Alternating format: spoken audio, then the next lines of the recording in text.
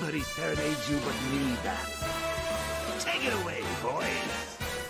Take me on home to the asylum. Never alone in the asylum. Anarchy ruled, it was wild, but through it all you never smiled. Joke's on you, I'm in your head, so look who's laughing now. Remember in Arkham City, I killed your girl, so pretty. That was the night you let me die. But when I looked you in the eye, that's when I knew we'd be together. Look who's laughing now. I'm stuck in your head and I'm laughing. Ah, I feel you with dread and I can't stop laughing. Your parents are dead and I can't stop laughing. What else can I do? Now I'm part of you. I am the clown, prince of crime. And we've had a hell of a time. You're part of me, I'm part of you. And now there's nothing left to do. I just can't wait till I'm in control. Who'll be laughing then? I drove you round the bend and I'm laughing. I'm with you till the end and I can't stop laughing. I killed all your friends and I can't stop laughing. Oh yeah, I think I can taste your fear. Now that my time is near, I'm in your blood, I'm so alive. I only wish you'd let me drive. It won't be long till I make you kill. Who'll be laughing then? Barbara's dead and I'm laughing. Ah! Jason Todd's dead and I can't stop laughing. I'm even dead and I can't stop laughing. What else can I do? Now I'm part of you. I drove you round the bend and I'm laughing. I'm with you till the end and I can't stop laughing. I killed all your friends and I can't stop laughing. I'm cock-a-doodle-doo. All because of you.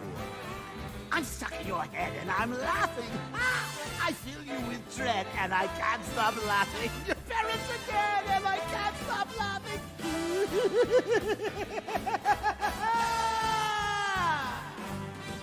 I'm stuck in your head and I'm laughing. I feel you with dread and I can't stop laughing. Your parents are dead and I can't stop laughing. What else can I do? Now I'm part of you.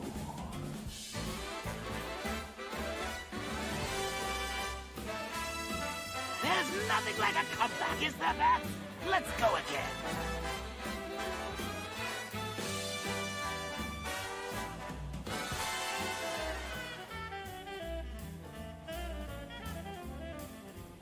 Good morning, everybody. How are we feeling? Hopefully, you are feeling good. That's my hope for you. Hopefully, you hope that for me. We'll all hope together for happiness, love, joy, peace, patience, kindness, goodness, all the other good stuff. How's everybody doing? Where's my scene switcher? There. How's everybody doing? Everybody feeling good?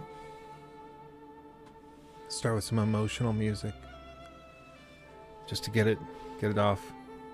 I'm vibing! You're damn right we're vibing. You're damn right. I'm vibing. There we go. Hello there, Steven. Hello, Jan. Oh, I remember why I had to set it up like this. Okay, hold on. I have to change this. Open that tab. That tab becomes the chat because otherwise the text on screen isn't big enough and I can't read it from a distance because I'm an old man. I did download a Google Chrome plugin so that I can increase the font size on one window at a time. So there we go. Oh, nice, Phil.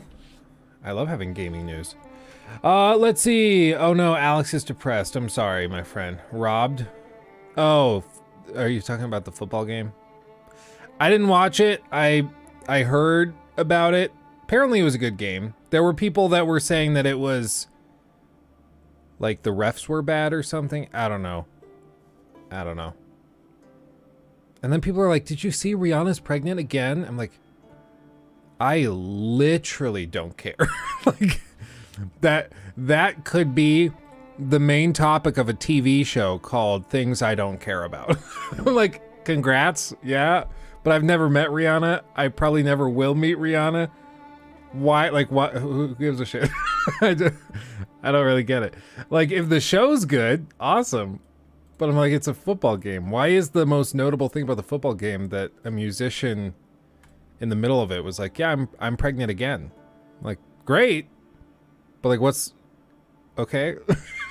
Like, I'm missing something. Yeah, let me adjust that. Hey, Bailey, thank you. I'll let it read it and then I'll respond to that because it's gonna read it off here in a second. Let's see. The call wasn't that bad. Yeah, I have no idea. No idea. $162 off the game. I saw Tim the Tatman bet $3,000 on the Eagles. Bailey donated $19.99 through Super Chat. Hey Luke, I want to start a YouTube channel. Do you have any recommendations or tips for a beginner? It's similar to stuff I've heard like Mr. Beast say, and it might not be as magical advice as you might be expecting, but it's the honest stuff. If you want to be a content creator, you got to create content. So if you want to start a YouTube channel, like, do it today. Film a little video on your phone of like your response to, like, I don't know what's something like Hogwarts Legacy or to the upcoming Star Wars Jedi Survivor. Just film a little video of you talking to your phone about the game and post it. You got to start creating content, and you have to be aware that the first like 100 things that you make will probably not be that great. But then, you know, after you make the next 100, you're going to look back on the first 100 and be like, wow, those sucked. And now I'm really doing well. And then you're going to get in the vibe where from 200 to 300, you're going to be like, wow, the last 100 sucked. Now I really know what I'm doing. And it's just going to keep going like that, forward, until you're in a position like me where you're making a living doing it and you still hate all the stuff you made last year. You know, so you just have to constantly stay on it and chase it, seek perfection and chase it. But I mean, the biggest piece of advice, you know, it's the Shia LaBeouf thing. Yesterday, you said today, you want to start a YouTube channel? Just do it. Yes, you can. Like, just get over it. Do it. If you want to do it, do it. Like, there's always 1,000 reasons not to do something, and only a few good reasons to do something. Focus on the reasons to do it, and just make it happen. Yeah, you should add just do it to the soundboard. I should. Also, I saw somebody asking about what a troglodyte is, because I said in the chat, in the pinned comment, that I have sub-only mode to prevent troglodytes from coming in and ruining the game for people. Me and the mod team are looking out for it, because basically if you don't, like, if you missed last week, what a lot of these, like, activists and people are trying to do is they will go into streams that are covering Hogwarts Legacy, playing it, discussing it, whatever, and they will either spam story spoilers to ruin the game for you, or they will go in and type out the N-word to get your stream taken down. Really PC of them, right? Really considerate and progressive. But they'll go in there and they'll do that. So we're trying to fight it by popping in here. But the term troglodyte technically means a person who is regarded as being deliberately ignorant or old-fashioned. I'm using this in the sense that they are being intentionally old-fashioned, in the sense that they are behaving as Puritans and trying to chase people out of town for not adhering to their ethical or moral standards, which is the same exact thing that Puritans did. But, you know, this time around, I guess it's okay because they agree with themselves, so that makes it okay. I don't know. Who can understand it? Shia LaBeouf? Shia LaBeouf, just do it. This is it. Hold Hold on, Witcher. We need Shia.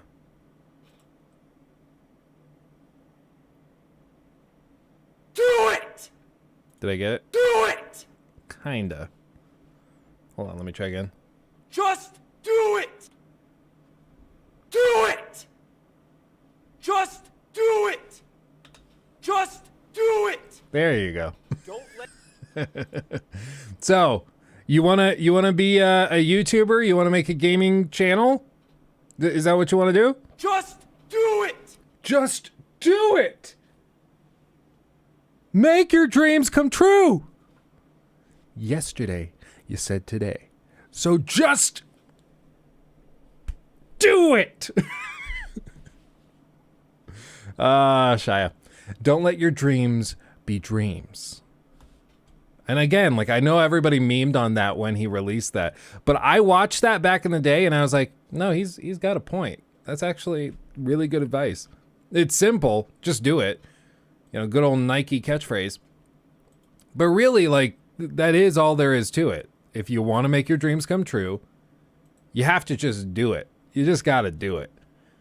And I've already, since we talked about that, like, you know, a few weeks ago, I've had people send me messages on Instagram and Twitter DMs and Discord DMs. People being like, I know we were kind of memeing on that, but actually, like, I took that to heart and I like decided that I'm going to start this channel. I've started streaming and like they actually are taking steps to do it, because it's just like, it's pretty simple. If you want to do something great, you have to do something and then hope it turns out great.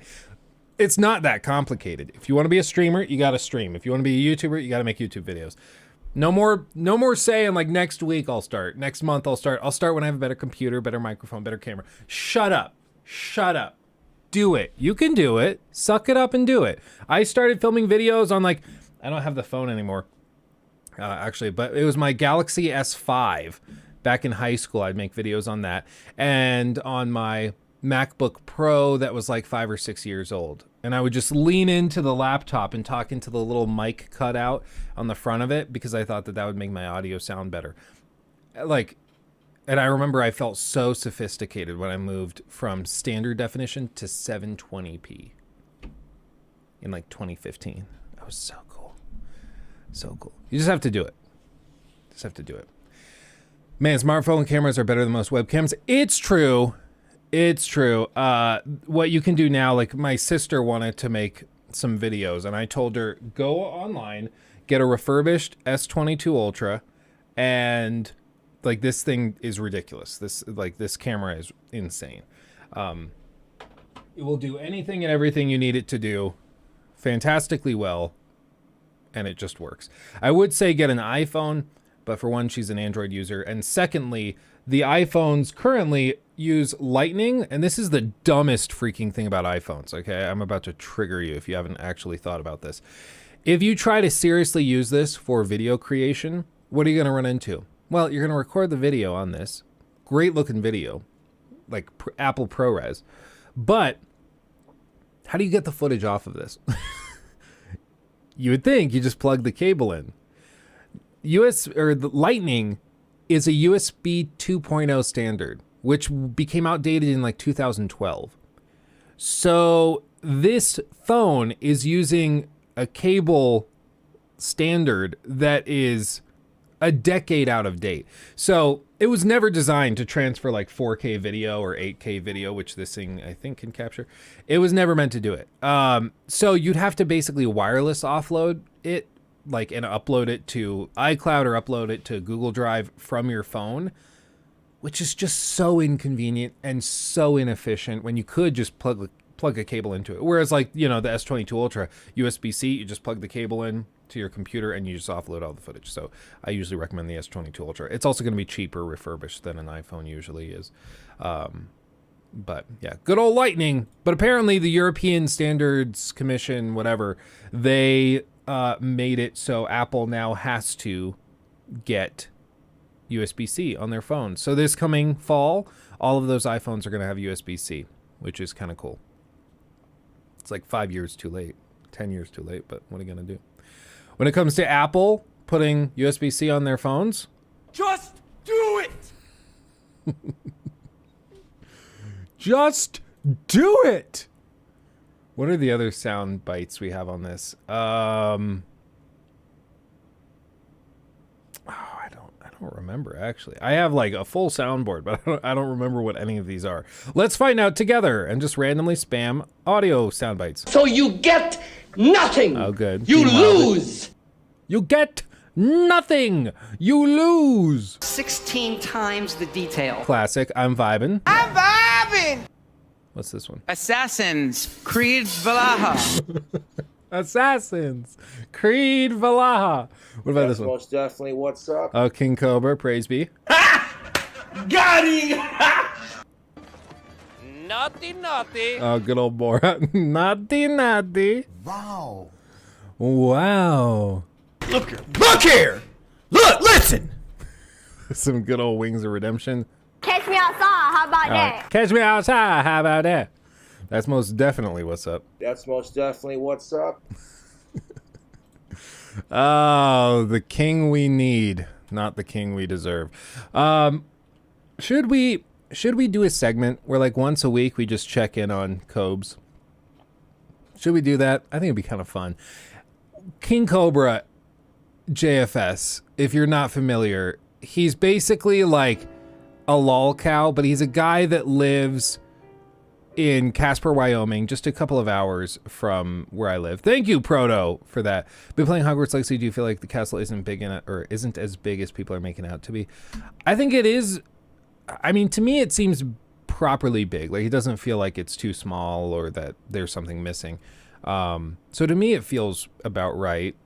I have my own problems with it that we'll probably touch on later when we start playing it and going through some side content. But in terms of size and scale, I think it's pretty good. Martin, I'm glad to hear that. I would love to go back and do a Mad Max critique. Like, oh, I would love it. I would love it. But yeah, castle is a great area. Outside the castle is the same building. Can't repeat it for miles. You can definitely see the inspirations from Breath of the Wild, I will say. They took a lot from that in a good way. I'm not saying they tried to rip it off, but they learned a lot of good things from Breath of the Wild and implemented that here. So it'll be interesting. Oh, I can see Apple completely doing away with ports on their next phone. Well, apparently the thing that they're wanting to do, I don't think I forgot about King Cobra. I never forget about King Cobra. iPhone 15 Pro. So this is one of the websites that I used to follow all the time back in the day, macrumors.com. But basically they just report on and collect all sorts of really interesting stuff about the upcoming iPhones and stuff, and this is all they do. And they are very, very accurate. And it makes sense. When iPhones launch, they have to already have millions and millions and millions of those things built and ready to ship all over the world. So chances are there's one or two people that find out some information about it and let it slip. So by the time the phone comes out, we know pretty much everything about it. Which is kind of cool. So like they know about the RAM, they know about the cameras used, they know about the sensor sizes. It'll transition from Lightning to USB-C, but the iPhone 15 Pro lineup will consist or will include an upgraded USB-C port that features USB 3.2 or Thunderbolt 3 transfer speeds, which is actually going to make it as a video device useful. They're also, this is really, really stupid. So they're adding updated design, introducing thinner curved bezels and a new titanium chassis, which is what they use on the Apple Watch Ultra. Titanium is freaking expensive as shit, though. It's like ridiculous how expensive it is. So they're probably going to be introducing the first $2,000 like flagship version of the phone. It's ridiculous. But they're doing that, and then they're doing this. Solid state buttons that use haptic feedback to mimic a button press. Think about that for a second. Think about it. Okay, so why? Why? What that means, in case it's not clear, is there anything I have in here that has a haptic button? I don't think so, because they're freaking dumb. A haptic button is like when you press on something and there is no physical movement, it's kind of like the modern mouse pads, a lot of people, or the track pads on MacBooks and stuff. There's no physical movement, but when you push harder, it detects that and then it like vibrates to make you feel like you pressed a button, but it's not actually moving. Usually the benefit is less movement, less things to break. I don't think I've ever in my life heard of somebody breaking the like power button or volume buttons on an iPhone. I don't think I've ever heard of that. I don't think so. I don't know. So I don't know why they do this. Apparently a bunch of case makers are freaking out because a lot of cases won't work now. So that's great. I mean, it might honestly be their way of trying to like completely destroy the case market. If they get rid of steel and they start using titanium, I will say titanium is freakishly strong. So like you can be extremely hard on this watch and you would be hard pressed to scratch it. I mean, it's extremely, extremely difficult to damage titanium. So maybe they're just honestly coming in with iPhones that they're like, yeah, we don't want you to use a case. Like, and that makes sense to me. I've always felt weird that, let me swap to this one, that you'll spend like $1,000 on a phone and it's beautiful and sleek and sexy and everything. But then like you take it and shove it in a big old case to protect it because you don't want to damage it. And then you just cover up all of that work that they did making it pretty. So I would like a phone that I don't need to use a case on. I would love that. So maybe that's their play, is just make it so you don't ever need cases on your phones anymore. It would be interesting if that's the move. I could see the appeal if it honestly is tough enough to withstand that, but that's the question. I hate bulky cases. I'll be real, guys. I don't know how people do it with like the huge rubber wrapped Defender Elite Series, whatever cases where you can just chuck it off of a bridge and it's fine. I get that that's cool. Like you're not going to break your phone even if you try. But for one, are you that clumsy?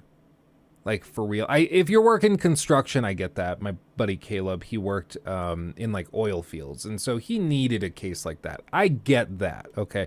But I'm talking about like Joe Schmo who is in college or something, works at Best Buy. Like, are you that clumsy? If you need to wrap your phone in an inch of rubber for your day-to-day, I think you got to like reevaluate. You know? I don't know. Well, I'm saying this. Maybe I should walk this back because Nikki, my wife, my lovely wife, Nikki, she has like a benign tremor in her right hand. So she will like occasionally just have like her arm kind of flick, just kind of twitch. They looked at it, the doctors looked at it and they were like, yeah, I mean, it's probably going to be, you know, a $15,000, $20,000 surgery will tear open your forearm and we can probably fix it because the nerve is whatever. I don't understand it, but they're like, we can probably fix it. Super expensive. And I mean, if you don't think it's that big of a deal, I wouldn't worry about it. And so she didn't do anything about it and she's just kept it. Maybe one day she'll get it fixed, but she has a benign tremor. And so she will just be like sitting on the couch with her phone and then it'll just casually go flying. Or if she like is carrying something in the store, if she has like a jar of pickles in her right hand, I always have to like take it from her and put it in the cart because out of her control, she'll randomly occasionally, very rarely, but she'll just randomly, like her arm will kind of flip and she'll just drop it. So she's somebody who benefits from a thicker case. And I'm sure there's a lot of people kind of like that. So maybe it is okay. I guess I'll just keep it specific to myself. I hate that. I much prefer a case that is sleek and minimalistic. I mean, you can see on my S22, it's like a very, very thin leather case because I just don't want to deal. I don't want to deal But I mean, you can see it's just the phone, and then the case is very, very minimal. And that's what I prefer. You know, if I drop it, it's probably not going to shatter the glass, and I'll just work on not dropping it. Like that's going to be my homework. So anyway, am I left-handed? No, I'm right-handed. My dad, though, is ambidextrous. He can write with both hands. I've seen him a few times doing it at the same time.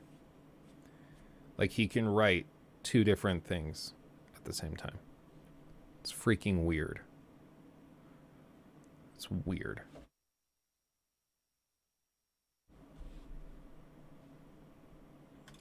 Yeah, it's dual wielding. Yeah. Yeah. I thought that wasn't possible.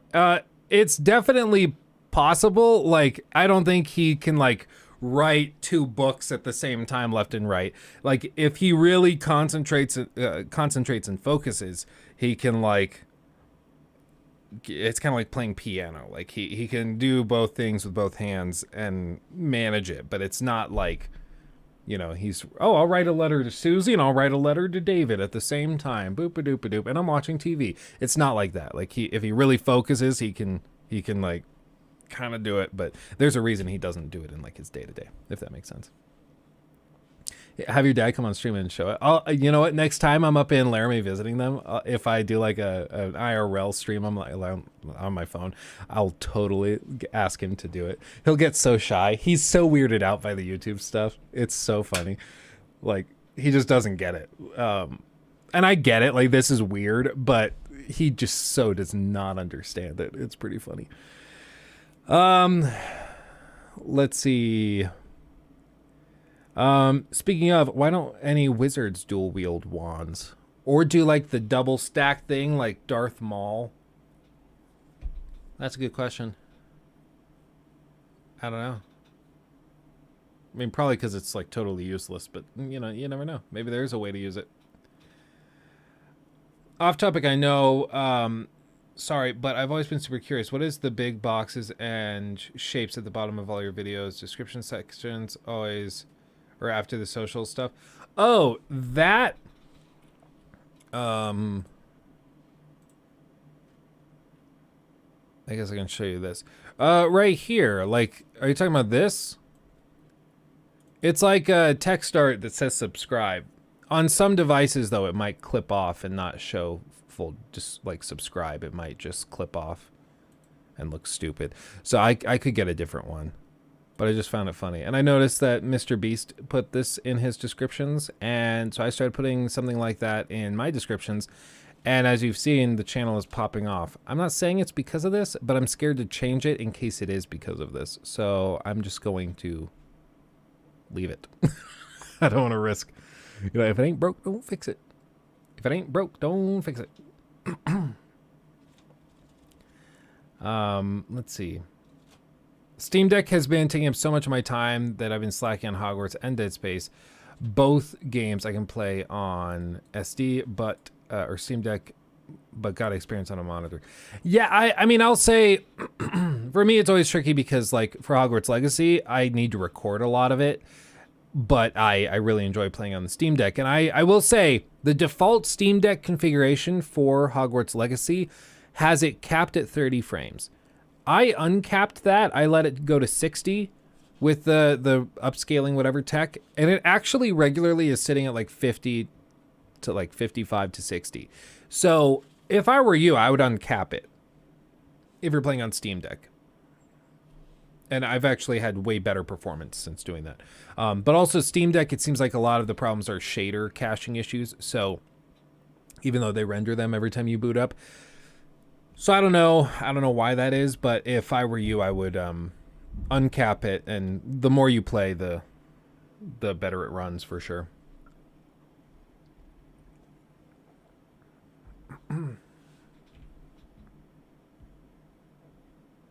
You sound like a footballer with their superstitions with that subscribe thing. Yeah, I mean, with this though, the algorithm's freaking weird, dude, though. Like, the algorithm, how I think it works on YouTube is that they have a bot that crawls all of the most successful content on the platform. So a lot of Mr. Beast videos, a lot of these like makeup YouTubers videos, a lot of these streamers videos, and the bot crawls all those videos, descriptions, titles, thumbnails, everything, and then looks at them and tries to figure out what makes them successful. And then, or makes them stand out and unique. And then they crawl the rest of the platform and finds videos that share similarities and then recommends those in tandem. So eventually you can get to the point where you're like a Tim the Tatman, a Mr. Beast, whoever, and you have millions of subs, and the algorithm is just kind of like basing everything else off of you. So it doesn't really matter what you do. I mean, you can see like PewDiePie did that experiment a couple years back where he just titled the video, let's make this the most disliked video in YouTube history or something like that. And he was just experimenting. And it was the most disliked video in YouTube history. It like got millions of dislikes because that was the whole point of the video. He's like, just click on the video and then dislike it. That's all I need. And the video popped off and went viral. And like for him, it was really, really simple. It was straightforward. It was just an experiment. But like if I did that, or if I had the most disliked video on the platform, it probably wouldn't work. It'd probably be bad for my channel. So I think eventually you reach a point with some of these huge creators where it doesn't really matter what you do, because you're kind of dictating what is going to trend, right? You're making the waves that everybody else has to surf along. And so with something like the subscribe text in the bottom of the description, it's not actually that insane to think that the algorithm is scanning that type of thing and likes to promote videos that show those things. Oh yes, the C stand on the floor. Yeah. So yes, Sophie, the skull moved. I'm very sorry, but the skull moved. But maybe now I feel bad, because is it in bad taste to have a resin skull next to a Titanic? Is that in bad taste? I don't actually know. I just don't know where to put it. It's a stupid skull that I'm just left with.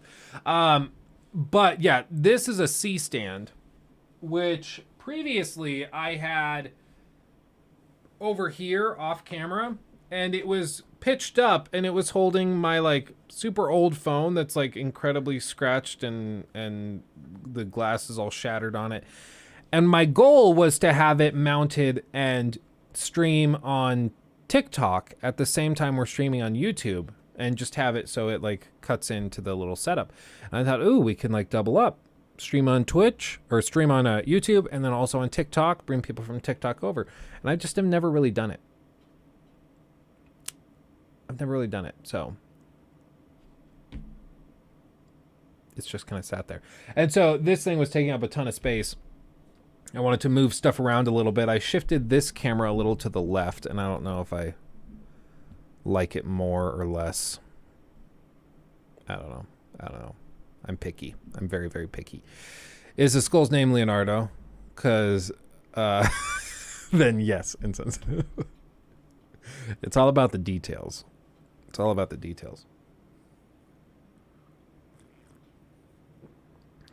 Remember the other week we had somebody come into the stream and they thought that it was a real human skull? They're like, whose head is that? Whose head is that? Somebody chatted and was like, is that one of your relatives? I was like, where the fuck do you live that that's normal? You're like, oh, yes, that's grandma. That's, yep, that's grandma. Come here, grandma. Come here. This is Grandma Susie. She raised me. Very, very sweet. This is when I hit her in the mouth with a bottle.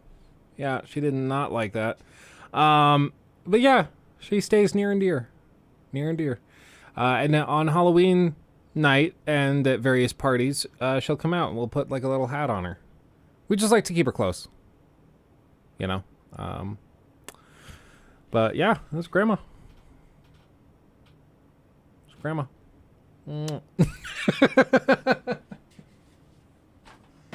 It's made of resin. It's not real, okay? It's not real. That's the lesson of all of this.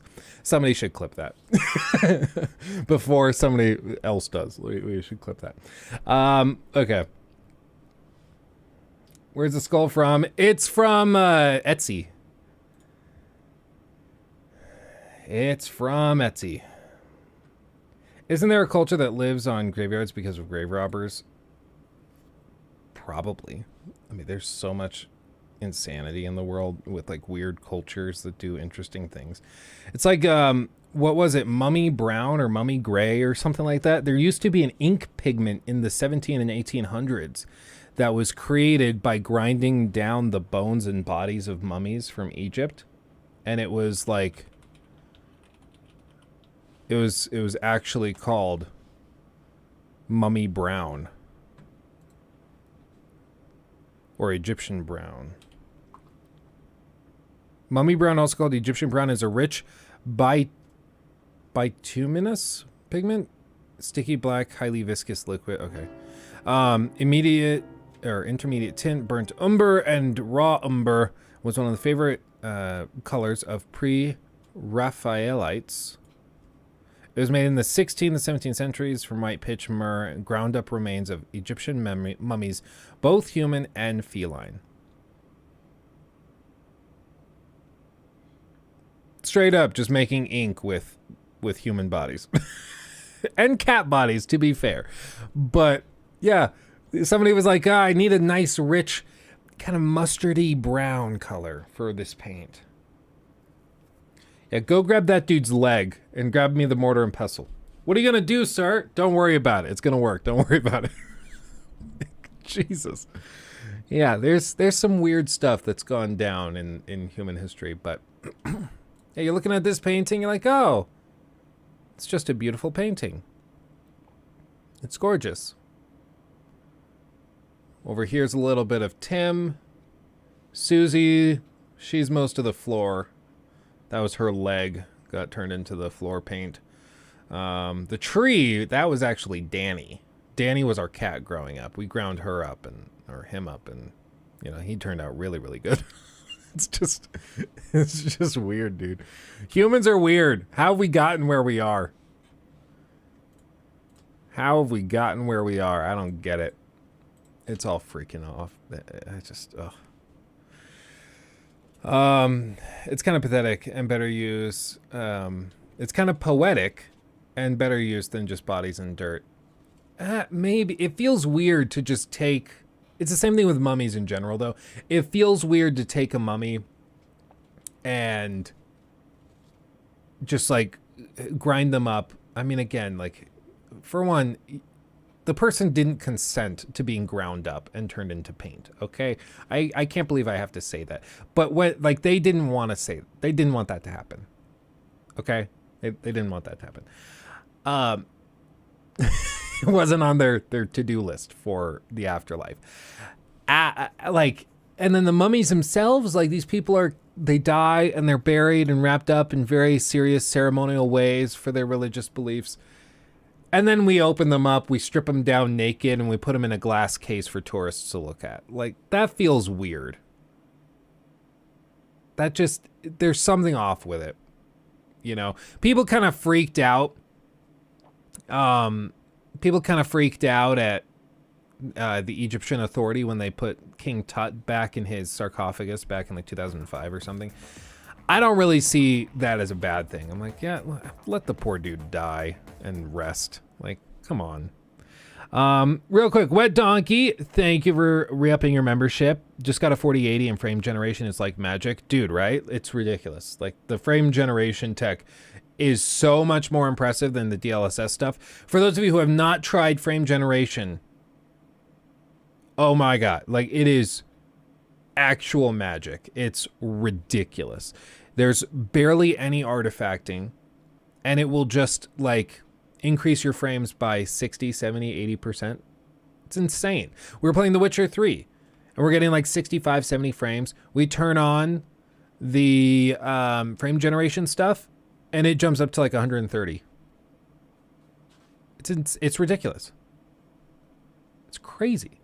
Added lag? Not really. Nothing that I can tell. I mean, if you're super competitive in like Apex or Warzone or something and milliseconds matter, maybe then. But if that's the case, you're probably not cranking the graphics. You're probably bringing all of the graphical settings down to 0, and then you're playing on a 240 hertz refresh rate monitor, so it doesn't really matter.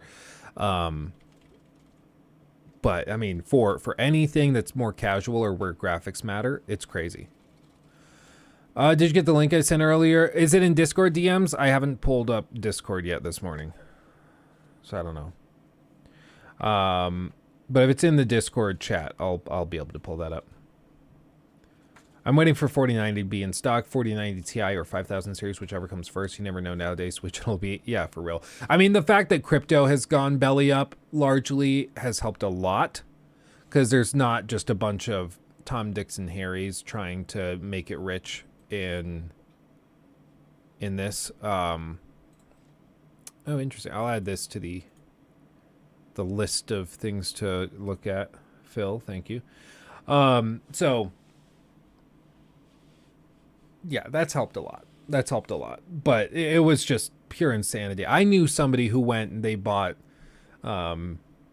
like 10 gaming PCs from Best Buy, and they had, you know, I don't remember what the card was, but they had like a 3060 or something in it.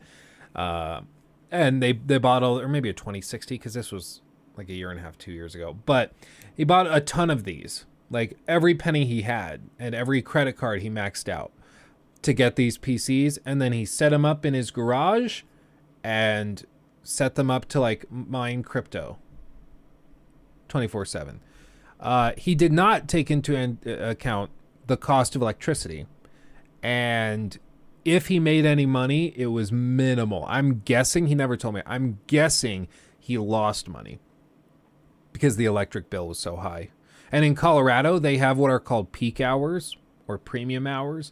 So during the day, if you use electricity and like have the lights on during the day or the heater on and AC on during the day, you pay a higher price per kilowatt hour than you do if you're using that at night when the usage drops on the grid and it's less intense. So he was just running these things 24/7. And I think he was just, yeah. Let's see. Frustrated Pfeiffer recently stumbled across you via your Elden Ring critique, led me to your Hogwarts Legacy preview, took the plunge, and bought it based on your comments. No regrets, excited to catch up with your content. I'm glad you're here, my friend. That's awesome. I love seeing that we have new faces in here. I love that. That's great. Yes, the Flash trailer, I did see that. I think if we react to that, we will almost certainly be copyright struck immediately and the stream will go down, so I'm not going to risk it. Nobody respond to Rocky. Everybody's showing Rocky. I'm kidding. Rocky's great. Look at him not even saying hi to me. Hi, Rocky. Hi. There's just a lot of people in here, Rocky. It can't be all about you, Rocky. I'm sorry. I'm sorry, baby. I'm sorry. Hold on, wait. Which one was it? It was... So you get nothing. You lose! You lose, Rocky! Wish Ezra Miller didn't speedrun the end of his career. Yeah, I mean, there's something off there. Either he's just, or they're just, I can't remember what it is. Either Ezra Miller is just a prick and a spoiled brat, or there's something actually wrong. Because people don't behave that way. People don't just casually go out to bars. Like, did you see the video where somebody comes up and is like, hey, can I get a selfie? And Ezra's like, yeah. So he lifts up the camera to take a selfie with Ezra. And then Ezra just like turns to him and like punches him in the face. That's not what normal human beings do. Like, something's off. Lots and lots of drugs? Maybe. I mean, probably. Yeah. I mean, let's be real. Willy Wonka Watch Party. Anna, you remember in that original, the weird song that the mom sings? It just comes out of nowhere. And like the song's not very good. She just like starts singing about some random crap. Yeah, Cheer Up Charlie. And I don't know. I remember watching that as a kid and always wanting to fast forward through the VHS whenever we got to that part, because I was like, this was just so... Yeah. Like, even back then, as a child, I was like, this kills the pacing. Hogwarts Legacy is enormous. I'm 34 hours in and haven't even opened the second half map yet. That it is. I, no joke, think that it's probably like 70 to 80 hours to get through everything. A lot of repetitious stuff, a lot of recycled stuff, but there's a lot. Later in the stream, we'll be booting it up and we will be going through an end game save file, so no story spoilers because it's all over. So we'll be going through an end game save file and we will be basically just exploring, and we're going to use this to work into a video on the 40-second rule of Hogwarts Legacy's world design, because they took a lot of nods from The Witcher's world design and also from Breath of the Wild's world design in a good way. Come with me and you'll be in a world of pure imagination. It's so good, it's so good, it's so good. Oh, what a film. Hogwarts Legacy, oh, I just read that one. Luke, my boy, what's your recommendation for keeping notes and information organized? Specific software? It depends on what kind of stuff you're trying to keep organized, if I'm being real with you. But like, one of the things that Jacob and I have been using, for example, is Monday.com, which this thing's just cool because we can track like all of our content. And so we can have like the progress for each individual project. So like, oh, I have an idea for a video. Like Ubisoft is in trouble. So for this, I can pop this open, and if it's initially just an idea, I can put it there. I can change it to scripting. You can set up rules, so if there's multiple members of the stream or of the team, when I change this from scripting to editing, it will send Jacob an email, or whichever editor is assigned to it. They'll get an email for it. You can then go to calendar, and it'll track all of your projects and everything as you go, and all sorts of stuff. Review codes, if you need them, you can track where you are in that process. If you need to find contacts, you can send automated emails for all of that. So this is something we've been using for the main channel, and it's very much helped. We started using this earlier, like at the start of this year, and it's really helped keep things efficient because we can just track all of the things we're doing at the same time, which is pretty cool. Rocky, 3 months. I don't really know who gifted me, but thanks. Also like the stream. Yes, everybody, like the stream for Rocky's sake. Like the stream for Rocky's sake. Yes, yes. Thank you, Rocky. And yeah, I forget who gifted it, but it was somebody came in, I think it was Wednesday of last week, and gifted like 20 subs or 20 memberships.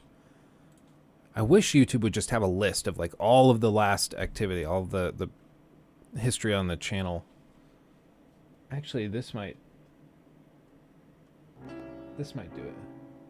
Hey, Bud, thank you for that. Thank you for becoming a member. Appreciate you. Hey, Bud, over there. Hey, Bud. And Harish Pal? Either way, thank you for the 10. That's also very generous. Thank you. What's that problem called? Monday.com. Just look up Monday.com. Super cool.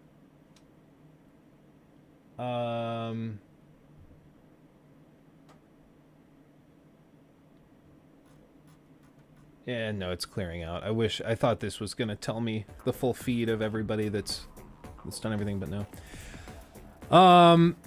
Let's see. Harish Pal donated 10 Canadian dollars through Super Chat. Dilly, thank you. Found your other channel about a month ago. Loved all those hours long game reviews you did. Thanks a lot for that. Really appreciate it. Really appreciate you.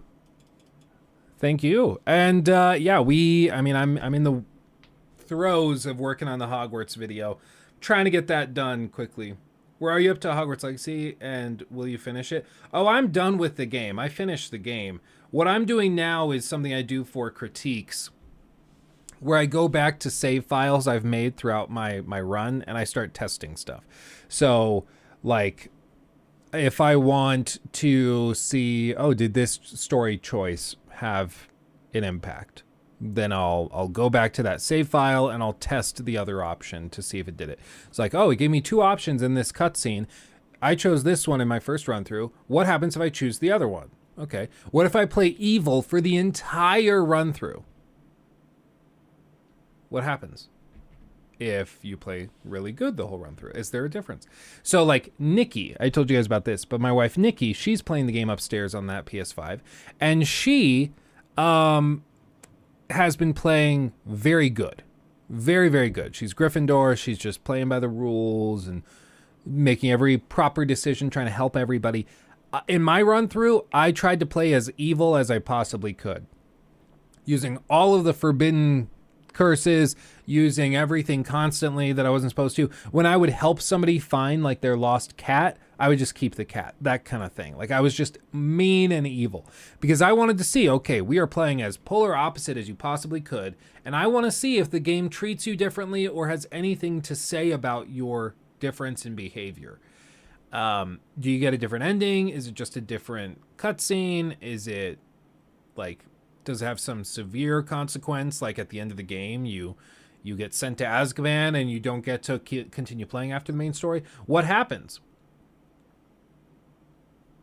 And so I'm doing a lot of testing with that stuff. What we're doing today is, like I said, we're going to a save file that's after the main story, but still probably only like, I think it's like 55, 60% of the way through the side content, or total completion. And so we're going to go through that, and basically we're just going to test regular exploration gameplay when we're just flying around doing stuff, and we're going to track how much time is between each individual instance of that. We're going to go through all of that, and it's going to work pretty well. How specific quests? Yes, the way they work is different than I expected to. I don't want to get into it too much in case, because I know some people are in here and haven't played the game entirely. And there are a couple things that I think I would classify as spoilers if I started talking about them. So I won't. But, yeah, the house quests don't work the way I thought they would. But, I mean, how I would define this game is that it is very much a... It's like a popcorn flick of a game. Like, it's not meant to be taken super seriously. And if you try to take it super seriously, you're going to be disappointed. Because it's just not... It's not meant to be a ribeye steak. It's meant to be kind of like, you know, a McDonald's large fry. It hits the spot wonderfully when you are craving it. And a lot of people are craving it. And it's just so good. But after you're done, you might still want a steak. Like it hasn't actually given you much nutrition. That's what this game is. Like it's great, but it's junk food. It hits the spot, but pretty quickly you're like, okay, well, now what? You know, now I'm hungry. I'm sorry.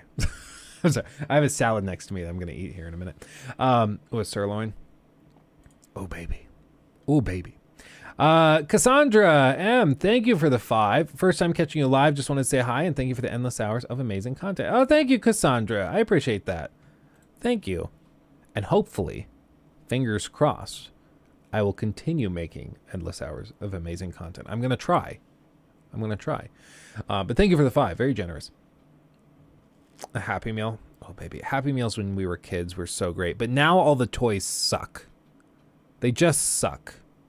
You remember when the prequels, the Star Wars prequels were coming out? Those Happy Meals, they had like those Star Wars watches. Hold on. Star Wars...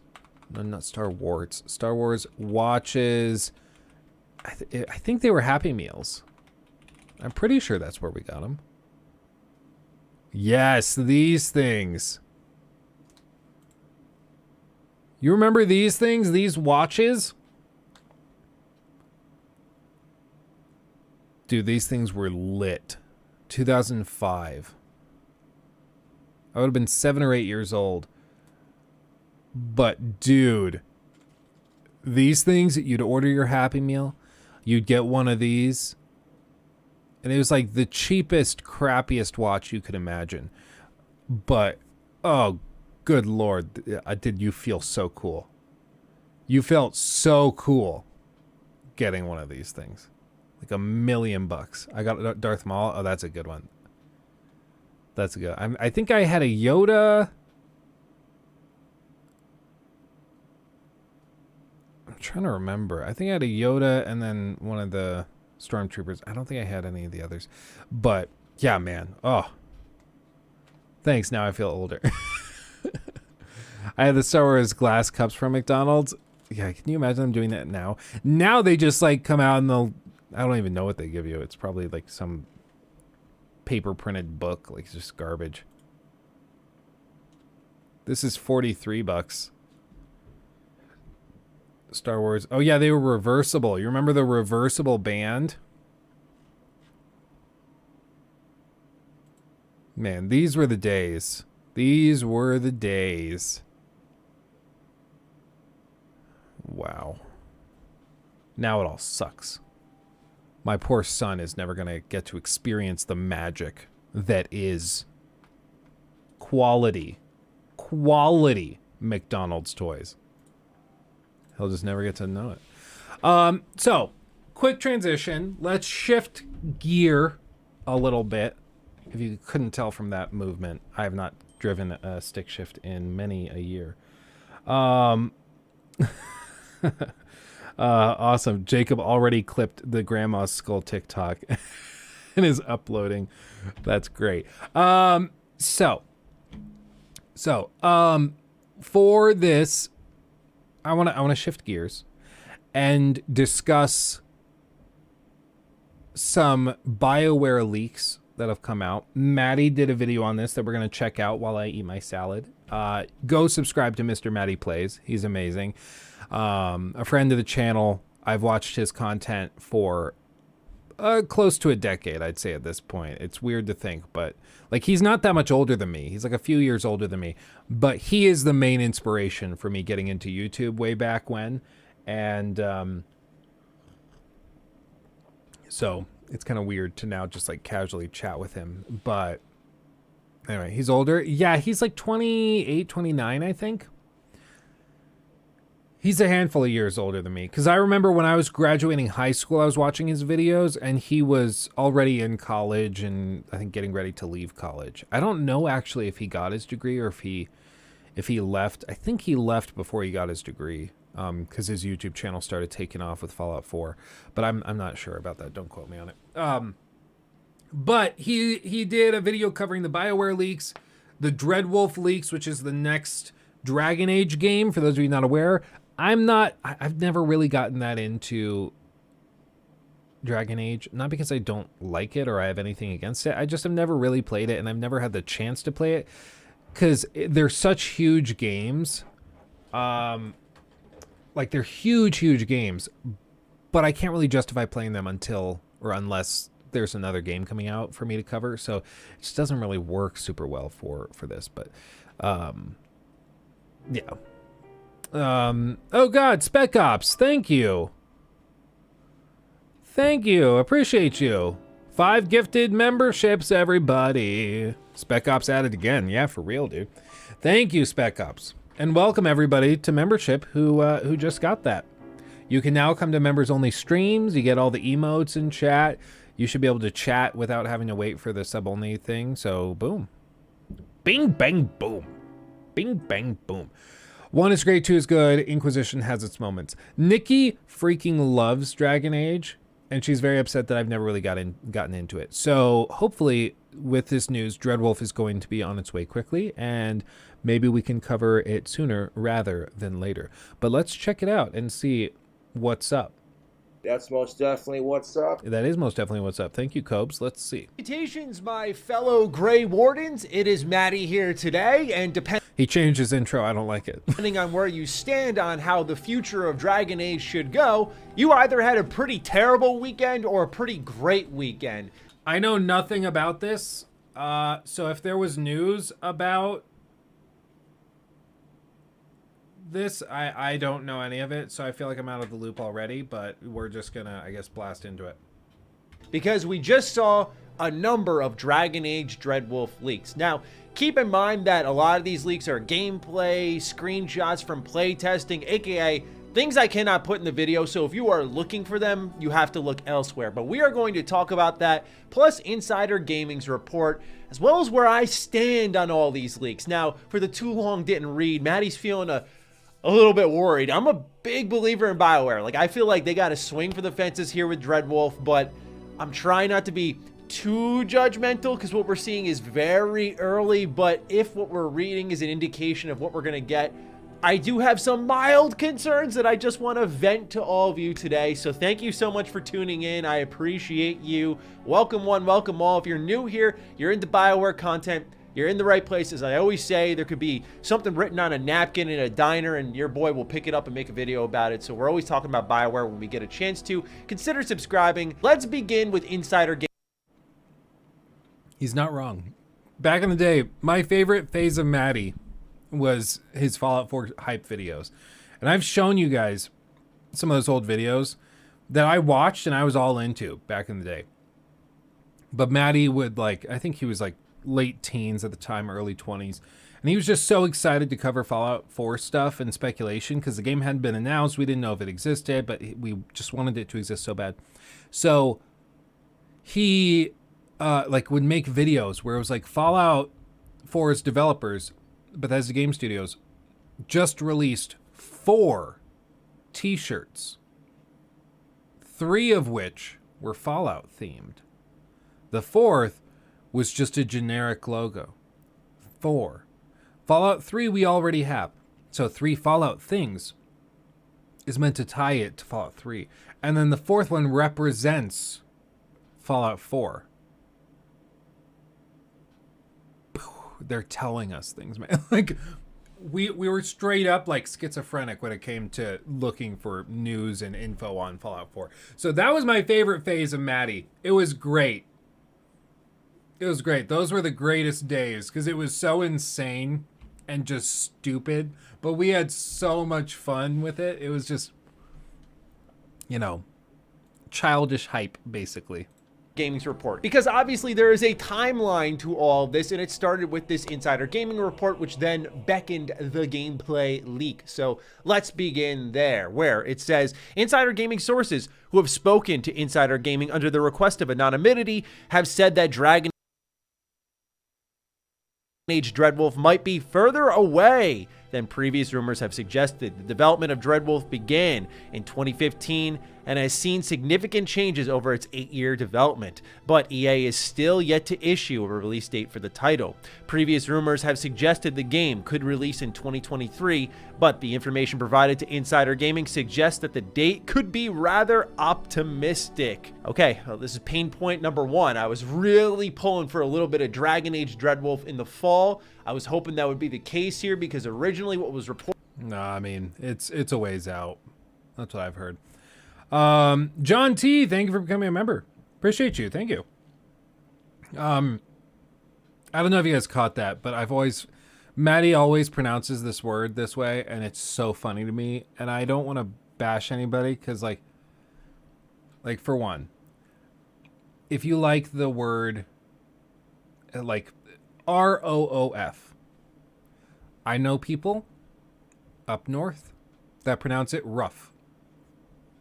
That's objectively wrong. It's not rough, it's roof. Okay, it's 2 O's, makes an ooh sound, it's roof. I hate to be the guy that has to tell you this, but this is what it is, okay? It's a roof. Hate to tell you. Sorry, Brandon. Rough. Yeah, sorry, Brandon, you had to find out this way. I'm sorry, but yeah, somebody had to tell you. But, like, he just adds a few letters into anonymity, and it's so great. Okay, listen to this. Listen to this. Where it says Insider Gaming sources who have spoken to Insider Gaming under the request of anonymity. Anonymity? He just adds an extra like IN. Like he just adds in a few extra letters in there. I just freaking love it, man. He's done this for like 5-6 years. And I'm sure people have like pointed it out. It's just one of his weird quirks is that he just mispronounces an anonymity. It's like people mispronouncing anemone. Yeah. Assassin's Creed Valhalla. Assassin's Creed anonymity. It says, insider gaming sources who have spoken to Insider Gaming under the request of anonymity. Anonymity. Oh, Maddie, I love you. Hey, that would be a good place for it to release because it's not ready when people were calling for it in 2022 with some type of reveal. You remember the energy I gave them. BioWare, you need to hit a home run. Do not rush this out the door. But now to know that it won't meet this timeline, I can't help but see that 8-year development stretch and get a smidge of Anthem vibes, right? The timeline certainly speaks for itself. That's where I'm getting all of that from. And at a certain point, again, you can't blame EA for saying, hey, we kind of invested a lot of money into this. We got to see something out of it. So for it to pivot to single player was obviously a great sign of things to come. Clearly that changes where the game is going, what it would become.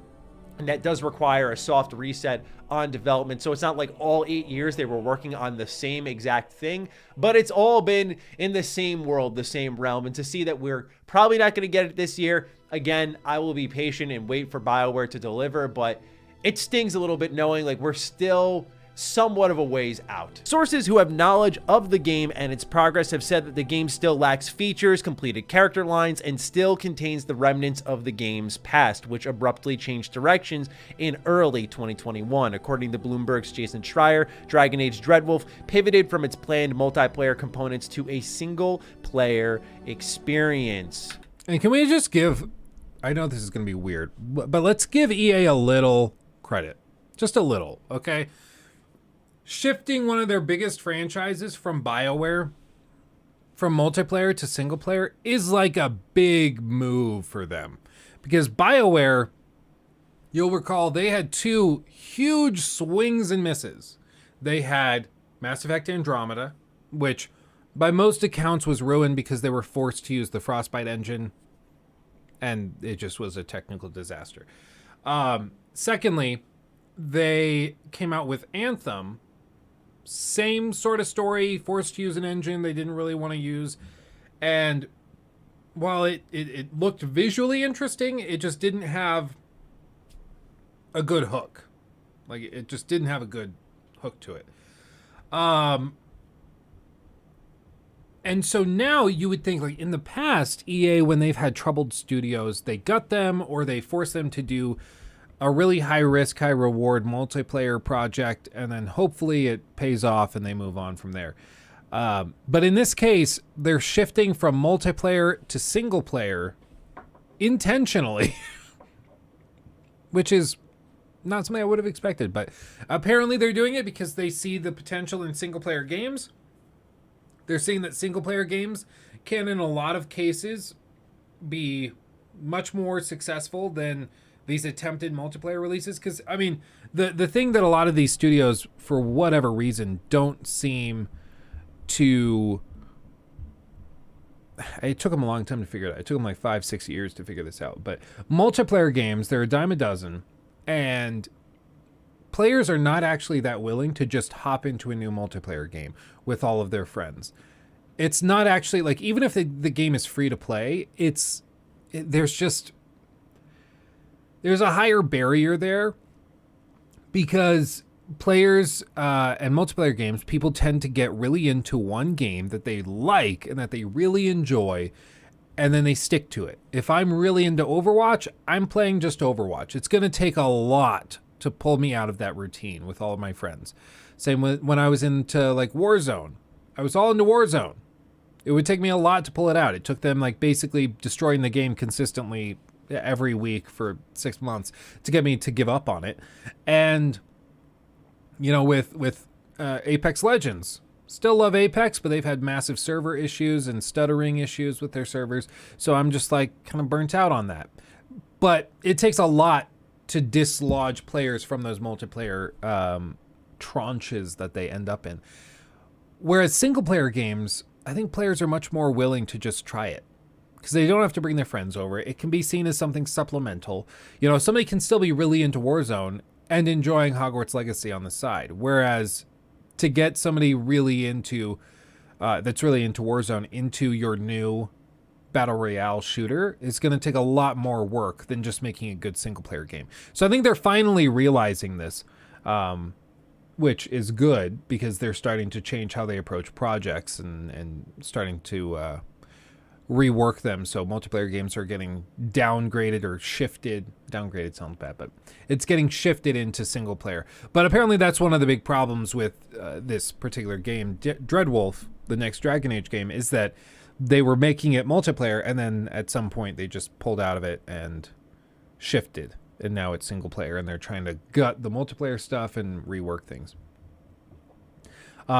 Exactly, Jern. You're not selling a multiplayer game to one person, you're selling it to a group of people. That's different marketing. Yeah, and you have to convince everybody on that squad to decide to pull out of whatever they're currently playing and give this other game a shot. And then you have to keep them. That's the thing we saw with Halo. A ton of people pulled out of Warzone and Apex or whatever they were playing at the time, jumped into Halo multiplayer, played it for like a week, and then realized there was nothing there to keep them, so they went back. They just went back to what they were already familiar with.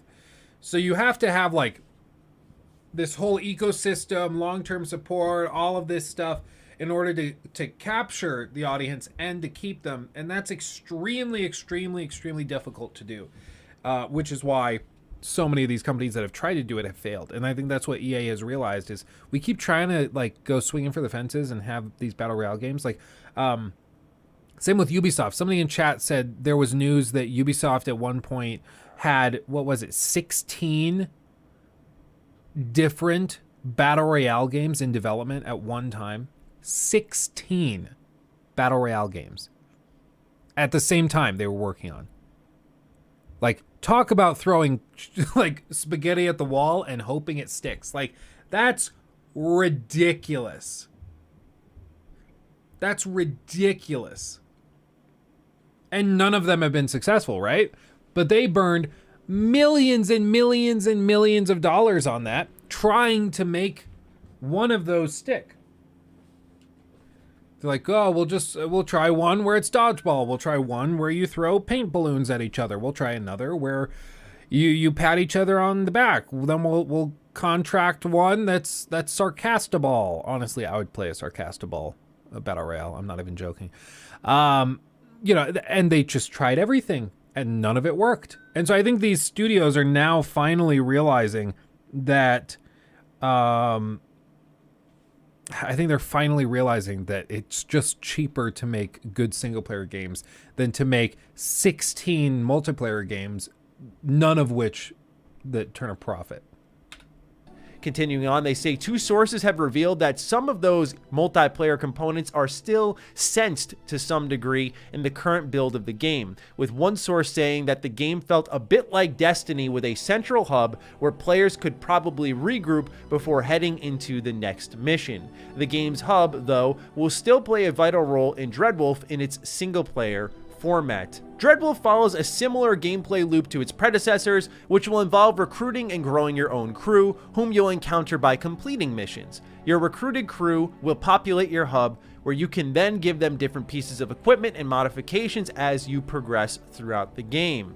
It's understood that you'll be able to move from your hub to missions by passing through a mirrored portal. This would make sense given Dreadwolf continues from where Trespasser is. If you play Trespasser, you may recognize those portals a bit, but this is the part that doesn't sound that bad to me. I know some people saw a Destiny style hub and like shivered a little bit, but to me, outside of probably Dragon Age 2 of all games, there's always been a distinct hub area where the party gathers before you go out on your next mission.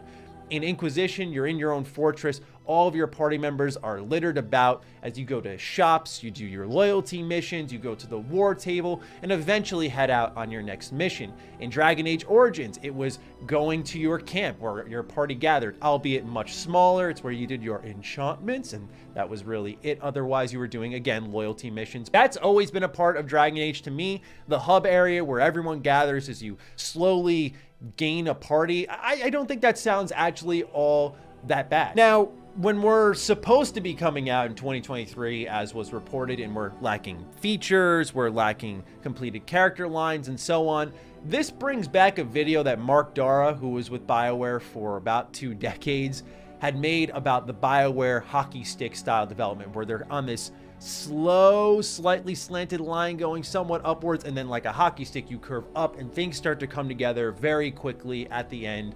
That leaves minimal time for game testing, and that's not necessarily encouraging when BioWare, who I think were once some of the strongest storytellers in our industry, are still implementing character lines. I think by this point in the game, especially if, let's say, you hit the reset button in 2021, you should be further along with the implementation of it. I have no doubt that most of the story, at least it should be written, because it kind of guides where you're going to go and what the artists are going to do with the environments and what gameplay set pieces are going to have to be made by programmers and so on and so forth. So at least I'm going to hope that's the case. But the implementation can sometimes be a slow part of an RPG's process, because if it's like a true BioWare RPG, there's going to be diverging paths and things that pop up if you do specific things at specific times. So there is that potential of why things are taking a while. But if there are placeholders all over the dang game, then that is problematic, and that does show that this game may be like mid 2024. Because the thing that you can rest assured on is that you can still test quests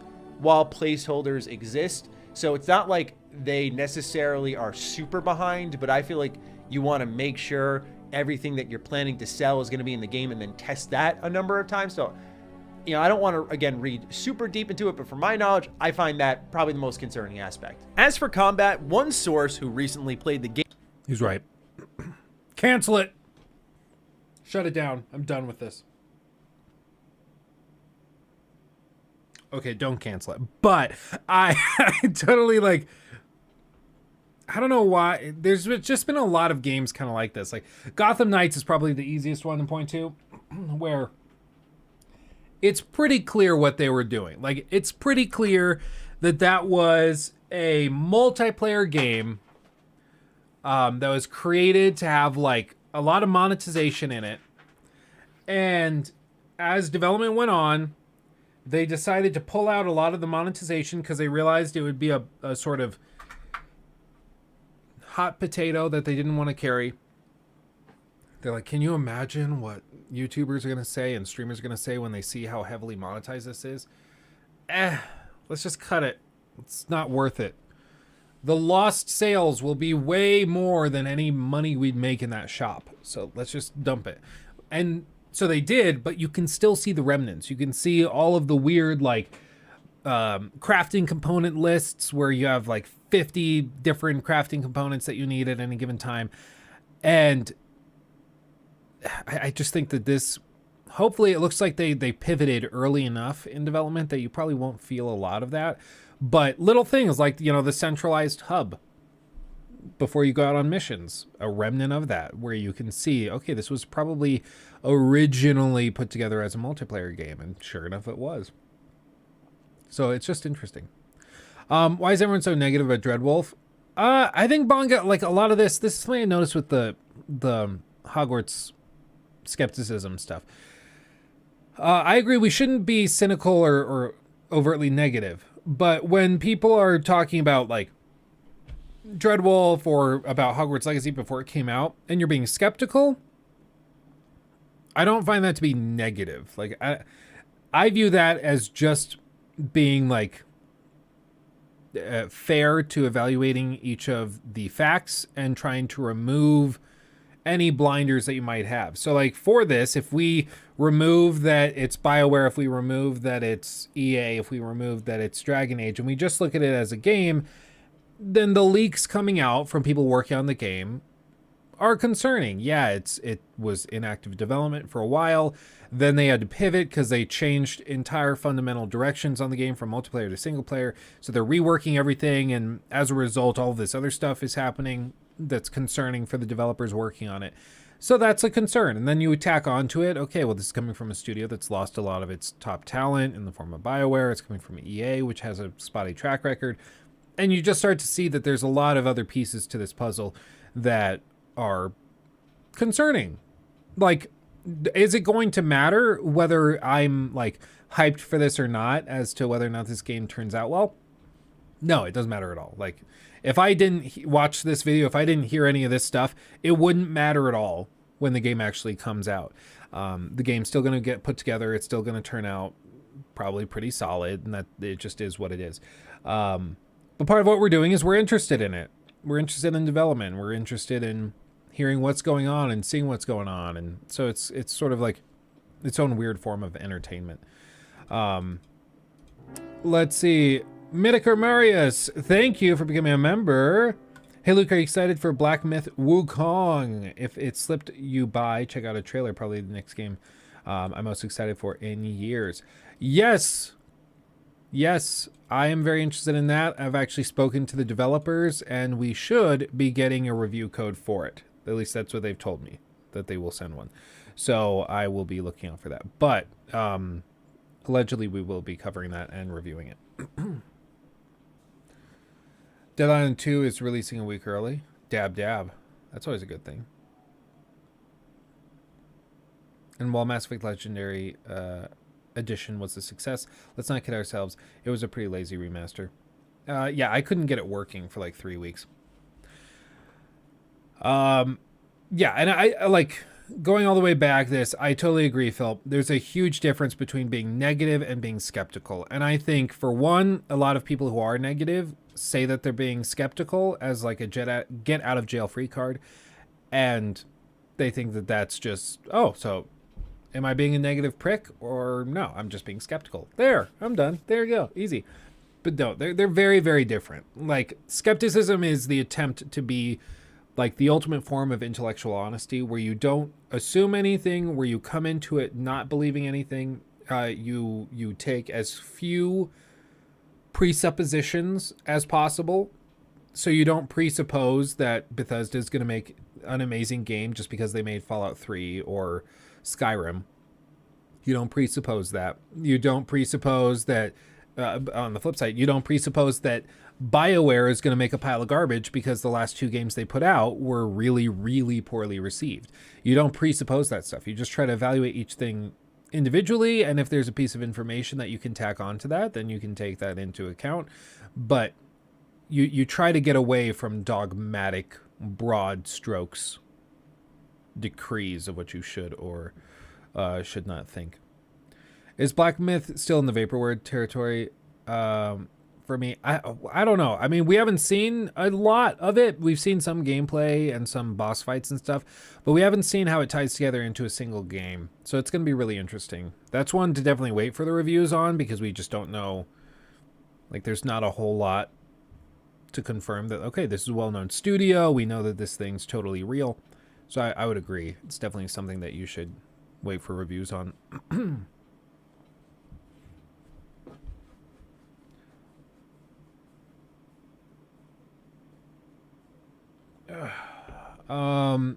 If you watch the Mad Max video, I love that game as well. It's so well made and great for unwinding after a day. Haven't gotten Hogwarts Legacy, but I can't wait to try it. Oh, dude, it's so great. It's good. It's got problems, but it's good. And I agree, Mad Max is super, super sick.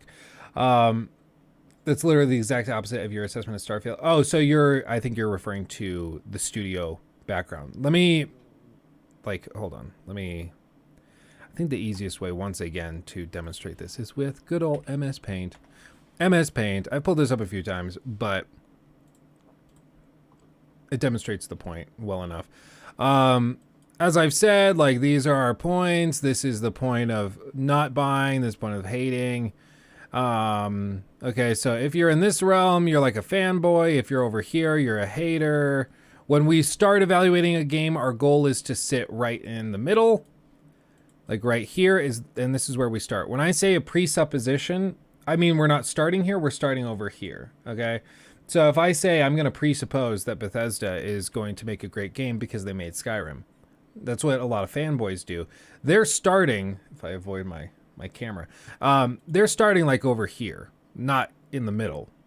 But when I'm starting here, trying to remain as in the middle as I can, I will evaluate, yeah, Bethesda has a history of some really good games. They also have a history of some really, really, really problematic releases. Namely, Fallout 76, which for me was a huge, huge ding.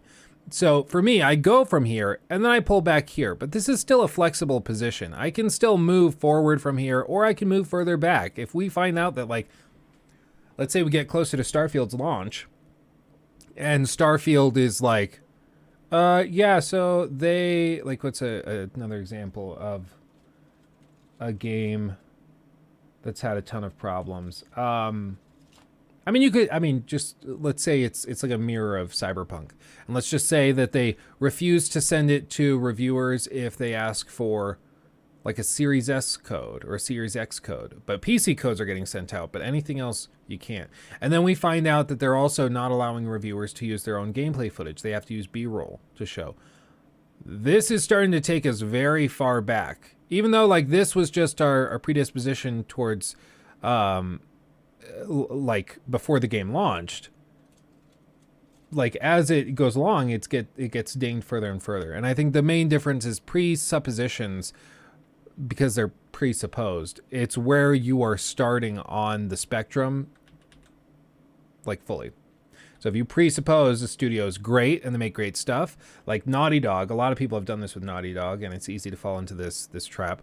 Naughty Dog, pretty much every time they release a game, it's nominated for Game of the Year. It's really easy to start here, and then you barely have to move. But the reason that it matters whether you presuppose it versus starting at the middle and then evaluating the evidence that points that thing out is that this is still flexible. Whereas starting here assumes a lot that can lead you down the route of like ignoring the warning signs, because you can start to explain away a lot of potential hiccups and problems. You can start to explain away, like a lot of people did with Cyberpunk. If we start here, well, they made The Witcher 3. So we're going to start over here. Very, very positive. Maybe for a lot of people, it's probably all the way over here. And I don't blame them, because everything looked great. We're like, yeah, no, it's the guys that made The Witcher. What could possibly go wrong? It's not like they would lie to us. It's not like they would lie and just like straight up hide the condition of the game. So like people would start here, and the thing is, like, a lot of the things that should pull you further to the left probably are not going to pull you far enough to the left to make you critical, because you're starting so far to the right here. And so you'll never reach the point where you start to go, I'm going to wait for reviews, because you started all the way over here. And this is it's a very inflexible position. It's very hard to overcome this and get you all the way over here to the point where you will wait for reviews and not buy it day one, pre-order, whatever. Because even once you're over here, built into this is like, okay, well, they made The Witcher, so they're going to make, if something seems a little off, then, I mean, it's probably not that big of a deal. I mean, they made The Witcher. You can constantly explain things away in that way. I don't know how I pulled up this tool, but I guess that's cool. So what the point of this was, I'm not entirely sure. I'm a little fried mentally. But basically the difference between presupposition and then evaluating evidence that points in favor or against a studio is simply starting point. And if you presuppose that a studio is great, you're going to start so far over here, very few, or very rarely will there be enough warning signs to get you back across this barrier to the point where you wait for reviews and you aren't inclined to buy it day one and pre-order, blah, blah, blah. In the same way that if you presuppose a studio sucks because they made Anthem last, it's going to take a ton to get you back across the finish line into the territory where you'll be generally positive and might buy it day one. So the goal is to start in the middle, and you can evaluate company history, you can evaluate things like that and consider that, but that's going to move you a little bit left or right.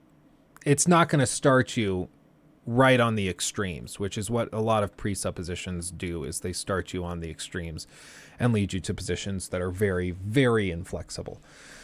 I'm definitely starting near the red for any Ubisoft game.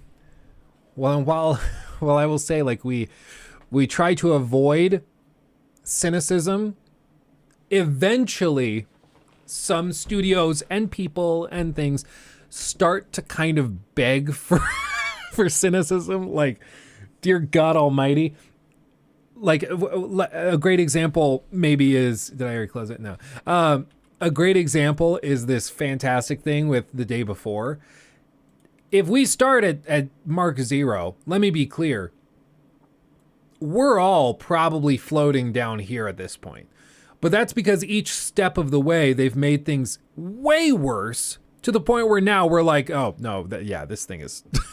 this thing is like a total dumpster fire. This is a disaster. And so I don't think anybody's, floating on the right side of this spectrum. But, we got there through the evidence that led us to this point. And if you take it like, I think the difference would be for Ubisoft, evaluating a game like AC Mirage. I really do need to get a tablet. I know I keep saying that. I just have to do it. AC Mirage, this graph is going to be different than the studio. Like if we go Ubisoft on the bottom, Ubisoft. How did you know? Did Nikki tell you? But if we go here, like Ubisoft on the bottom, this is our graph for the company. I think a lot of people have evaluated the company over the course of its history and have ended up over here, like right on the border. They might be total haters. They might be very negative, but still generally kind of like, it's probably sucky, but I'll give them a chance. But this is because time and time again, they've made mistakes that have pushed you that way. Whereas for AC Mirage, we'd still like to start here in the middle, but considering Ubisoft's position on this scale of confidence, that's going to pull us over here. But again, it's not going to pull us all the way to our starting point for Ubisoft, because evaluation of Ubisoft as a company is different than evaluation of a potential game or product that they're making. Because they could still surprise you. You never know. They've done that before. You never know. You never know. Game suggested that it was more akin to a hack and slash compared to the past games, and the game's combat wheel is similar to that of the one in Final Fantasy 15. As for your crew, it was said that you currently cannot control them and only select the ability that they can cast in combat. As for when Dragon Age Dreadwolf will release, it's anyone's guess, but missing voice lines and placeholder text likely suggest it's a bit further back than originally rumored. No actual dates from sources were given to Insider Gaming, but we wouldn't be surprised if the game releases in 2024. A lot more details were provided to Insider Gaming, but we were unable to get sufficient corroboration and will report as more sources come forward, so there's the potential that we do get more out of that. So we're going to talk a lot about the gameplay in this video too, because there was a leak and the hack and slash aspect does sound accurate. It looks more God of War-esque, but some people were confused on the Final Fantasy 15 comparison, and I think I may be hitting the nail on the head here. Obviously we'll see when the full game is officially revealed, but I was thinking how in Final Fantasy 15 you only controlled Noctis, but when you wanted to pull in like Gladiolus or Ignis into one of the various moves you could do, you just pressed a button prompt and they would do that right on the spot. But you never really controlled them until obviously they did Episode Ignis, Episode Gladiolus, and the separate DLC. But in the base game, that's how it functioned. And so it created this almost co-op mentality, even though it was a single player game. Another game that did this was Guardians of the Galaxy. You played as only Star-Lord, but you could call in, say, Drax. Such an underrated game, for real. It's so good. And he could do, or Rocket Raccoon, they could do their own moves and sort of support you while you were running around doing your own thing as Star-Lord.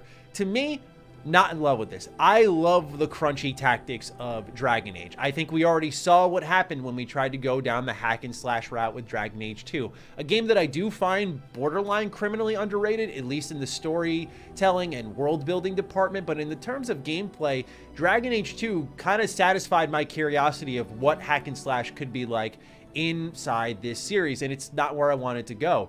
Quite frankly, if enemies weren't at times so spongy, I would really say Inquisition was the best of both worlds, right? You got the action elements to kind of run around. Yeah, it's easy to forget. Inquisition won Game of the Year in 2014. It was the GOATY. It was the GOATY. Do abilities on the fly, but when it was time to prepare and bring up the overhead camera, you could do just that. Now, old school me is saying we'll just go back to Dragon Age Origins, which pretty much evolved KOTOR's combat, but I understand that's not feasible for a big AAA game because, you know, you want to sell millions of copies. So I understand why they're going to take the action route. I just feel like Inquisition was that hybrid that you could evolve from and say like, hey, you can do tactics and pause the game, and maybe that is a thing, but right now it's reading like it's not, and what we saw certainly doesn't look that way at all. It does not look like Dragon Age Dreadwolf has that level of combat. I saw drop kicks and shield bashes. I'm like, oh man, this looks like God of War. Like, this is kind of crazy. But to me, Final Fantasy 15 is never an encouraging comparison in the realm of combat because it's one button and that's it.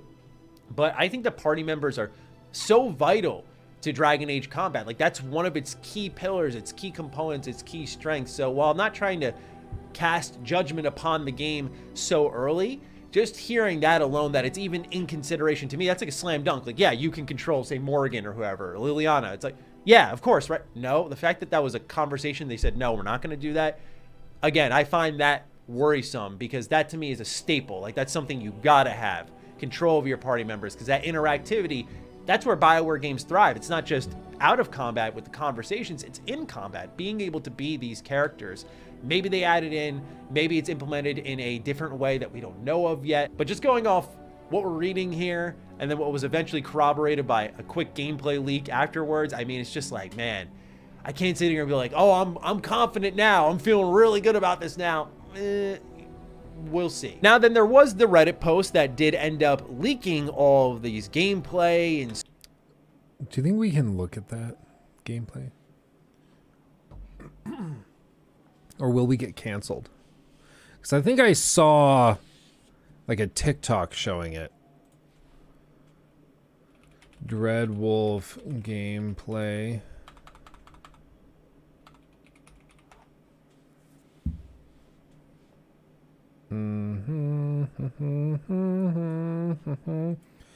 I don't see anything listed on YouTube with the gameplay.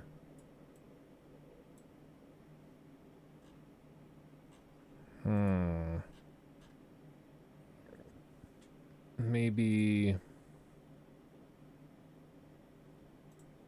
Oh, maybe here? Did I find it?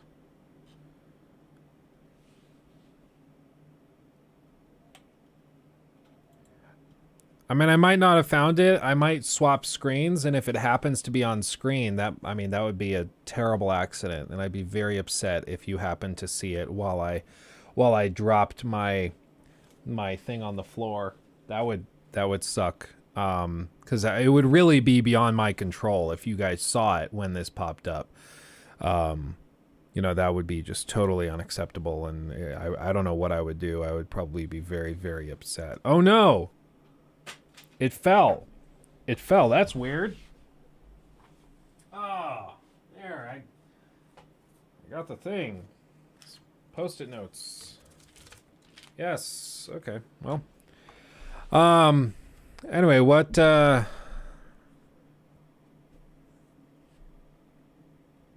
you saw it? Anyway.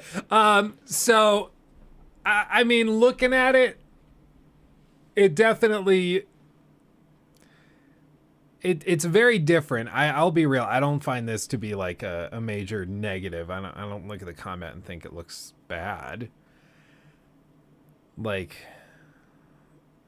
you definitely see the God of War inspirations, even just in the UI. The UI is super similar, but I don't know. I don't find that super upsetting. I don't find that super upsetting. I don't know. Maybe you guys have stronger opinions on it, but I don't find it, like, I don't think it looks bad. Like, the sidestepping and the foot movement looks rough, but it is still in development, like pretty early development. If you looked at some of the gameplay stuff from like God of War before it was ready, God of War, or making... No, it was Raising Kratos. And it was specifically like the segment where they were looking at the game a little earlier on. Yeah, they had announced it already. To make, and you're kind of scratching your head like, how is that humanly possible? How are you skipping to all those different stages? Are you using bookmarks? No. This, yeah. So yeah, this is actually not correct anymore. It's unbelievable. No. Yeah, like if you looked at this gameplay they're showing here, this is after they had announced the game publicly, they had shown like a gameplay trailer. You would look at this screen video and be like, I don't know, man. Graphically, it doesn't look super great. The UI is super weird. I don't know, man. I can't keep up with all this shit. Anything we have to say, we usually refer right to the person. It's better. And artists tend because, you know, I think a big part of it is Let's see, where is it? Love people and the one. Sorry if this is overstimulating anybody. Flower in my garden? Just a handful. Oh, this. Where you better work, Fine. Like this. Lamb's crest. Lamb's crest. I'm a fucking god of war. That's amazing. I hope you guys. Yeah, I wish they kept that.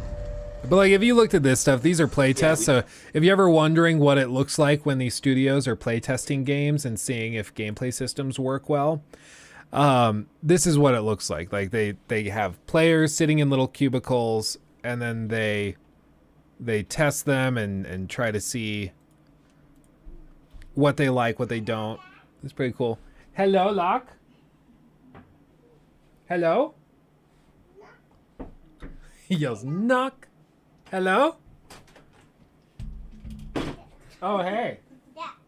Oh, hey. You want to show him what you made? You made something? You show Dada? Like, hold on, we gotta close the door. Keep the cats out. Hello? Did you make me something? Yeah. Thank you. That's beautiful. Thank you. Yeah, amazed none of it's on his shirt. Yeah. It's on his feet, but a it's not white on his shirt. That's tremendous. I love that. That's great, dude. Yeah. Yeah, I know. He's like, yeah, I know. I made it. Of course, it's great. Hey. Do you want to say hi to everybody? Go sit with Dada. Hi. Go sit with Dada. Hi. Hi. Wanna go sit with him? Say hi, friends. Hi, friends. Hey, dude. Yeah. Hojo. Yeah. Did you paint with Mama? Yeah, we colored. Colored. And he can say the word yellow. Yellow. Say yellow. Yellow. Yellow. Yeah. And we say orange. Orange. And blue. Blue. Can you say blue? Blue. Can you say red? Red. Ours are hard. Yeah, ours are tough. Yay. These are good at. He Thank also you. bonked his noggin on the headboard this morning. Oh. We were wrestling and I was throwing him into piles of pillows and we missed and hit the headboard a little. Oh, it happens. Yeah. Hi, baby. Where you going? Oh, you going by? Yeah. Yeah. It's like, yeah, Dad, I told you. Oh, can you say subscribe? It's a little tough. It's a lot of syllables. It's a lot of syllables. Oh, yeah, you like that? He likes the C-stand. Are you going to be a little, lighting technician? Yeah? He does put a smile on my face. Yeah, kids have a way to do that. It's pretty magical. That tag is the bane of my existence. I keep having to flip it back in. Yeah, is it so silly? Is that funny? What's funny? I just have a spare PC on the floor. If I bring that upstairs, Nikki, will you play on it? When? Just the PC. Like if you want to play Overwatch or... I don't know how to play Overwatch on a PC. No, you still play with a controller, but it just looks better. To who? To you. You're the one looking at it. Who else has a wife that if you offered them a gaming PC, they'd be like, nah, I'm good. Either which way, like, I'm open to it. How many months? Oh, jeez. 5? 5. Little one's due in June, so we're in the home stretch. Hey, you can take a seat if you want. What'd you find?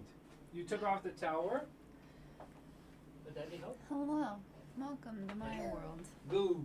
Where we're a little tubby and we look like a potato at all times. But Tree. we try to be cute, though. You say tree. Tree. On. You're right. Hello. Jacob Stevens. Hi, Jacob. Who let him in here? Why aren't you working? Oh, no. He's at such a fun age, though, because he can't say very many words. And usually his sentence is 1 to 2 words. And that's it.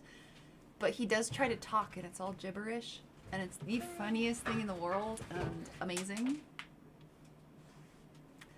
Month of Kings. June is the month of Kings. Your birthday's in June.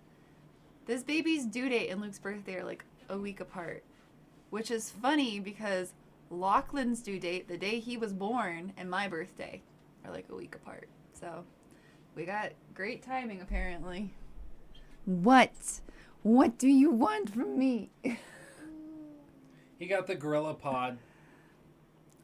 Is that cool? Ooh. Boo. I feel like every new stage is different though, because they go from moving, and moving is really overwhelming. You go from being able to leave the door open next to the stairs to like always wondering if the door is shut by the stairs to talking. We're not quite there yet, and we're really bad about toning down our language when we're frustrated in the house or in the car. So I'm worried that he's just gonna come out and start ripping F words. Nikki's obsessed with Lil Wayne, so she sings along. Uh-huh. And there's a lot of language. I really look like I'm obsessed with Lil Wayne, don't I? That's part of what is so surprising about it. Oh, is that the skull? Hello. Review on the Last of Us episode. This last one, I feel like it followed the game pretty well. Except the kid was deaf, but I had no issue with that. I thought it like... It really, I don't know, it being an actor, it kind of like expands the market of who you can cast, and it gives the role to somebody who is incredibly talented. And I don't think it messed with the story. I think it enhanced the story. So I have no issue with that delineation from the video game. I thought it was fine. Yeah. Did you finish Valhalla? No. Nobody ever finishes Valhalla. They just decide I to move on. haven't gone back. I've been playing Hogwarts Legacy during all of Lockie's naps, and every night to catch up with you is to stay caught up with you so that you can use footage from my playthrough. So that's all I've been doing. I could go back to Valhalla, but it starts to get a little depressing because nothing really changes, and Sigurd just treats you like poo, and I don't know. Why do I want to go somewhere where somebody's going to treat me like poo? I already got a kid that does that all day.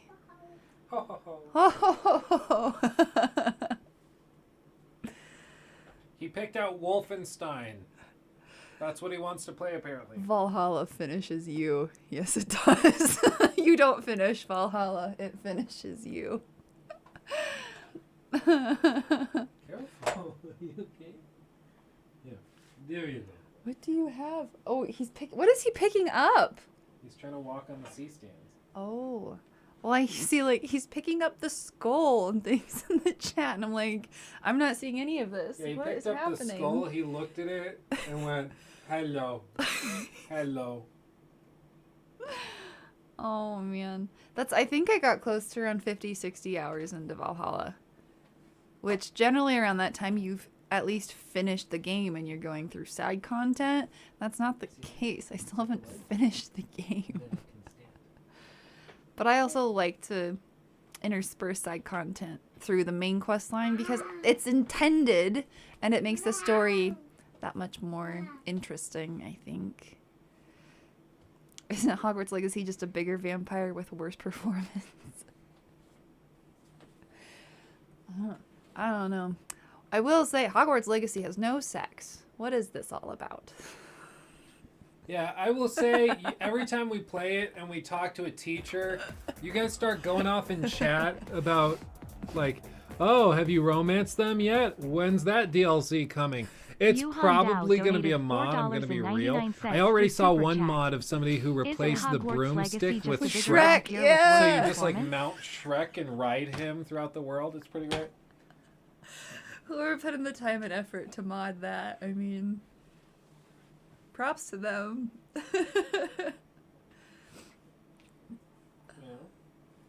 They are children. Are you gonna tell me that you weren't doing at least hand stuff when you were 15, though? Okay, you're. I'm okay. sorry, I'm out of here. Jesus Christ. I'm not asking for hand stuff. No, stop. Okay. She's digging. Oh, careful. Digging a hole, apparently.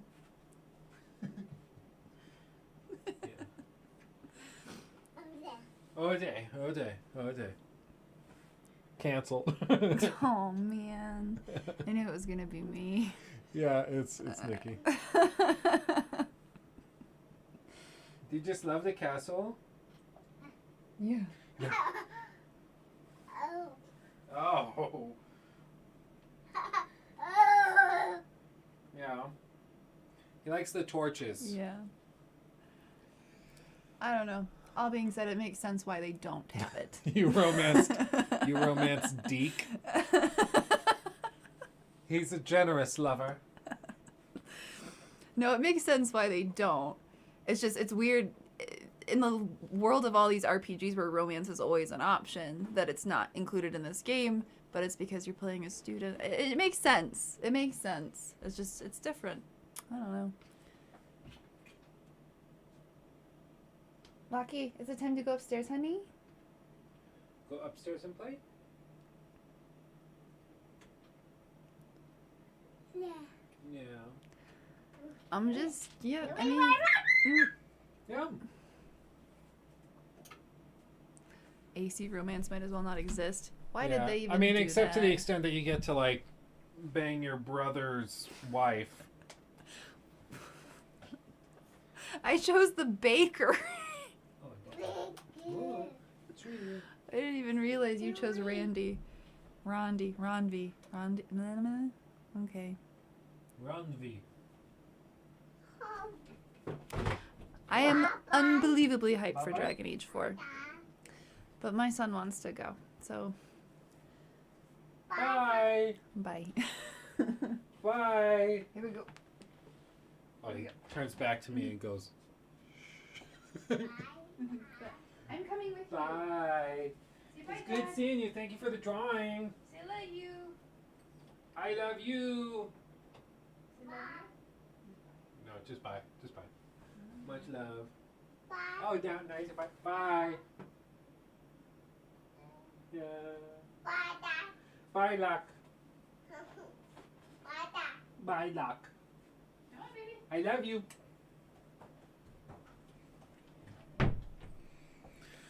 What a guy. What a dude. What a dude.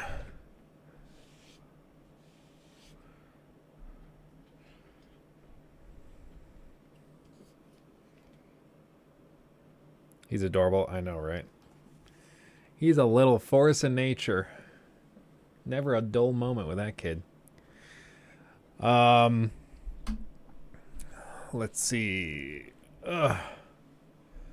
The deluxe edition comes with the Deke romance scene. That's why I traded him. Okay, we're gonna bypass the thing we were gonna do during the stream, and we're gonna figure out how to get that. Dear God Almighty, please. Oh. Let's see.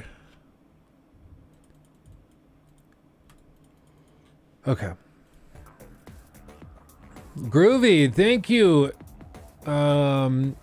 Neared Rage? Neared Rage donated 10 Bulgarian levs through Super Chat. Thank you, my friend. You have a wonderful family. I am so happy for you. Your content is also amazing and your reviews are really on point. Keep up the good work. Thank you, my friend. I appreciate you. And thank you for the 10. That's generous. And I will try to keep it up. The hand stuff DLC. Yeah, I'm going to tease her about that later. She's like, okay, who when they were 15 was not at least doing hand stuff? Like, babe.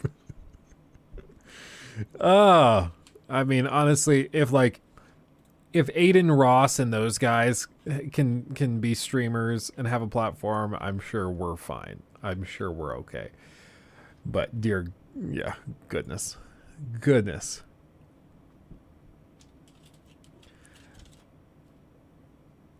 Scars Above also got a trailer out now. Scars Above.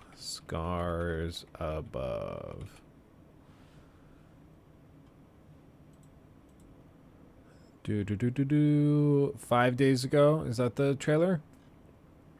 Scars Above.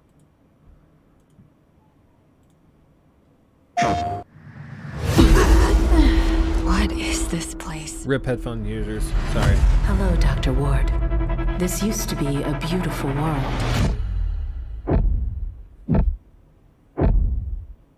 Until it was destroyed. My head! Did the metahedron bring us here? Already getting Forspoken vibes. I'm sorry. Since the dawn of humankind, our species has gazed toward the skies and wondered whether we were truly alone. Now we don't. We've got UFOs going down all the time. All the time. There were like 3 in a 24-hour period earlier this week. It's crazy. 6 months ago, we got our answer. The whole world is relying on us. Let's do this. Already a more coherent story. Love it. The metahedron's energy levels are rising. Power supply failing. Hermes is being pulled towards it. Hang on, everyone.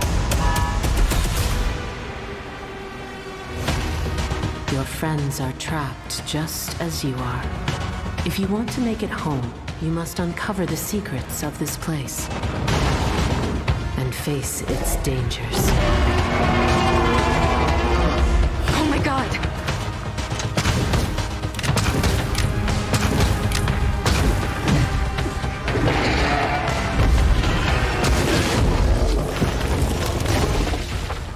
Your curiosity will guide you forward. For inside every plant and creature hides the key to your power. There's the brain. The deuterocerebrum seems to be generating an enzyme used to create a cryogenic fluid. So if I take a sample, I might be able to replicate the process. Your tools are your weapons. Each one that you create will help you defend and destroy. Your cunning will defeat your enemies, so plan your attacks carefully. Each foe is a puzzle you must solve to survive.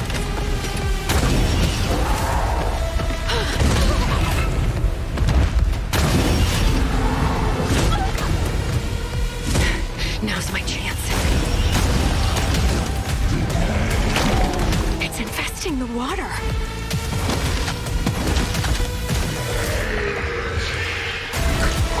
This knowledge I bestow is but the beginning.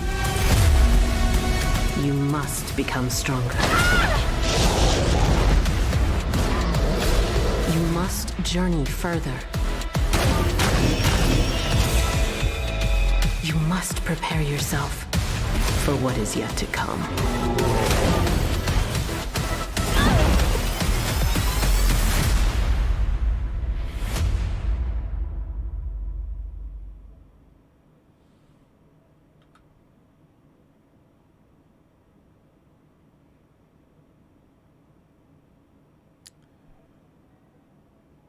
Okay. I mean, I'll be real. It doesn't look like a game for me. Just keeping it 100. keeping it 100. Some people might really enjoy it. Some people might get something out of it. To me, like, I don't know, these like amorphous titles that are just like, save the world, it's up to you, with aliens, and I don't know. I've become kind of burnt out on them, and I've never been that into sci-fi, which I think is compounded by the fact that I'm, you know, my name is Luke, so I've always had like Star Wars held over my head. They're like, your name is Luke and you don't like Star Wars? Okay, well, I am your father. You know, it's just always been something I'm kind of meh on. And this just seems to be that again, but I don't know.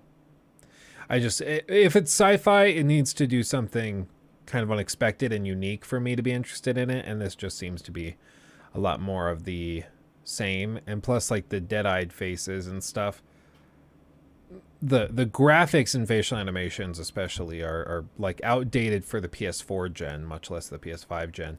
And I know, like, you can have a game that's good and still has crappy graphics or lackluster animations, but we also, like, it's 2023. At some point we have to start having a standard. You know, at some point you have to have something, or you have to start calling out devs who are charging full price for games if they aren't living up to it. Now, if this costs 40, I'm much more flexible. Does anybody know? Do they have like a pre-order list? Scars Above PS5. Available on Steam. They don't even have a price listed. Really? They don't have a price listed and they're 2 weeks out from launch? No way. Is that right? Do they really not have a price announced? Wow, okay. That's surprising. Pre-order, wish list. What about PS5? Can I pre-order that? Digital. It's wish list again. That's weird.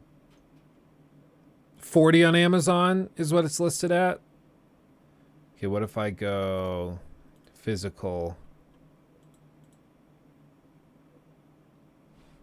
Pre-order. I'm going to make sure. My address and stuff shouldn't autofill, but... yeah, okay. Okay. You're right. So here it's listed as 40. Interesting. And this, again, this makes it much more doable. If you're going to charge less, I don't expect as much. But if you're going to charge $70, I expect a AAA experience. $40, I'm much more flexible. It's all price to value, right? All price to value. I don't know. It doesn't look like my kind of cup of tea, but I could see getting really into it for some people. So maybe. Wait, it's 70? No, it's 40. New CEO is doing wonders on these PlayStation games. Well, he just paid for the exclusive trailer rights or showcase rights because they don't have the. He's not the. Or these aren't exclusives. Because that's also on Xbox and PC. But you notice they pay for advertising rights, so you see the PlayStation trailer, so you assume that it's exclusive, but it's not. And that's very intentional. That's very, very intentional. A lot of people thought that that you could only get friggin' Hogwarts Legacy on PC or on PlayStation. I don't know why the film of the chai stuck to the side of the cup. That's weird. Huh. Odd. But yeah, anyway. Robert has summoned your input. Robert where? Robert Stiffy TV canal trying to say Robert. Luke won't notice me. I think he hates me. No, I don't hate you. I love you dearly. Let's see. Oh, Luke, would you rather fight 500 monkeys or a T-Rex? Depends on the monkey. Depends on the monkey. Some monkeys, yeah, I could smack them around, but certain monkeys, like, yeah, certain monkeys are mean. Mean. And 500 is a lot. A T-Rex, I think you could actually probably, well, like you're saying fight. That implies I have to beat it. I don't think I'm beating a swarm of 500 monkeys. That's a lot of freaking monkeys. A T-Rex, I might get lucky and get like to the point where I might be able to like get him to a river and push him in or something. I don't know. I think I stand a better chance at the T-Rex than the monkeys. Because those monkeys, they will swarm you like rats. And then they will tear off chunks of your flesh like it's nothing. Luke, would you rather complete Forspoken or play the game you just showed? Oh, God. Well, like, I don't even know if that's going to be... If that's like a... Is that a roguelite? Is that what it is? I didn't even get that from that trailer. If it's a roguelite, then I probably would prefer Forspoken. I just generally... roguelites make me miserable. Luke Sands thought it was Sunday. I'm here. Late, but here. I'm glad you're here, my friend. You made it. Have you seen the gameplay from Wild Hearts? Actually, funny you bring that up. Because I do have it right here. So for those of you who missed it, this is Wild Hearts. Sort of like... They added building to the Monster Hunter formula. It doesn't look bad. People who have played it have said they've actually had a pretty good time with it. This looks to be, I would assume, gameplay footage from PC. It looks way better than the console stuff we've seen. It's on an Xbox controller, so it would make sense if this was a PC build. It's heavily compressed, so that blurriness is not just you that's coming through on my end, too. There are a lot of stutters. I'm seeing that.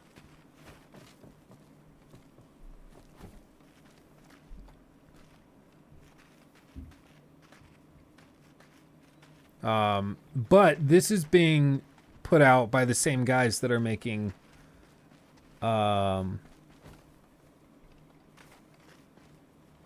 is it Black Myth or Wo Long Fallen Dynasty, I think.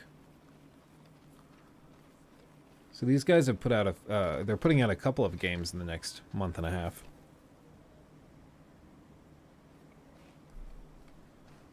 Crouch down.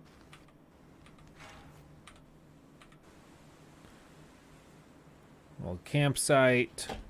Oop. It doesn't look like it's going to be for everybody. But it's a game.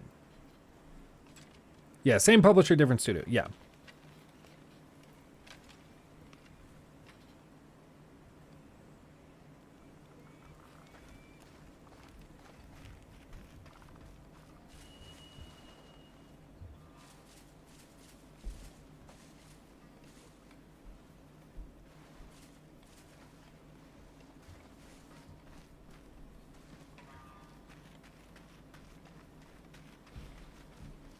I don't know. There's a little stutter and sluggishness here and there.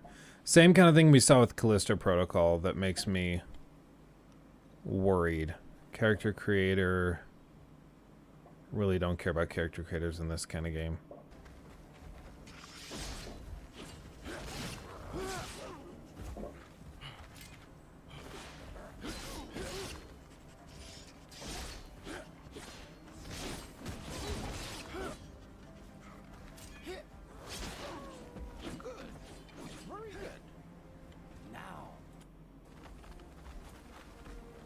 Yeah, they compressed the ever-living crap out of this gameplay footage. I can't tell what's going on at all. Like, look at all this. Oh, God.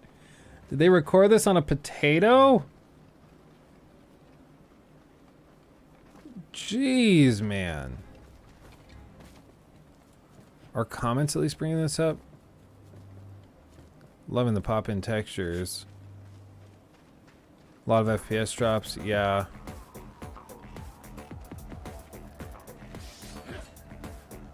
This looks perfect for a 2017 game. Is this a new PS3 game? I don't know, man. I just, like, it might not look this bad. It might be the recording. Like, if they're recording in this low of a... Like, if they screwed up their recorder this bad, that it looks this blurry, it makes me think that they don't know what they're doing when it comes to recording gameplay. And if that's the case, then maybe the frame drops are from the recording. Either way, it's their fault.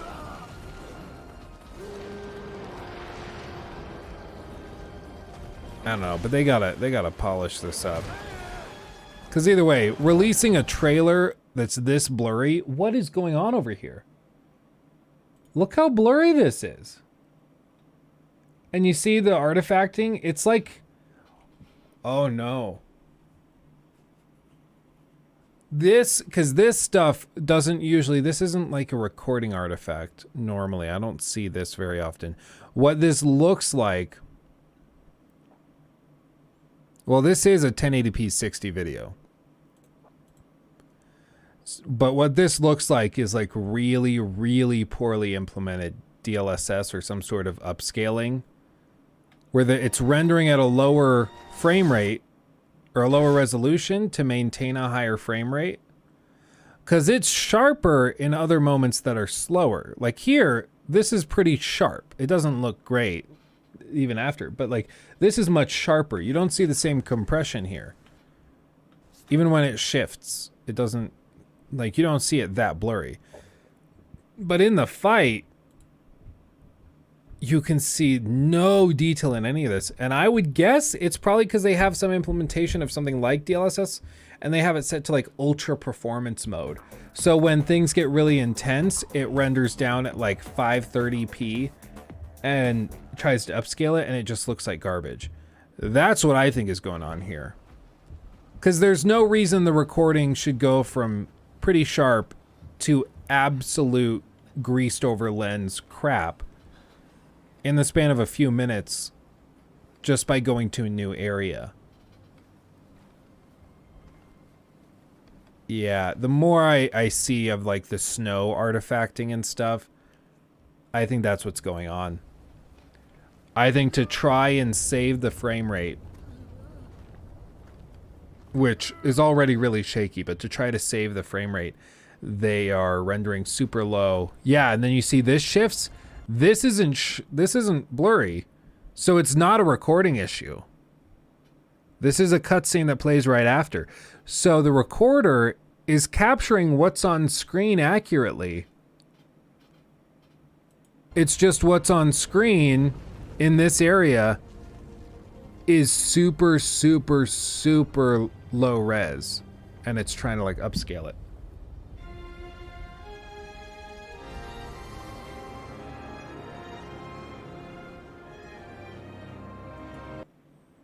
It's like, that's cool, but geez. That's a problem. That's an oopsie. That's bad. That's real bad. Maybe that's just the aesthetic. What's your art style for this game? You know when you like are super tired and your eyes are kind of glazing over and you can't see anything really clearly? That. That's their whole thing. That's their whole thing. Yeah, that's rough. I hope they sort it out, because I would love the chance to play another Monster Hunter style game. I would love that. I love Monster Hunter, and I would love another thing to tackle in the same vein, but I don't know if this is it, fam, because this is throwing up all sorts of weird, concerning things. Luke, have you found out how to stream in 4K yet? Oh, I know how to, and I could, but everything is comes with costs. So if I were, right now we're streaming at 1080p 60. This means that the lag between me talking and you saying it is, depending on where you are in the world, anywhere from 2.5 to around 7 seconds, which is pretty crazy. But very low lag, very low delay, right? If I stream in 4K, that goes up to anywhere from 30 seconds to like 1.5 minutes. So already talking with you in chat doesn't really work super well. Especially because I like talking with you guys, but it would make it so if I ask you a question, like, did anybody see this? I have to wait a minute or two before I see your response. As for other things, if I go to 4K, I would need to replace pretty much all of these cameras, which is not like the biggest of all deals. The reason it's concerning is because that's just like, it's one more thing. It's very expensive just to go to 4K, probably 4K 30. I did find cameras that can do 4K 60, but in order to get the signal into the streaming PC, I would need around another $800 worth of hardware. And even then, I'm not sure that it would properly work because each needs their own like SLI slot. So, or SLI, their own PCIe slot. And so, whoops, wrong screen. So I'd have to tweak that.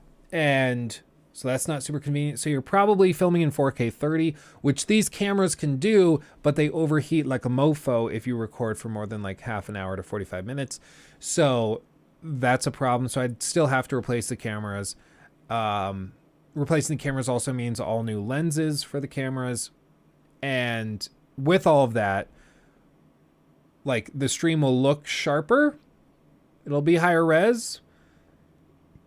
There's also going to be a lot of buffering. You guys remember when we were trying to stream in 4K like a couple of weeks ago, we were experimenting with it. And the problem was that we were streaming and YouTube couldn't really keep up. YouTube was starting to buffer for you guys. Even though on my end, I didn't see any dropped frames. On your end, you saw constant dropped frames. And it was constantly loading. And it's just because YouTube hadn't caught up with it yet. So all told, we could do it, but I don't think that it would be very practical or useful. Yes, Strongish Guy, it is a disassembled C-stand on the floor. It was until like 2 days ago. I had it set up right here, just outside a frame, and it was holding up some lighting stuff for me. But I found a different way to set it up, so I've rearranged it, and now it is on the floor. So I'll figure out what to do with it now. I was using it for a while to hold up a softbox straight above, because I like the look of the top-down softbox lighting, but this section of ceiling above me is slightly dropped because there's like an air vent thing that goes over top, and so the light doesn't actually fit super well. If I were to try to hang the softbox, it would probably come down about to here, so you'd see it in the frame. It would just be, I mean, I have it here. It would be,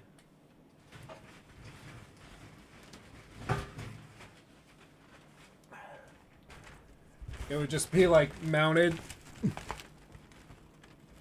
Hey guys, welcome to another video. I'm really glad to have you. The only way I could do it is if it was like right here. Ugh, I can't scoot back. But at that height, where it's out of the frame, the light would be hitting the wall. So I just don't know how practical it is. Even though I love the look of it. I just don't know.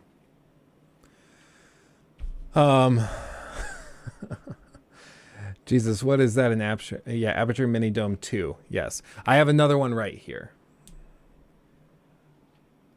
Right there. So, this is the magic. So, light dome, and then you see up here along the ceiling, 3 different lights. The only reason there's no sound padding up there, I have it, I just haven't put it up because I'm lazy. And it's because at one point this bar that goes across here was mounted the other way and cut across the room. And then I found that mounting it this way was actually more efficient and worked a little better. So, yeah. This is how the magic happens. Ugh.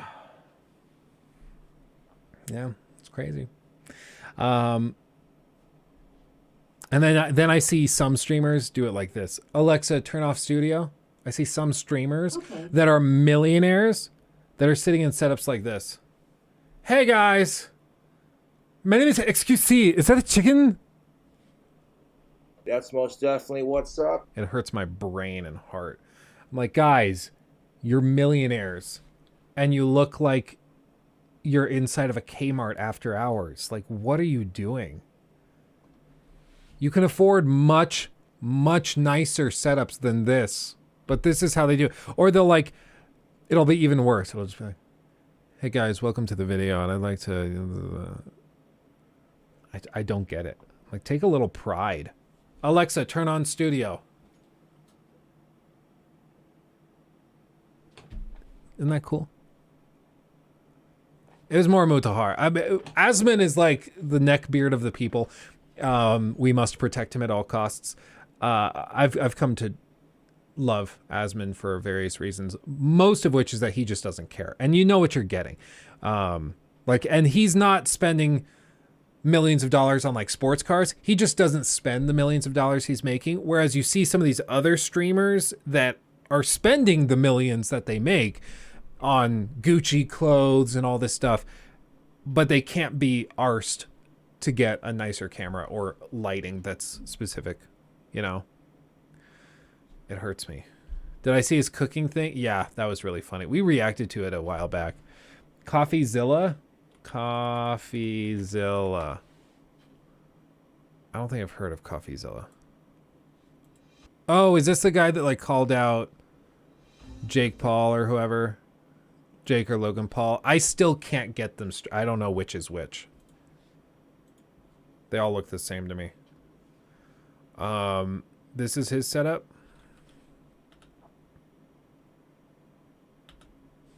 Yeah, no, this is a nice setup. He's got it arranged. Looks like he's got fake blinders or blinds on a large softbox. It looks like a large rectangle softbox off to his front right. That's probably like a... Man, it's got to be a big one. That's probably like a 3x5 foot or something. He's got that. It looks like he's got a nice hair catch light on the back. He's done pretty well keeping this kind of delicately lit in the background.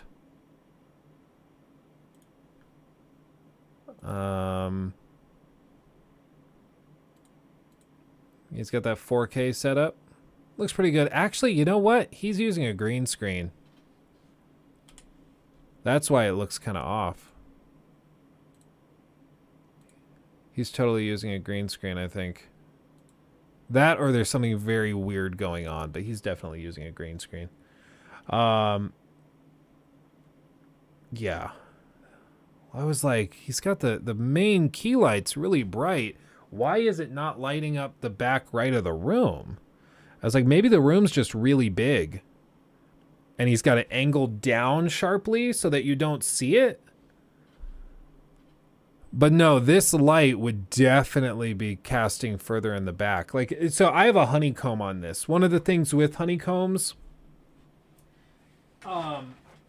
is that they direct the light. So, like, if you're over on this angle, this camera's not going to get any of the light coming out of this because the honeycomb will block it. Whereas here you're getting very, very little leaking into the camera, but something right here is lit like it's a spotlight, right? So you can really tightly send the light where you want it to go. And that's why for the main key light that I have, you'll notice I have the honeycomb on it. And it's because then it doesn't leak over and start lighting everything else that I don't want it to light. And for him, I can't, like, even with a honeycomb, this would be lit a little bit. So Yeah, that's the giveaway. On a freeze frame, like when you just pause it, you can't, like, you don't really tell until you're looking at it a little closer. But in movement, the artifacting on his hair is really aggressive. But I mean, it's done pretty well. And I think the only reason you're seeing it is because it's in 4K. If he was filming in 4K and then downscaling to 1080p, you probably wouldn't notice. But you're right, he's got a really nice setup. Oh, the off angle, nice. I respect it. I respect it. You guys know me, I love multiple camera angles. I love that. Yeah, the camera depth of field isn't matched up, which I think is why you can tell. Because the back of this desk should start to get soft, but it's all still really sharp.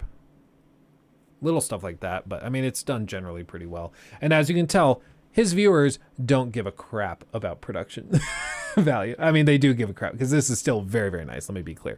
But they don't give a crap about the little bitty details. And this is the thing I've noticed is that, like, if I change the angle of the lights slightly, I'll notice.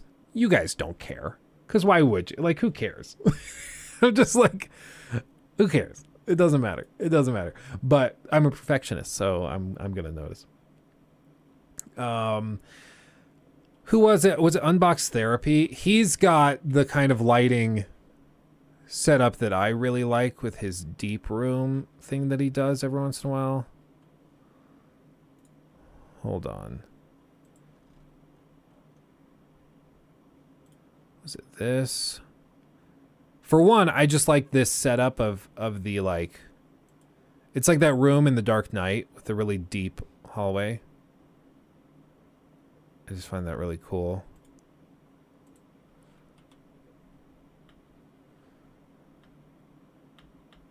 So, I mean, this is just crazy cool. Being able to light each panel individually, that's just freaking badass.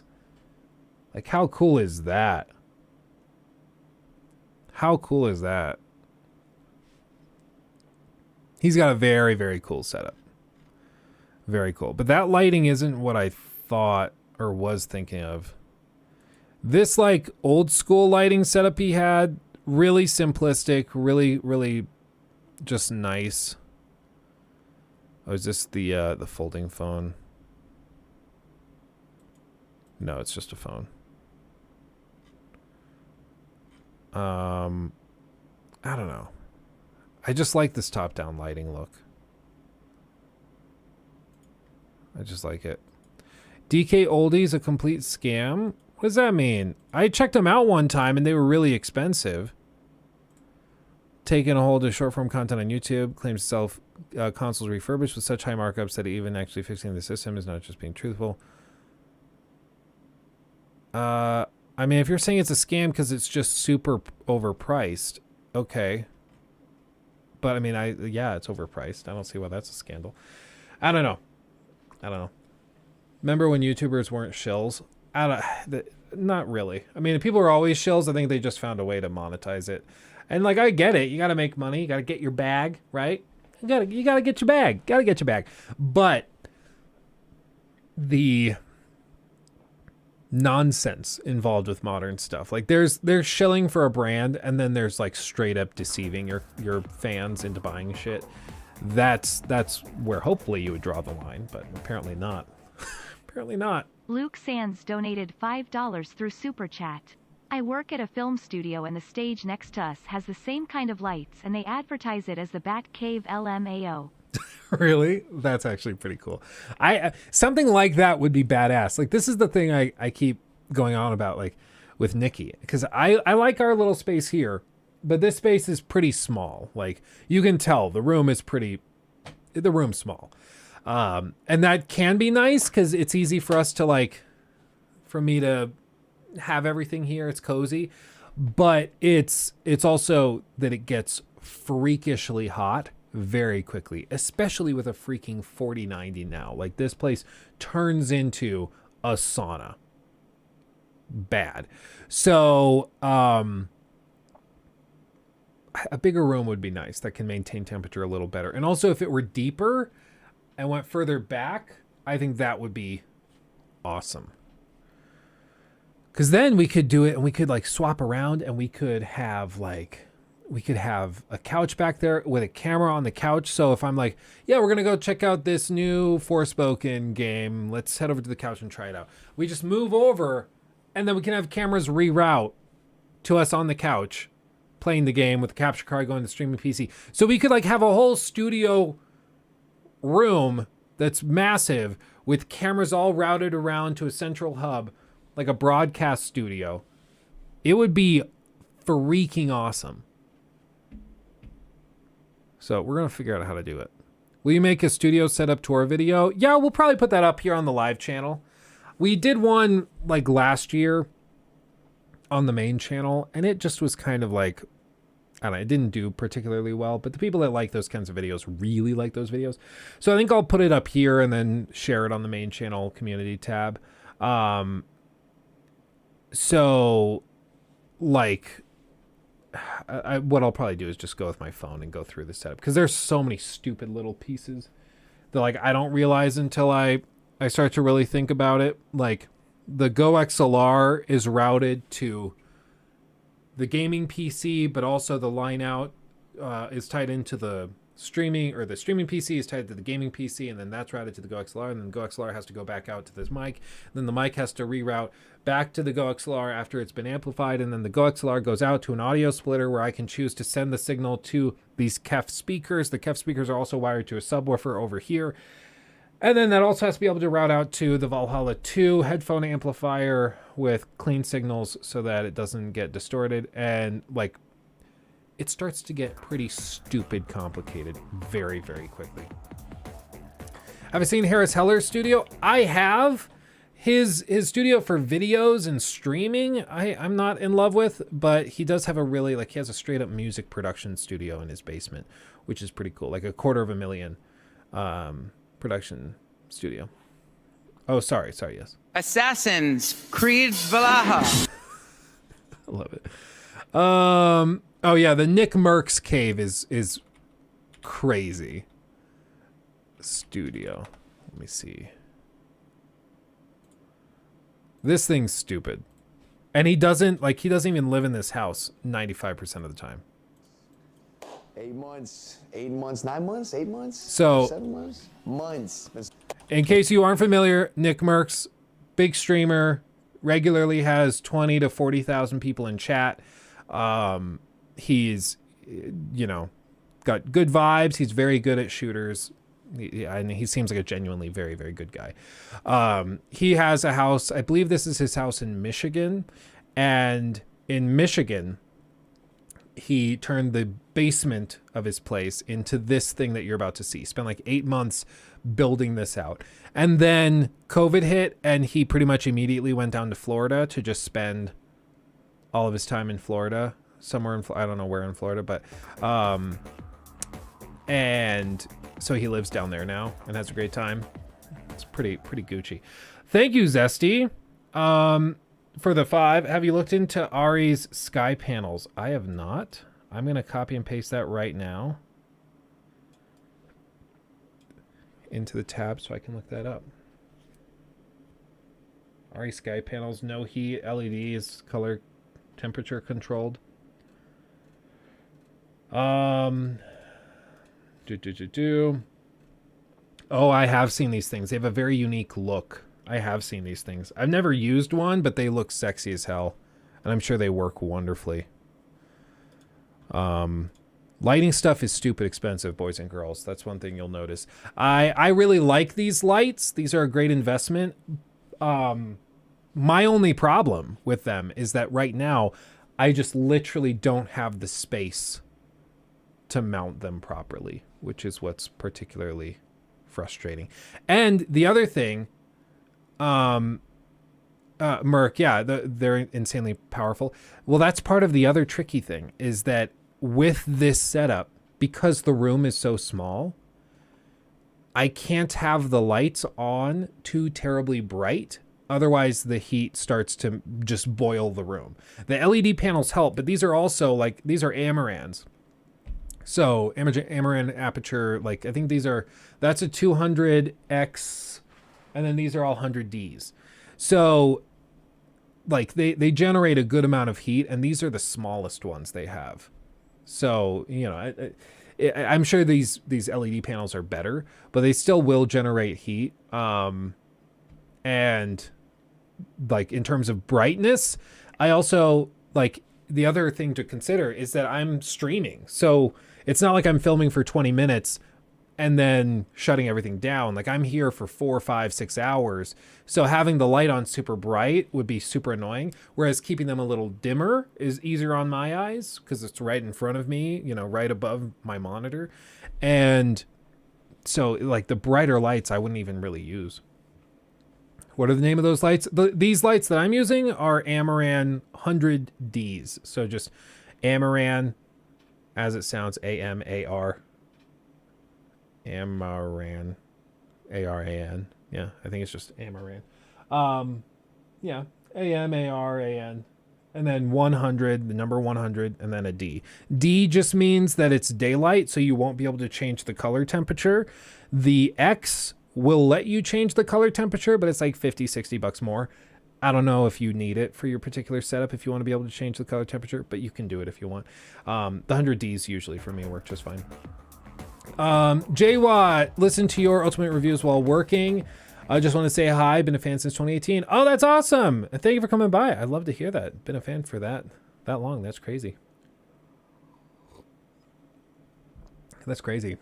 Amarants get pretty hot. Should get some fans only for them. Yeah. No, you know you're dealing with a heavy duty light when the light you're using for your studio has a fan built into it. D-John, what are you hoping to see in the Fallout TV show? I'm hoping that, I don't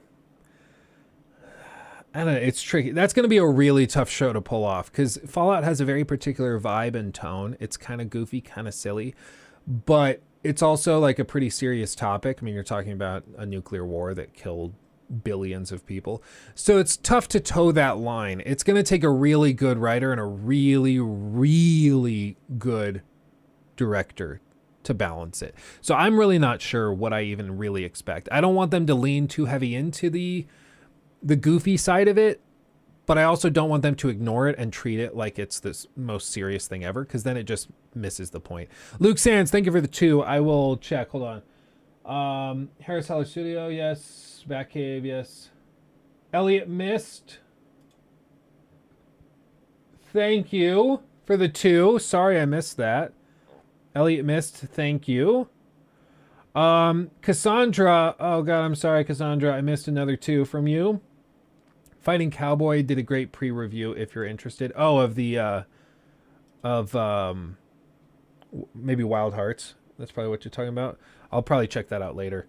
But thank you for the 2. Appreciate you. And then Luke Sands, thank you for the 2. Finished Hogwarts Legacy. Just a few collectibles left at 70 hours. Jeez, dude. The game is massive. Benji, how did I miss all of these? I just like totally zoned out, I guess. Are you going to play like a Dragon Ishin? I don't know. We'll see if the schedule allows. I'm open to it, but I don't know. We'll see. Huron the Steadfast, thank you for the 2. Just sneezed and cough on the T-Rex. Oh yeah. Lean into biology. Virology. Give that bitch a cold. Easy. They didn't say how quickly you had to fight it or beat the T-Rex. You can play the long game. Play the long game. Okay, I think we're caught up in there. Okay. Most anticipated game of the year, mine is Spider-Man 2. Probably for me, it was Hogwarts Legacy. Now I'm probably most intrigued by Starfield. I just don't know what to think of it or what to expect. So that's probably where I'm at. 7, thank you for the 5. Yo, just want to throw out my support. My dude, your content is thorough, concise, and entertaining. Keep it up. 100. Thank you for the 5, my friend. I appreciate that. And I will do just that. I will keep it going. Cheers. Indeed. Oh. Let's see. Why didn't you like Fallout 4 story? I thought it was amazing and feel like the only one to enjoy it. For one, it's just there's a handful of reasons that I have problems with Fallout 4's story. chief among them is that if you take the story seriously, you will not engage with the best parts of Fallout 4. So in order to have the most fun with Fallout 4, you almost have to just ignore the story, which is kind of stupid. Because if you like, the best part of Fallout 4 is the world exploration, is the navigation and discovering new places, right? Looting and shooting. But if you take the story super seriously, you're going to ignore all of that and just try to find your son because he's been kidnapped. So you can't really take it seriously if you want to enjoy the game in its purest form. And furthermore, the consequences for your decisions aren't particularly robust. There's a handful of plot holes, like the fact that Sean just, I think it's Sean, but basically the old man, without spoiling anything, the old man at one point, like, just decides to give you the Institute if you make the proper decisions. And he's known you for like a week, and there's many other people way more qualified could have given it to. He just gives it to you because you're the player. You can also blow everything up if you want, and the Brotherhood of Steel doesn't so much as blink an eye. There's a handful of the different branching endings that are just like laughably stupid. There was one, I believe you can even, if you choose properly, your son will send you a copy of himself, like a droid version of himself, a synth version of himself, almost like a clone, but a robot. And at the end of the game, he'll send it to you and be like, "This is your chance to be a father once again." And you just like send him home. It's really weird. Super Chat. Has there been any updates on Mass Effect 4 or the next Dragon Age? BioWare really needs a win since the disaster of Anthem. I agree. Thank you for the 5. And Mass Effect 4, no, they just have their heads down and they're working on it. Dragon Age, we looked at it earlier, probably next year at some point, and the response to the gameplay that leaked has not been overwhelmingly positive. It's been kind of negative. People thinking that it looks like a ripoff of God of War and not a particularly good one. So,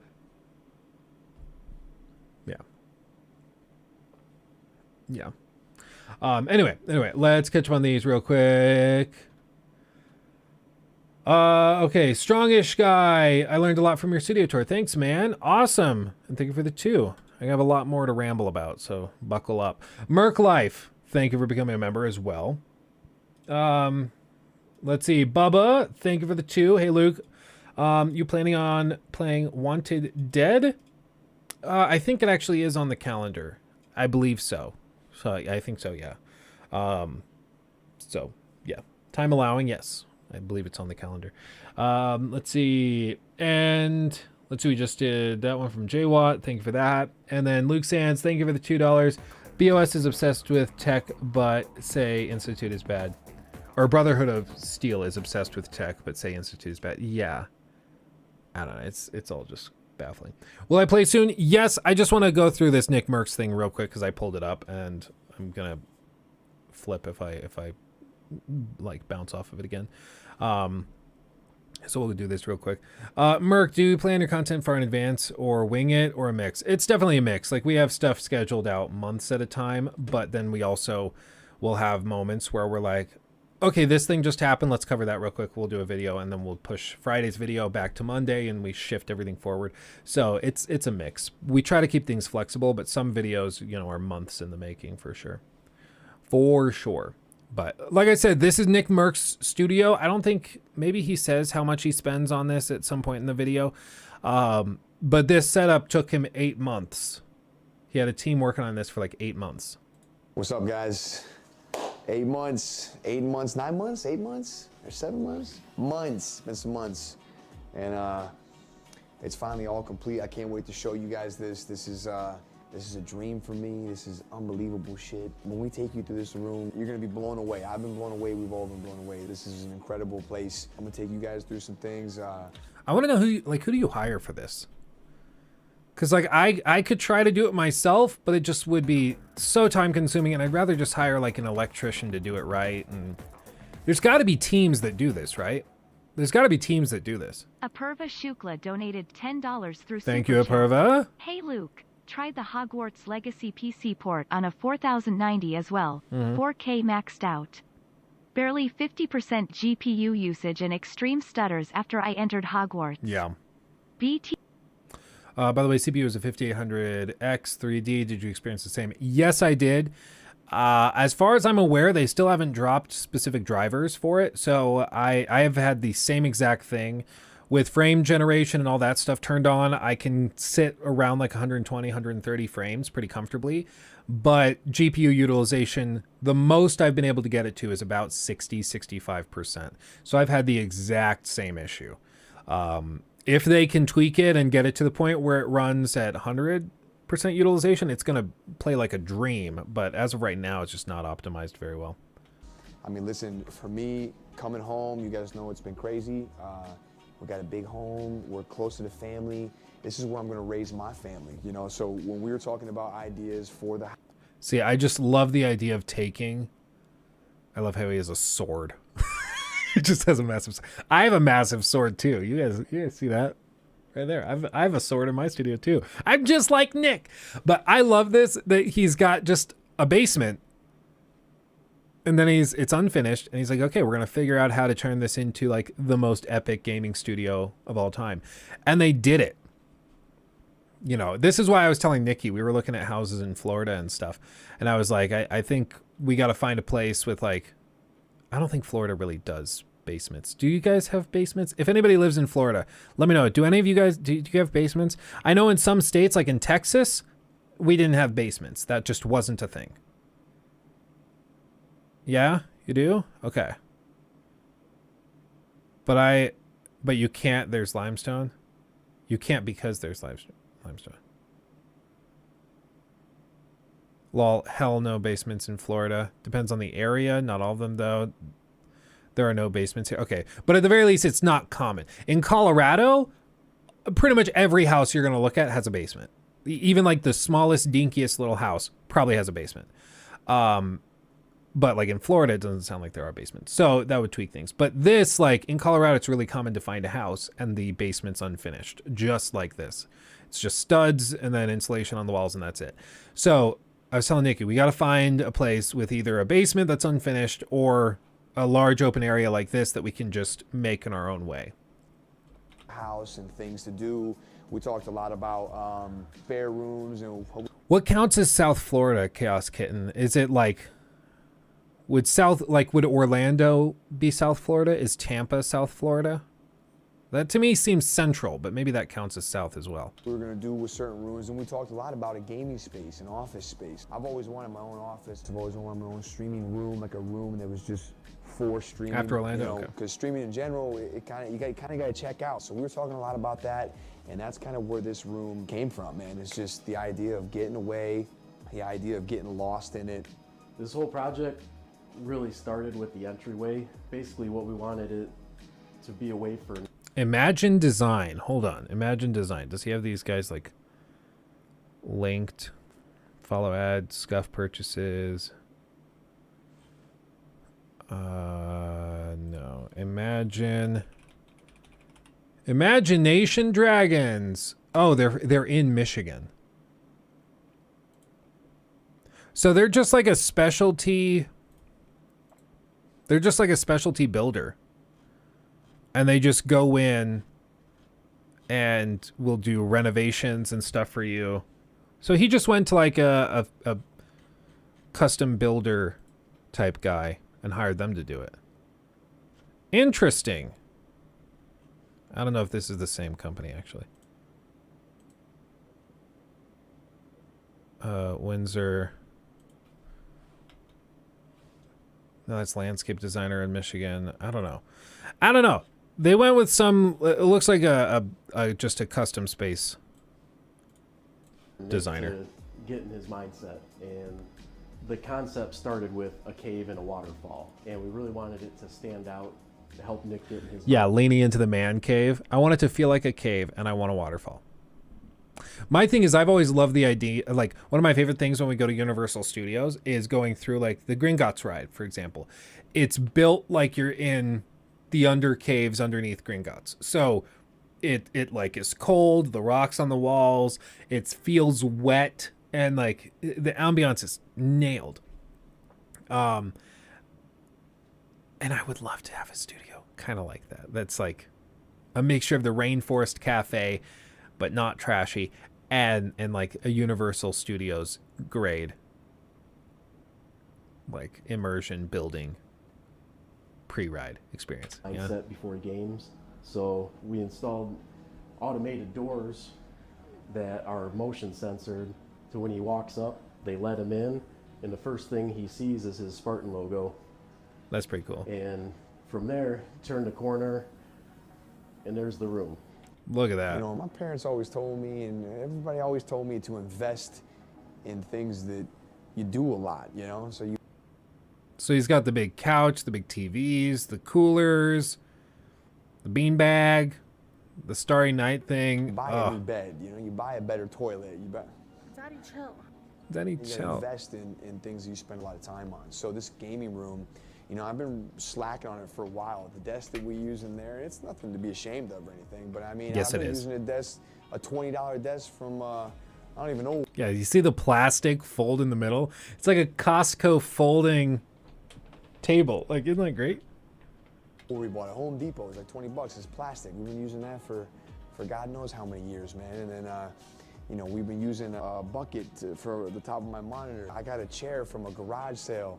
I mean, it really hasn't been until now that we actually invested a lot into the streaming and gaming space.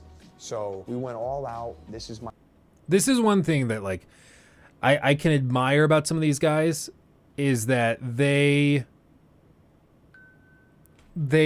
just like are on the grind. You know, they don't really think about the money too much. Nick, I've heard talk a lot about money and how he approaches it. He's not living in a giga mansion. He doesn't drive the crazy cars.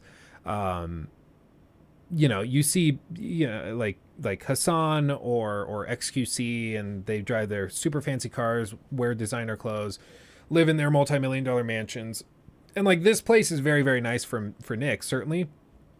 But this house that he's in is like an $800,000 house. He could afford a $10 million house if he wanted, but he doesn't. You know, so you can kind of admire the frugality there. And I know it's like, oh, woe is me, you have an $800,000 house.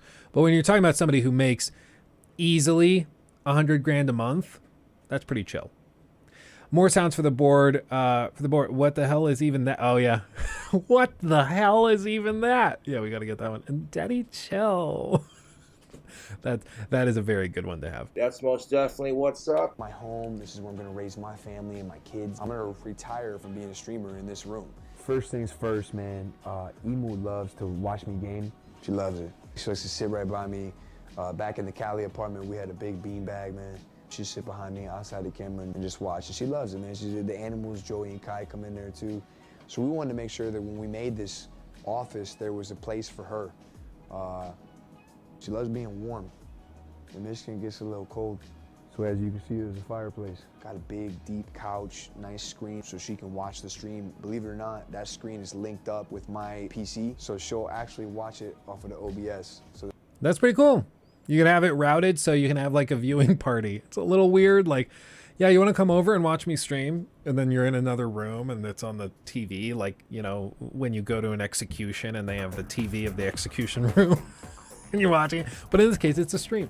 A weird analogy, I'll grant you that, but still, you get what I mean. There's zero delay. It's pretty cool. So anyway, we want to make sure we have a good spot for, you know, not only her, like just anybody who's chilling in the game room. A lot of times my little brother comes over, he likes to watch and hang out with me. That's good for him. He'll be able to hang out here a little bit as long as he don't eat up all my food. So that's this area, man. We got a little feng shui going. We got some feng shui stars on the ceiling. All in all, it's supposed to be. Would you be like them when you get that big, Luke, or like the flashy car and mansion types? I was telling Nikki about this earlier, actually. I am such like a fiend for trying to invest in stuff that I don't think, even if I got to the point where I was making $100,000 in a month, I don't think I could see myself having like a $30,000 a month house payment. I just don't, like, especially when I could live in a house that's like $2,000 a month and then spend the other $28,000 like investing or saving. That just makes way more sense to me. And like, maybe one day if I get to the point where I'm making $1 million in a month, maybe then I could justify it. But I just don't I couldn't do it. I couldn't do it. Especially because, like, what do you even do with a house that big? You know, like, if you're talking about a mansion that size. Like, hold on. Slight detour, and then we'll circle back, I promise. I'm not gonna find the exact house because that's not cool, but I will show you Cherry. Oh, nope, clear that. Cherry Hills Village. Okay. I'm going to show you a house that's very, very similar. I'll get one. It's in the same neighborhood. It's a similar price point. But I'm going to show you a house that's very similar to one that one of my old bosses lived in. Okay? And this thing's going to freak you out. So you better be ready. Okay? Zoom in. So this is in the same neighborhood. This isn't the exact house, but this is about the same price as his house, same size, same neighborhood, everything. I mean, as you can see, it's a crazy house, a private tennis court. It's got more space than you would ever need. It's 11, my face is behind it. It's 11,000 square feet, 7 bed, 11 bath. It has an elevator, I'm sure, because all of these kinds of houses have elevators. And it's estimated to be about $42,000 a month to pay for this. Okay? I knew people who lived in houses like this. And it was like, you know, he's a 6-year-old man and he has a 35-year-old wife.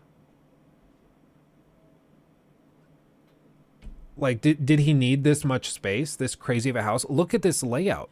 Why do 2 people need something like this? I really don't, like, I don't know. I don't know how you justify. Like, I would rather have a $500,000 house or $1 million house even, and then just go, like, travel and vacation and, like, stay in Airbnbs all around the world. Why do that? Like, why spend $7.5 million on a house like this for 2 people? I don't get it. I see these, like, celebrity mansions. Like, did you ever see those old videos of Lil Wayne and his mansion? It was like A Day with Wheezy or something. A Day with Wheezy. No, A Day with Lil Wayne. What was it?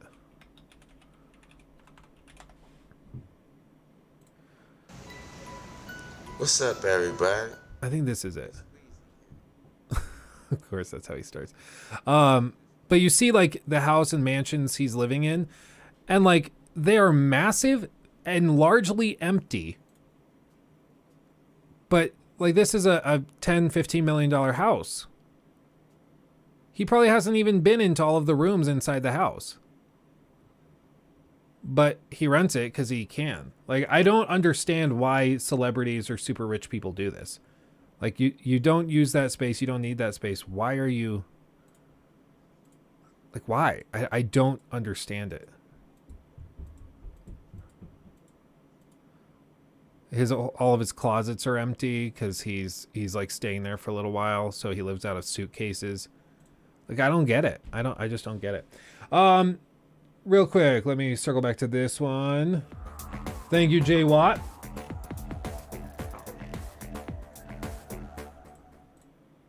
Jay Watt donated $10 through Super Chat. You see YouTubers creating second channels for live streams, or see more of a Ludwig strategy.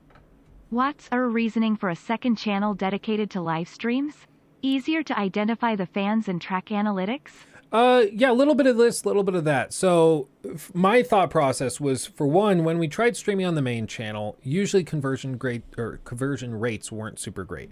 And I think that's because people on the main channel are coming for reviews, critiques, gaming analysis, that type of thing. But they're not coming for live content. Live content is just different. There's going to be a little overlap. Most of you guys came from that main channel. You found those videos, you thought they were interesting, and then you're like, oh, I'll hang out with him live. Sure. And then we ended up coming together in this space and we're having a great time. But it's, you know, you guys are the minority of people on the main channel that like live content. Most of the people on the main channel don't really love live content. So it's two different groups. So that just makes sense. Have two channels for two different groups of people. There's some overlap certainly, but you know, it's different. But as for like other aspects like tracking analytics certainly is helpful. I also like the ability to have two income streams, which is nice, because what we always wanted to do was to be able to put up live stream clips and highlights and segments that didn't fit on the main channel, but we could put up on here as their own videos. And they wouldn't really fit on the main channel because they don't fit with that critiques, reviews, gaming analysis type of content. It just doesn't really work. So it just wouldn't click, right? So we like the idea of having a second channel where we could put that up. And so far, like, it's just now started to show potential of working. Like, this could actually become profitable. I'd say in the last month, we've started to do pretty well, but we've also had the launch of the biggest game of the year that we were covering, so I'm sure that's a lot of it. But we're going to keep grinding on it. And, you know, like I've said, since we really started grinding the stream, like last year, middle of last year is when we really started to grind, when Nikki left her job. I said that, you know, I really would hope that one day we'll get people in here consistently who are like, oh, I didn't come from the main channel. I started with the live content. I found you through a live stream, and I found out later that you do this main channel, that this isn't your main channel. It's crazy. So, you know, maybe one day we'll get there, but we'll see. Did I check out Returnal? I did. I just suck at it. I suck at it. So I never used to watch live streams until I found your channel. That's awesome, Aaron. I love it. Or TikTok, folks. Yep, exactly. Exactly. When you started doing live, was it weird to talk to a bunch of words coming through? I always think about that, talking back and forth to a wall of text. Not really. Like, you would think it would feel weird, but you get used to it pretty quick. It's weirder when I talk to people who have watched the stream, and because, like, to me right now, I'm talking, sure, to a wall of text, but I'm also in this room that I'm very comfortable in and I'm very cozy in, and I'm aware other people are out there watching and listening, but it still feels like I'm alone.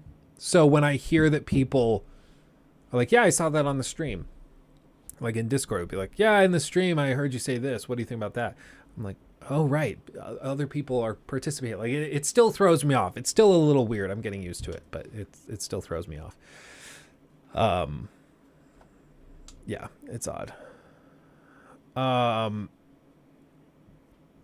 the TechCrunch article and Asmongold video on Mr. Beast.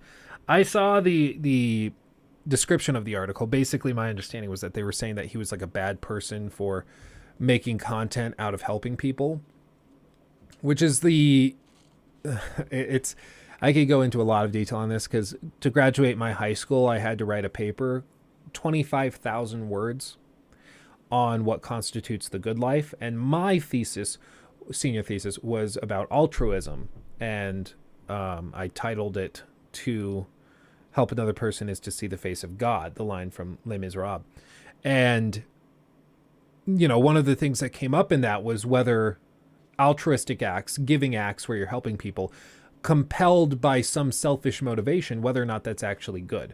So if I help people by paying for their, you know, corrective surgery to give them eyesight again, if I do that knowing that it's going to go viral and it's going to help me make content and further my career, is that still a good action?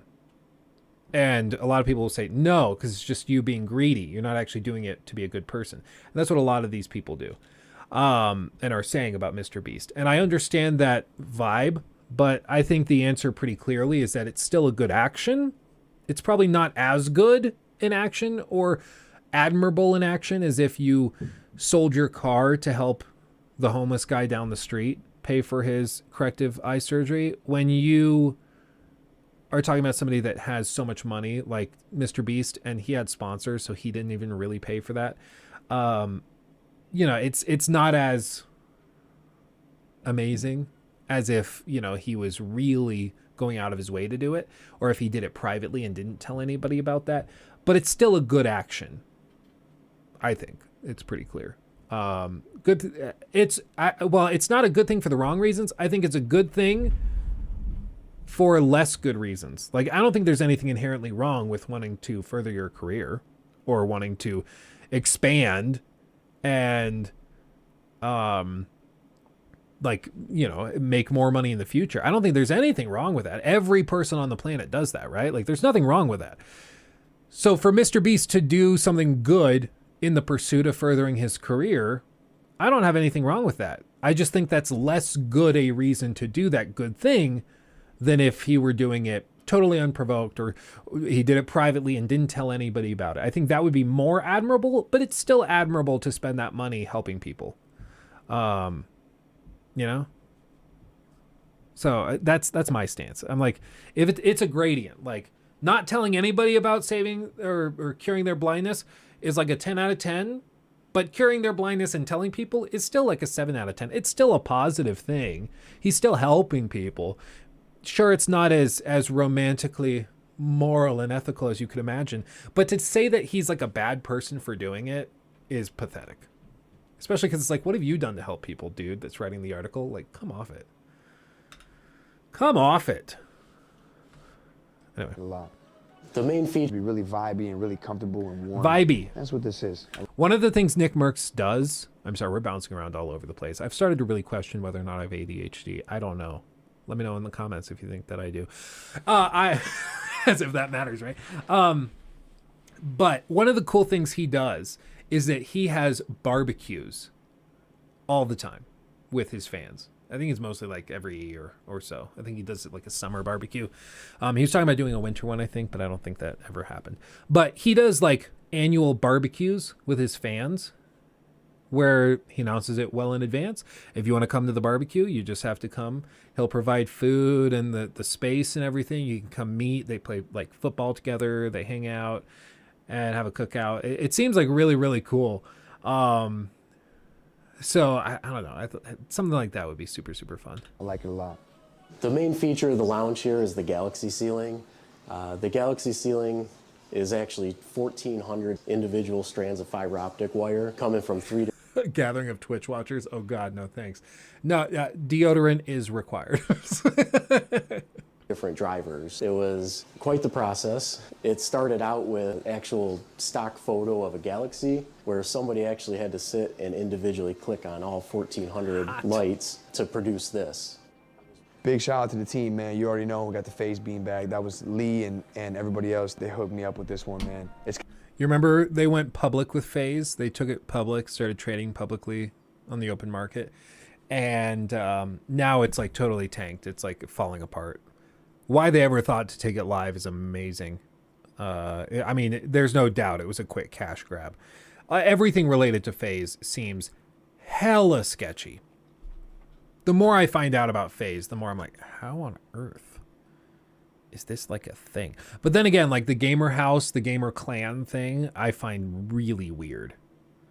I find really, really weird. I know some people are like all into it. They fall, yeah, Phase Clan, whoop, whoop, whoop. And it's like a sports team thing.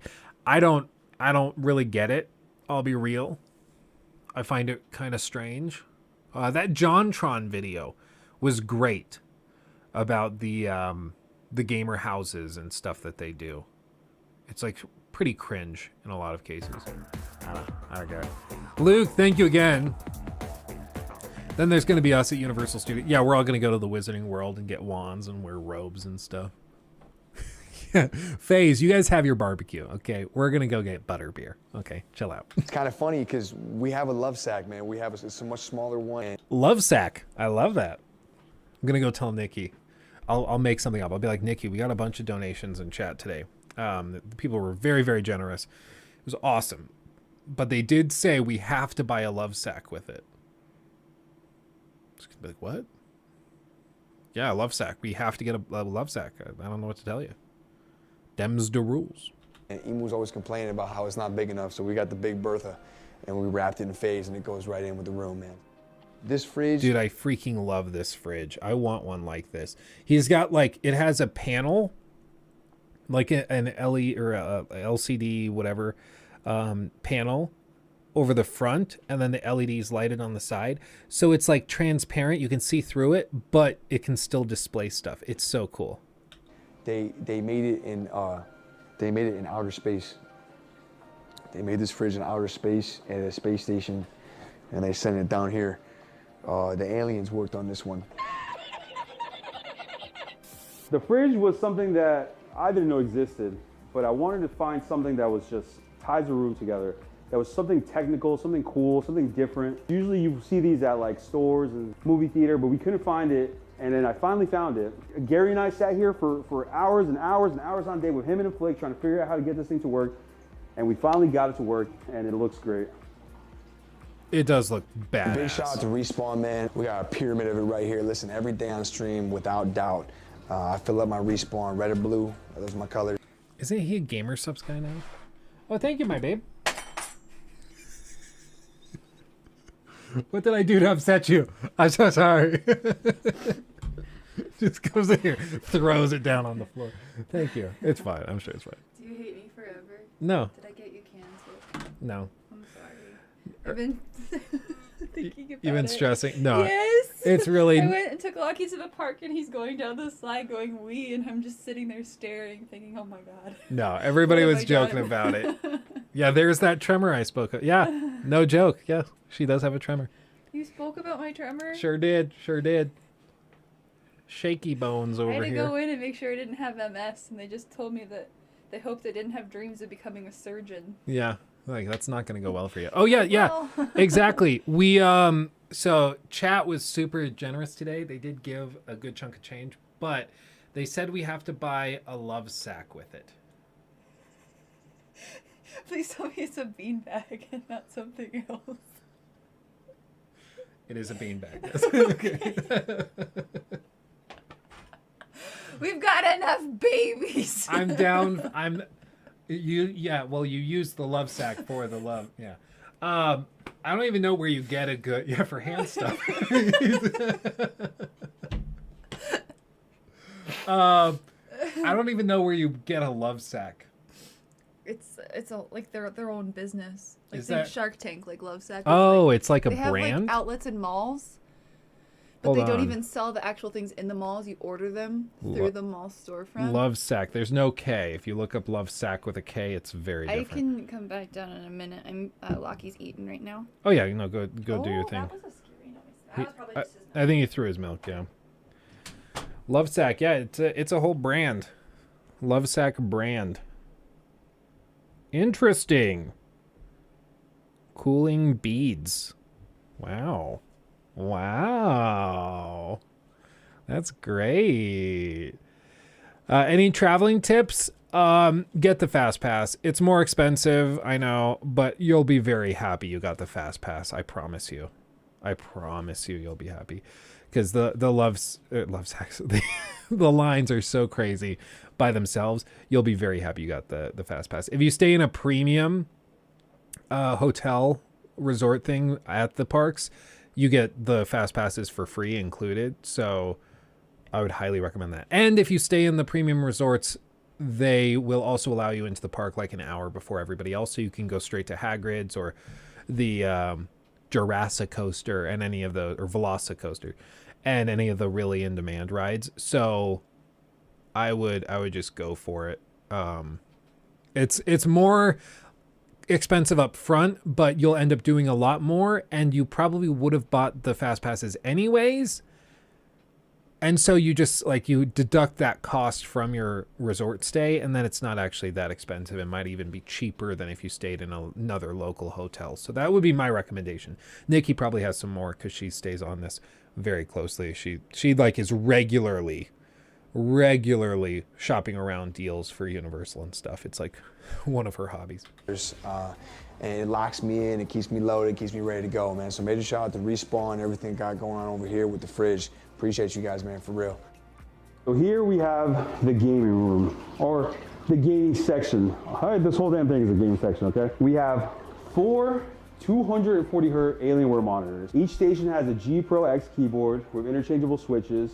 We have G Pro wireless mice on G640 mouse pads. We have Logitech C922 webcams at each station. Underneath, we have Astro Mix amps that are connected to PlayStations and Xboxes on the other side of that wall. So from each station... That's how you do it.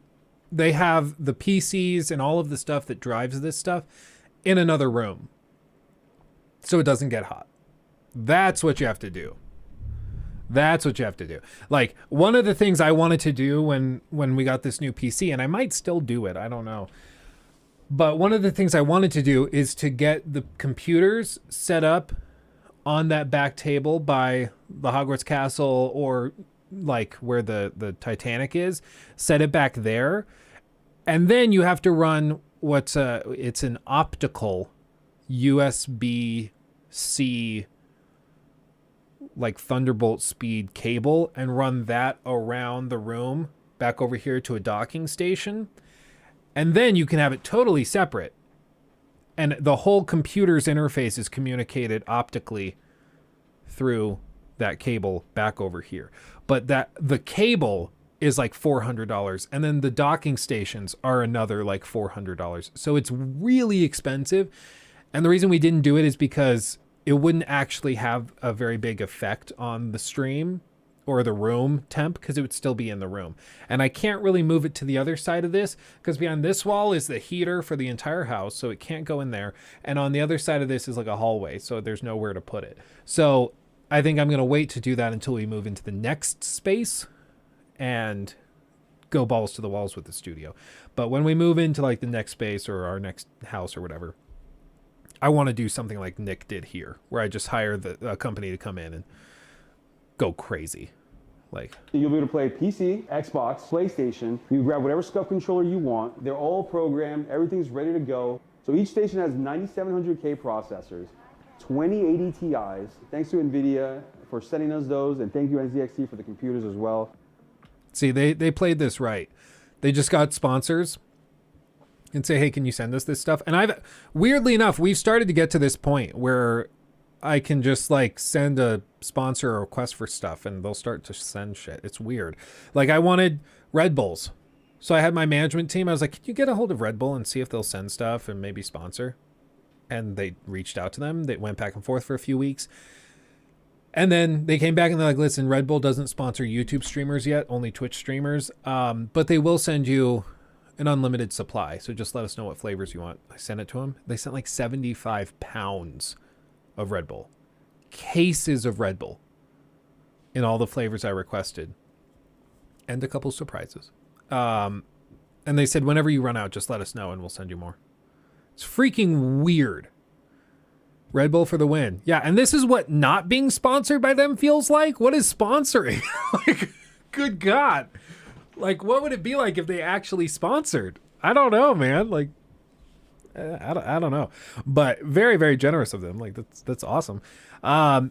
And like for the sponsors of computer stuff and everything, I think we probably like are near the point where we could probably start being like, hey, Logitech, I want new keyboards for everything. Will you send them over? And they probably would do it. They're like, yeah, just shout it out. So I don't know. It's weird though. Once you reach this point, it's weird. Unlimited for life until I get canceled, I'm sure. But yeah, I mean, it's unlimited. Whenever I run out, they will send me more. I just have to let them know I ran out and that I need more. For them, it's like a rounding error. Like, they don't care. Like, for me, it's hundreds of dollars worth of Red Bull. For them, that's hundreds of dollars worth of Red Bull when they just produced like tens of millions of dollars worth of Red Bull. So they're like, okay, yeah, no, that's like the amount that we left over in the tanks that we mixed it together in is about what we sent you for free. So we don't care. So it's easy. How does that help them? Well, I'm telling you guys about it right now. And you see me drinking these all the time on stream. And so for them, it's easy advertising. And I'm sure they're probably working on YouTube, like streamer sponsorship stuff. So they'll probably get to the point where they do sponsor YouTube streamers. Just as of right now, they're not doing it. So each of our game stations are ready to stream. They're keeping me happy. Over here, we got our Astro headsets. Believe it or not, man, I tell you guys on stream all the time, but I've been rocking Astro headsets since MLG days, man. 2006, MLG Dallas, Halo, and Gears of War, man. So we got our Astro headsets right here. I like the Astros. I have a pair of Astros there. Astro A50s. They were very, very nice. I do like them as wireless headsets. They started to have weird artifacting and they got really tinny on the high end on the right ear cup. And for a $300 pair of headsets, that kind of frustrated me. It was kind of annoying that I was having that problem, but it's whatever. But I've thought about replacing those because I really like them. These headphones are great, but they're just, I mean, these are expensive ass headphones. They require a separate amplifier. There's a cable tied to it as well. So for streaming and gaming, it's not the most convenient, I will grant you. Sounds way better than the Astros, I think, but I mean, it's not a huge difference. I'm a little behind. Can you please recap? Well, thank you, Hyson Bones, for the $1.99. We're looking, this is Nick Merckx. He's a huge Twitch streamer that plays like Call of Duty, Apex, those kinds of shooter games. And he's giving a tour of his studio setup, which is crazy. And we are taking inspiration for when we move into the next space, what we would want to do. Big shout out to Astro and Logitech. Yeah, the Valaha amp. This is the Assassin's Creed Valhalla. Valaha 2. This is the Valaha 2. Kind of overkill, but you know what? It is what it is. Incredible partners. Up on top, we got our official SCUF controller. We got on each side the brand new version, the SCUF Infinity 4PS. Good little shelves to show those off, you know. So this entire room is equipped with cameras. Nick wanted something to just kind of like show the room off, but also so you guys can see more, because for years you've only seen him and his big forehead. So we wanted to put cameras. He still does that. He leans into the game and it clips corner off. of the room. So this camera hits everything. It hits the waterfall, it hits the stations, so you can see anyone that's playing over here, anything at all. You can see Kai hitting the water fountain when waterfall when she gets here if she wants to. So everything in this area will be able to be hit from that. This camera here hits this entire area. That hits the fridge, So it hits dark. the countertop. So this is the last camera. This camera is the first one as soon as you come in. I will also say, I don't think they actually are showing what the cameras look like. It looks like they held the camera up above their head to film it. Because it's like shaking and these cameras are allegedly mounted. So, but I mean, this setup is sick. In case you can't tell what's going on. So back here is where Nick is playing for the majority of the stream. But you could start the stream sitting on the couch with chat pulled up on the TV or on your phone and the camera's looking at you. You could have people over and do it like a podcasty thing.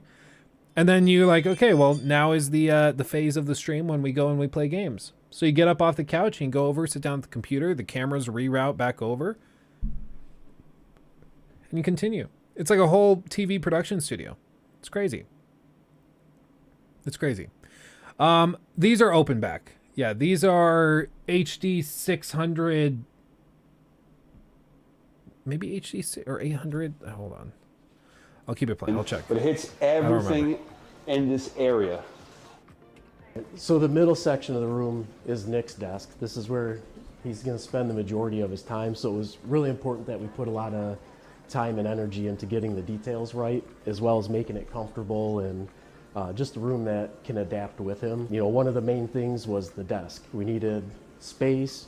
We needed him to feel secure and tight and be kind of backed into a corner while still being able to view the room and see what's going on. And yeah, HD 600s is what these are. HD 600s with the Valhalla 2 sheet audio amp.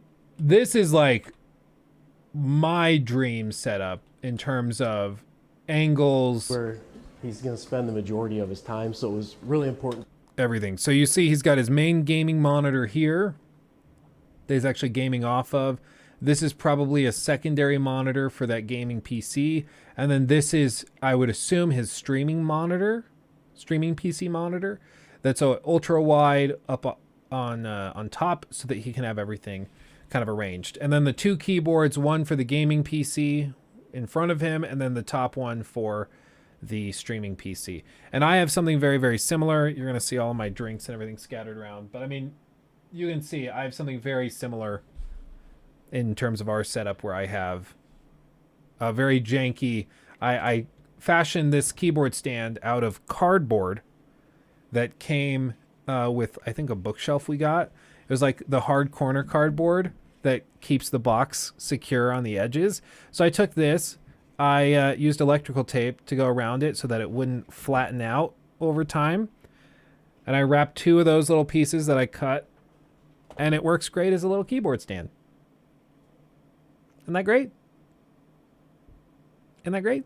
And then these little monitor things, these are like little 720p monitors that a sponsor sent me like 4 years ago. They're really cheap on Amazon, and I've just had them sitting on a bookshelf behind me for ages. I've never had a reason to use them. They're just like really low res. The color's not great, but for something like this, it's great because I keep them here. It uses this dead space. I can actually have stuff pulled up here, and I got little stands off Amazon for like $5 a piece. You see those? And then they hold it there. And these route to the streaming PC so that the streaming PC, I can have stuff, you know, pulled up here. I was looking up those lights you told me about earlier. I can just have this stuff pulled up here. And then over on this monitor, I can have the bigger monitor with the streaming PC main view. So I have something sort of similar in overall layout to what he's got going on here. But this thing is like super clean. Super duper clean. I wish it were a little better lit. I wish they had turned all the lights on so we could see all the details, but that we put a lot of time and energy into getting the details right.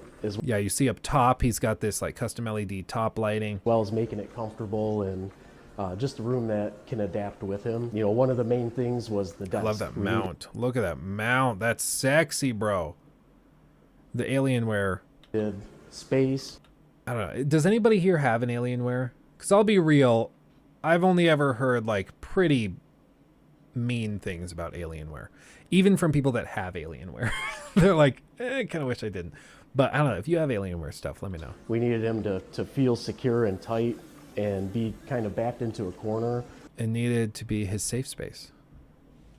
And then here, are these the cameras from throughout the studio? Kind of looks like it, but it looks like he's got 3 PCs here. He's got 1, 2, and then another one in the top left corner. Yeah, right here. This is his gaming PC. I'm assuming one of these is the streaming PC, and then the other is for like the security systems. While still being able to view the room and see what's going on. My fear with this stuff is that we would get like 3 computers to run this system, and then within like a year and a half, they would be outdated. Probably my favorite part of the whole room is not just Nick's area, but some of the details that go. I love the paneling though. Look how badass that is. Go into it. This ceiling detail was something that was inspired by Yuli. Eyes and Bones, thank you for the $4.99. Are you ever going to do a critique on Skyrim or the good or the old God of War games? Skyrim, I think yes. At this point, I'm waiting till we hear a little bit more about the Elder Scrolls 6. I think that'll be a good time to do it, but I've wanted to go back into it for a while now, for sure. As for the old God of War games, probably not anytime soon. If I was going to do it, I would have done it closer to God of War Ragnarok, and we, you know, that came and went. I played through like the original God of War a little bit, and so I've tried a couple of things here and there, but the views are never great, so I just haven't bothered. Let's see, can you imagine his electric bill? It's probably a write-off, most of this stuff. If he did this right, he got a second electrical meter just to gauge how much energy goes into this basement. And then that's a write-off for him. That would be like one of the first priorities if I were to do something like this, is get the meters separated. Write it all off. I had an Alienware, it was bad. Monitors and stuff are good, but the pre-builts are overpriced. Okay, I did see the meme of the Alienware pre-built desktop, and you hit the power button, and it was like a jet engine. It was like it was crazy how loud it was. But maybe the peripherals are really good. That seems to be what you guys are saying. Hayden, Alienware monitors are great. I have an Alienware QD OLED monitor, and it's fantastic, but it's a Samsung panel. Well, hey, I mean, it looks like Alienware. The reason I ask is Alienware always has had really clean designs. I like the look of their stuff, but I've always heard conflicting things on the quality of their stuff.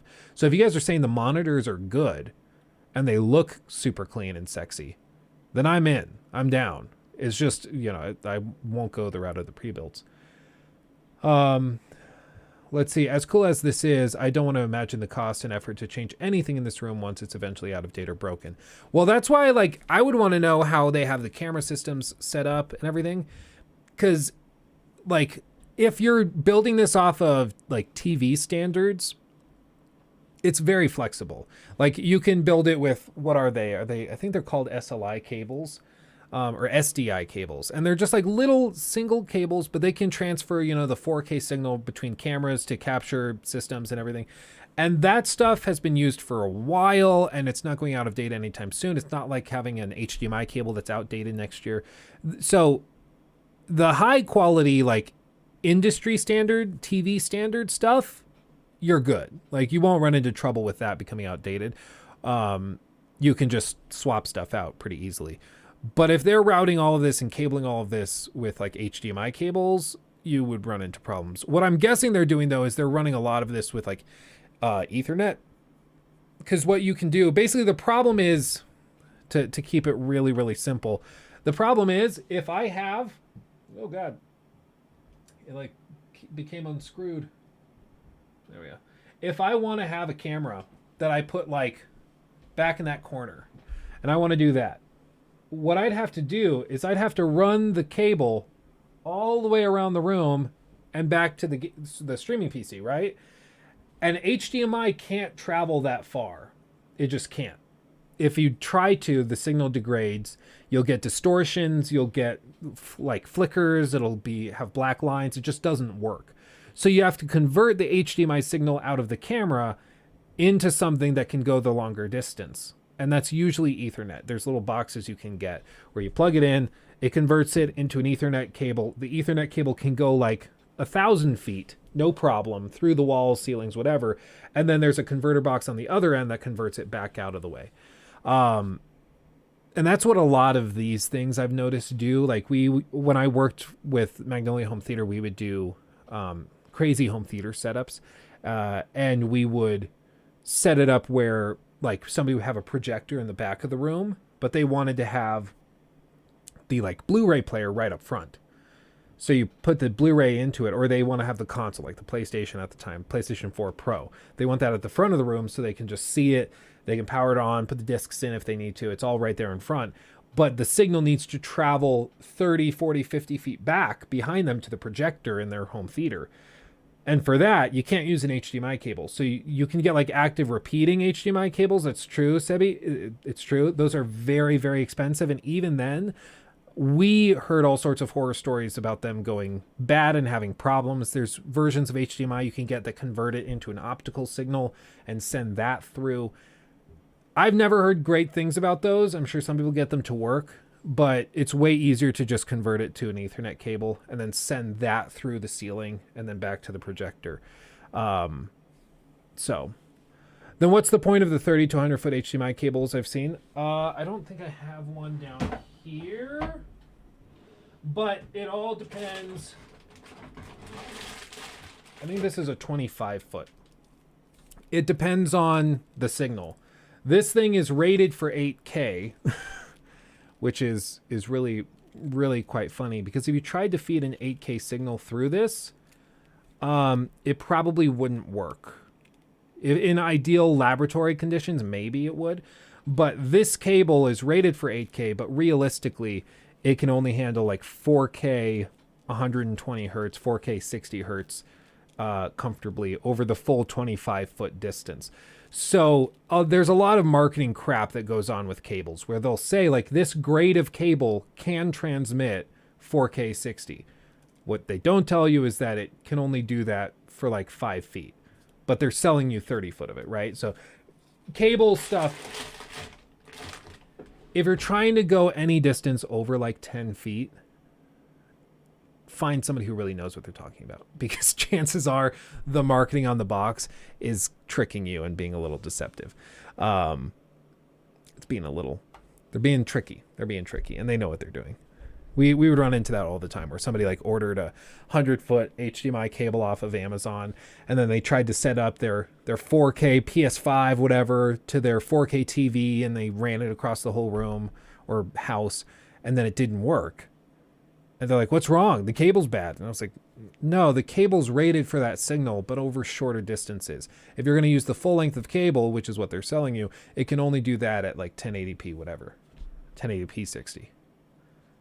It's like, oh, you'd think they would tell you. But they don't. They'll still sell it to you. So be very careful with cables like that, because most of the time they're taking you for a ride. Yeah, there's a really good LTT video on HDMI cable stuff. Yeah. The optical cables are great, but there's a reason the standard in the industry for like home theater stuff, the standard is to convert it to like an Ethernet cable and then jack that through the walls and run that. It's just way better. And it doesn't get like, the signal doesn't degrade. Early on in the consulting, he showed us these hexagon tiles that he saw somewhere he thought would be cool. So these panels, yes, they're soundproofing. There is already soundproofing in the wall, so it dampens the sound even more. And we wanted something completely different. A lot of sound panels now are just square. It is really funny how terrible the audio is. Some are diamonds. I feel attacked. Yeah, some are diamonds. These things behind me, they've done a good job.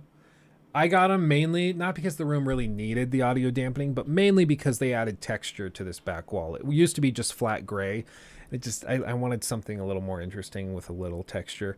So this served the job. So I was mainly in it for the visual element. But these things that he put in are really, really clean. I love the look of these. We actually researched and developed these panels. So no one else has these panels, and you can't buy them anywhere else. So that's really cool that we wanted to add a little depth, and this is definitely something unique to an already unique room. As you can see, we did a floating ceiling that's cantilevered out, backlit with LEDs. So there's a lot of dimension here. I will say with that fountain he has, it does sound like somebody is going crazy piss in the urinal. And not just the tile themselves, but the whole feature. We're coming up with this plan. Gary can kick it back to a picture that we have of like literally a desk. That's funny. Yeah, this is where it started, how it's going. It just starts with a couple basic ideas like that. I want this corner to be the gaming den corner, and then over here, what if we have a couch? And a bucket, That's and crazy. some monitors and something. We were setting it all up. This is exactly how we set it up. And this is tit for tat how I had it and how I wanted it. I got my 3 that go across, and I got my 1 up top. PC's behind me. Shout out to NZXT, the best partner in the game, man. They hooked me up with all these crazy PCs to put in this room. These computers all have RTX 2080 Ti's. It's the only graphics cards we've been using. We've been using them for a long, long time.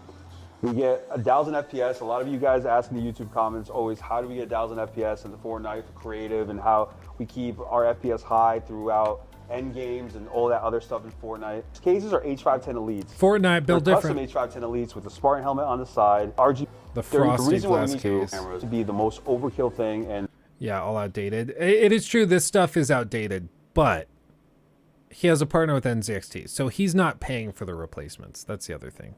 Thank you, NZXT, for sending us something so insane. Nick's gaming computer is a little bit different than this one. This one has a terabyte M2 drive.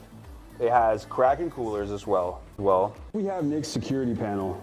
These are Bosch cameras. These are really hardcore. These cameras are technologically advanced. They have biometric scanning. They have fence, like sensor radar. I don't even know what to call it right now. And it's really cool to work with it. So a lot of work, put in this room, especially by the Imagine team. I mean, we got Lee.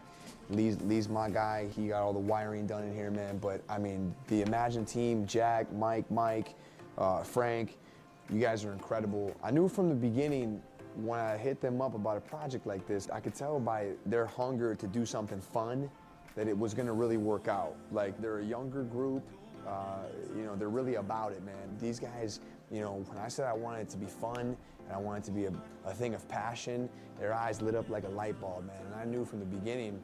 As somebody who used to have to design home theaters and stuff for people, when customers would come in and be like, I want it to be fun and like premium, but I also don't want to spend very much money. Like, it was always the most toxic thing ever. Like, I want it to be lively. What the hell does lively mean? Like, what? Anyway, enough of that.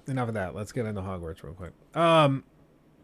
So yeah, it's just a setup like that would be mad Gucci. It would be mad Gucci. I would love it. But that thing is probably like, you know, a $60, $70, $80,000 project. Easy. Maybe more. Maybe more. It finishes the basement in a beautiful way. It's awesome. But you guys know me, I'm also very flighty. I love changing stuff constantly. So I don't know if I'd ever want to like go that crazy custom on a setup, because like I don't know if I'd want to stay there forever. You know? I don't know. I'm just picky. Okay. I don't get the RGB light PCs. For me, it would be distracting.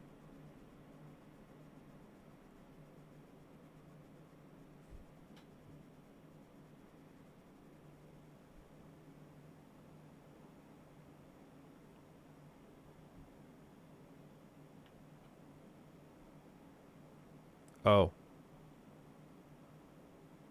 Oh. That's, I get it. No, you're fine. I get it. I totally understand. Now look what you did. Look, can you imagine? It's like, I'll be right back.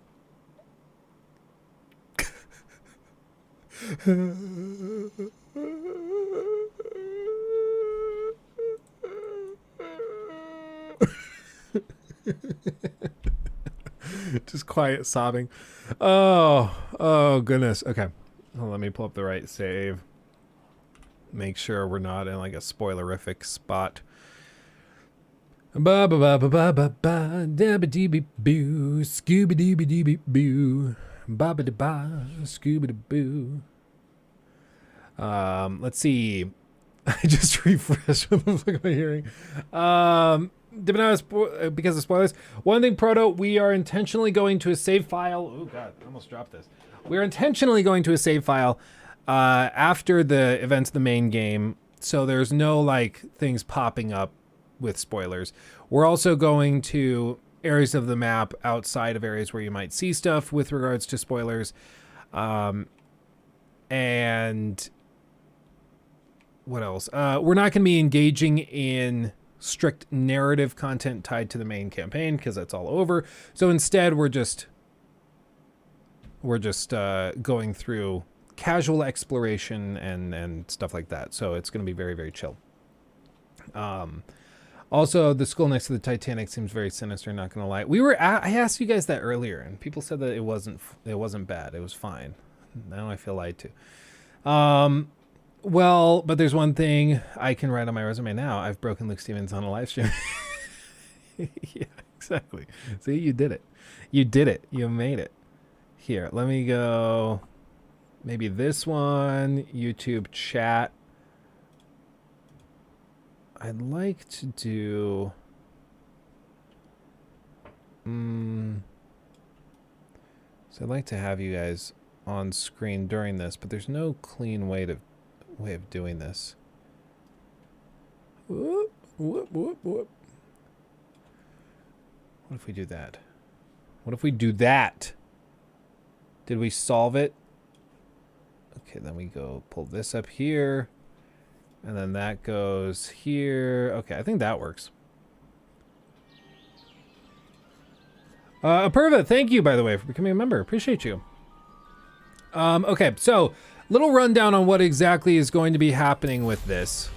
What we're doing is we're preparing for a video, which is in a series I've done before. Basically, this series is where we explore the world of a given open world video game, and we're trying to gauge the density and the frequency with which one becomes distracted.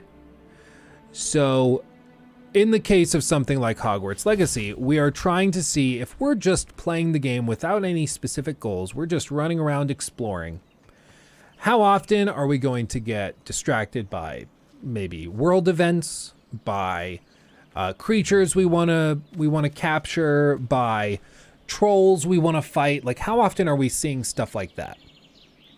And we're going to experiment with all of it. I will say, like, some of this we're going to experiment with the unforgivable curses. I will tell you that. Some of it we will not be experimenting with it. I mean, we're just gonna play around with it, basically. Are you Willy Wonka in this playthrough? Yes, indeed.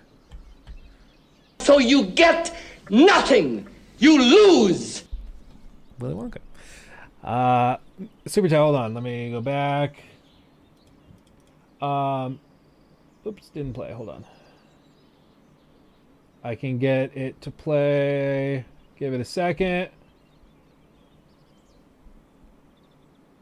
Oh, the sound's not on here. Darren Barman donated There we go. 40 rupees through Super Chat. Thank you, my friend. Thoughts about piracy and love you and addicted to you. Appreciate you, and thank you for the super. I will say I am... So my official stance, piracy is not legal. Piracy is something that, for obvious reasons, I cannot endorse. Okay?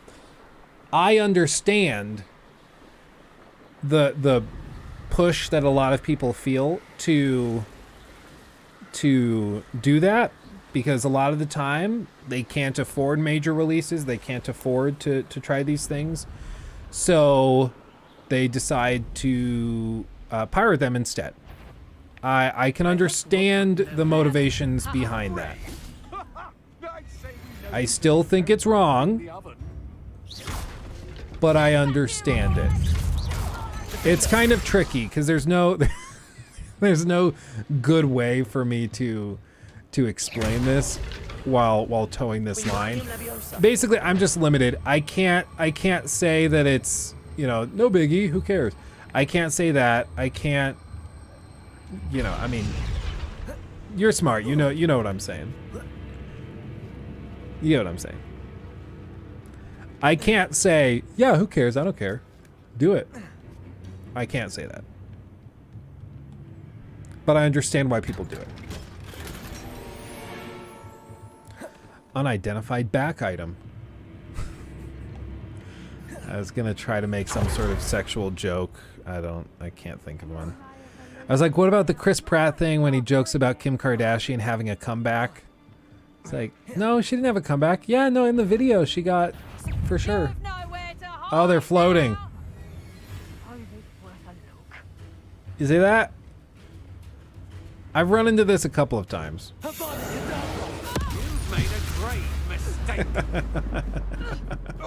Oh, God. Lol, Luke hates poor people. Yeah, it's a thing.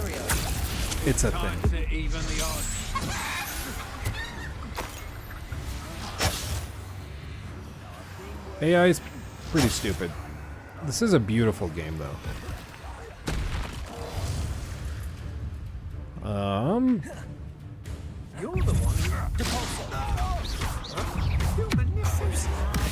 So, as I've said before, my playthrough style in this game, or this run through, was basically chaotic evil. Like, my goal was to just be the nastiest, most evil, disgusting person you could imagine, and see if it would affect the ending in any notable way. Because Nikki's playing very moral, and I wanted to see, like, does it actually make a difference? And I don't know if you guys even want me to say, because it might be classified as spoilers, whether it does or doesn't. So I don't know if I should even say what I discovered. Like, is it worth it? I don't know. So like I said, this save file it's a little bit after the main story, just general exploration. And what we're going to do is we're going to basically go back through this footage that we're recording right now. I should probably start and stop this. Boop. And then boop. Okay. What we're going to do is we're going to go back through this footage after I've recorded this. And I'm going to go and I'm going to count the amount of time and gauge the amount of time in between specific moments of what I call interest. So it would be something that deters or pulls my attention. So for example, like this, we were running around, flying on our broom, And I'm running around, I'm flying, I'm just taking in the views. And all I have in my mind as a player is that I'm exploring, right? So then I come up upon this, I see the red arrows on the mini map, and then I see, oh, there's enemies there. Oh, and there's a Murden trial, right? So that, just there, that diverted my attention, right? I was just flying. I didn't know this was here, but this diverted my attention. This was something interesting that triggered my brain to think about something and then pulled me into this. So I would count that as a moment of interest. And then I'll complete this Mervyn trial. And from there, after we complete it, we'll move to the next one. Voila. And after we move to the next one, we will shift. Do I not have? No, I don't. We will shift and start traveling further. And I can already tell in the distance, there are those balloons. So I'm going to want to head down there and pop those. So that just pulled my attention. So, and the reason this is important is because my brain is constantly being stimulated by things that are interesting or of note. And in an open world game, you have to have stuff like that to keep you engaged. Otherwise, you're going to become bored very quickly and lose any like interest in what you're doing. Got it. Okay. So, and then as we do this and we travel through the open world and we're doing all of this stuff, we should start to figure out pretty quickly what the generalized level of interest is and how frequently things are being presented to you.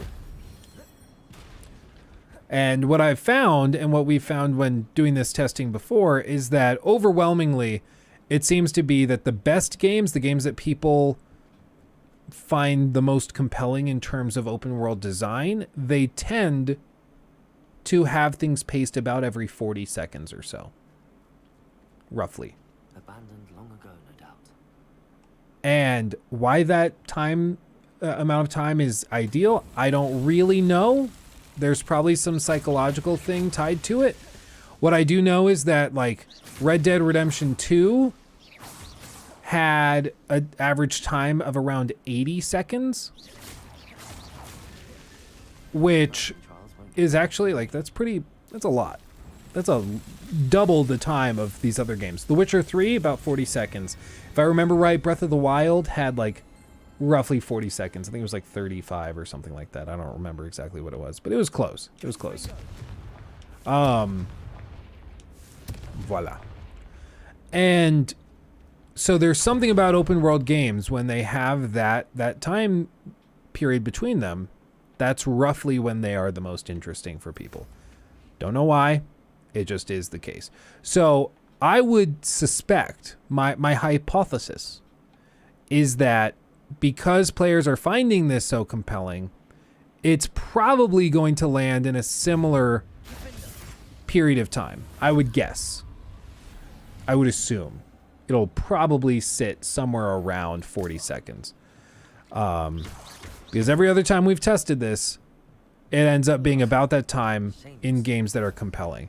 And in games that are kind of boring with their open worlds, usually the time span is either way larger or it's so close together that people start to tune it out. And tied into this, The Witcher devs called it 40 seconds. They wanted 40 seconds as the goal, and it turned out it was about 40 seconds. So that's generally the case. But like right here, we just finished clearing this out. And right from where I took off here, you notice I was right here. I left. Stop flying. There we go. I left, hopped on my broom, and I started going this way, taking in the sights, looking in the distance. And then I saw this right here on top of this building. And it's a landing pad. And oh, I need to collect that landing pad. So I'm going to land there, get the little boopity boop. And then I'm going to take off. I'm going to look down here. There's spiders. I don't see anything really worth grabbing right now. Oh, there are some chests. So I will stop and do this. So this would be another instance of something interesting. Sucks to suck, dude. And there you go. Then I'll pull this out. And as we go through the open world, there's constantly things like this going on. And the hope is that we can just get a big enough sample size over the course of a few hours of gameplay. Some on stream, some off stream, that I can go back through and I can gauge and basically calculate out the average time between them. And then with that information, I can come to an informed decision on this. Why did this door open? How is that useful? I'm confused. Okay, Luke break Sands that. donated $5 through Super Chat. Thank you, my Am I friend. the only one who only wears school uniforms? Anything else feels not lore friendly until after the school year is done at the end. I think you're good. Probably the most appropriate thing you could do is when you're not on school grounds, you change. So I think that would be lore friendly. Because you're like, I'm not in Hogwarts, I'm not going to wear the Hogwarts uniform. I swear that's like the 5th time I've gotten those glasses.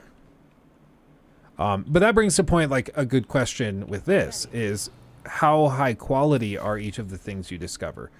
Because if they're not actually useful, players won't feel satisfied in getting them. And then there's no point. Like, and this is something I would say with like really crappy open worlds or something like, you know, Assassin's Creed Valhalla.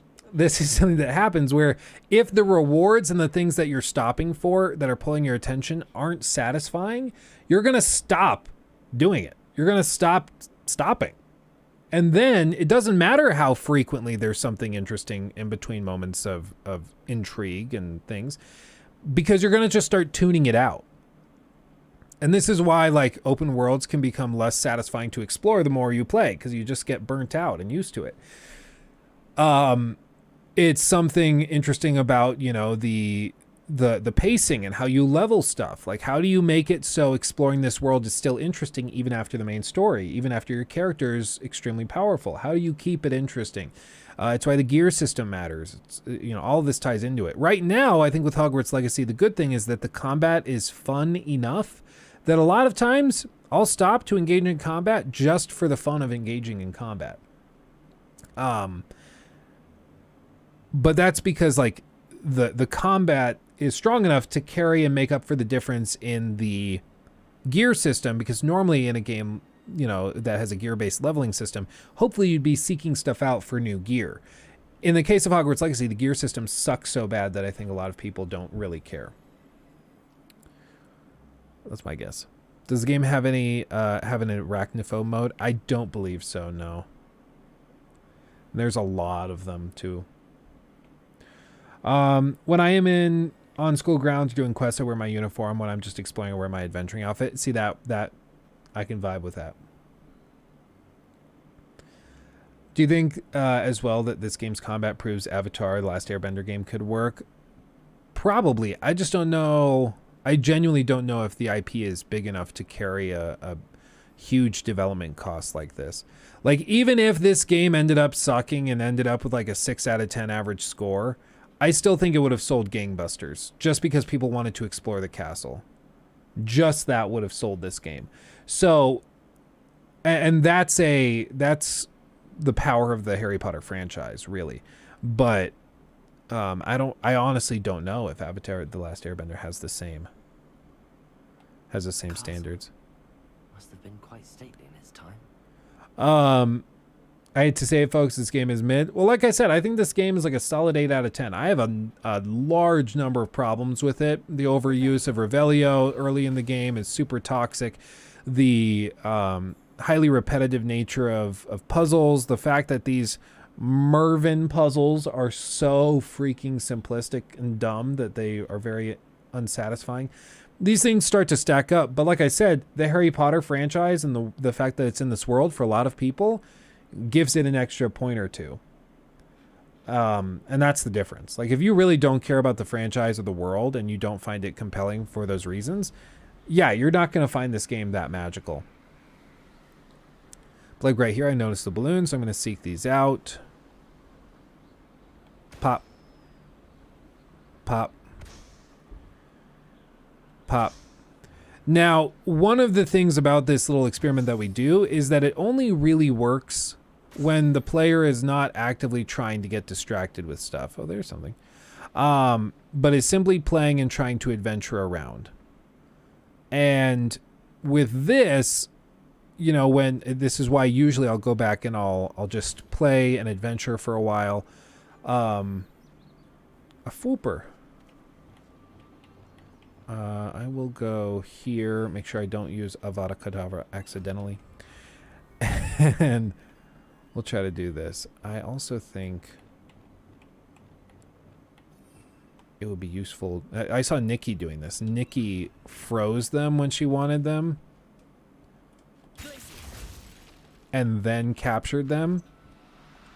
And it was brilliant. I was like, that's way smarter than what I was doing. I was just running around trying to chase them. She would just turn them into a block of ice and then capture them. Professor Howell will never believe this. That's great. So right there, I got that. And then right down the hill is another thing. So like this right here, this is probably 5 seconds between moments of interest.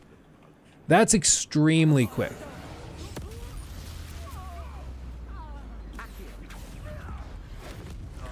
Whack.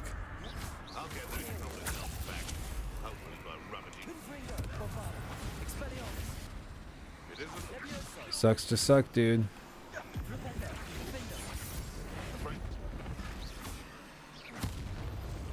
I love turning them into barrels and then blowing them up. Pretty hardcore. Yeah, sometimes it glitches out like that. It thinks they're still alive, but that they are not paying attention.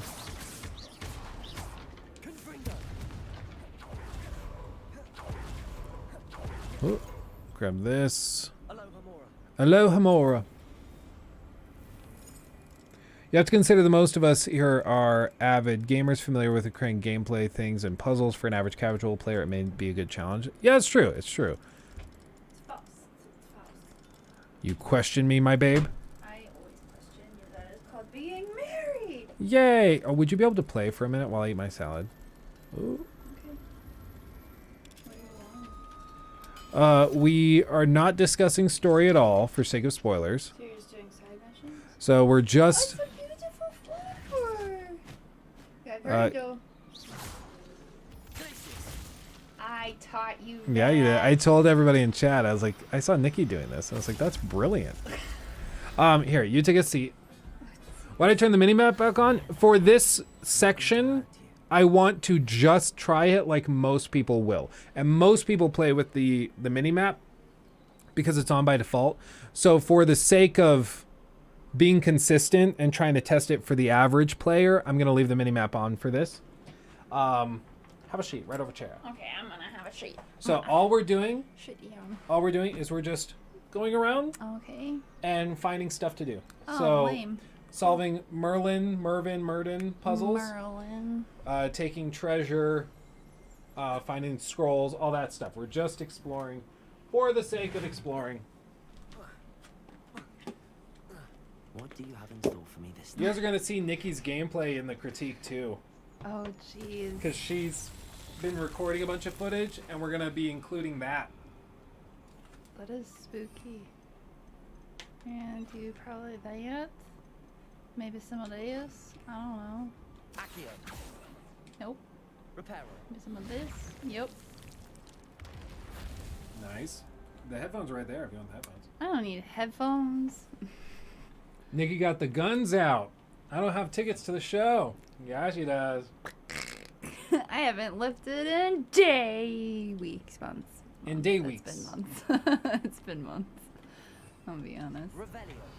Having a moment. Where are the other ones? Oh, there's people down there. Interesting. What are you? There we go. Jesus. I made you a salad and you didn't even eat it? Well, they're trying to talk to people. What is this madness? Why do I make salads? Yeah, Nikki Live. 6 months after she launches it, it'll be larger than Luke's channel. Oh, for sure. Probably not. I'll talk about really weird, embarrassing things, and people will be like, "Whoa, TMI, TMI, Nikki." Whee. Am I blind? Am I really missing the third statue here? Or is it? I'm gonna keep accidentally pressing that. Well.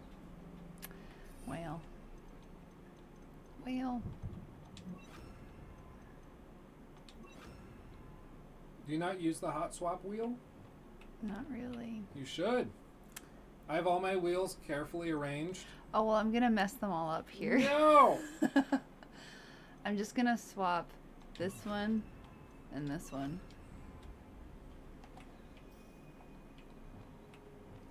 Oh, I forgot you did all the evil stuff. Mm-hmm. I did not. I did not do that.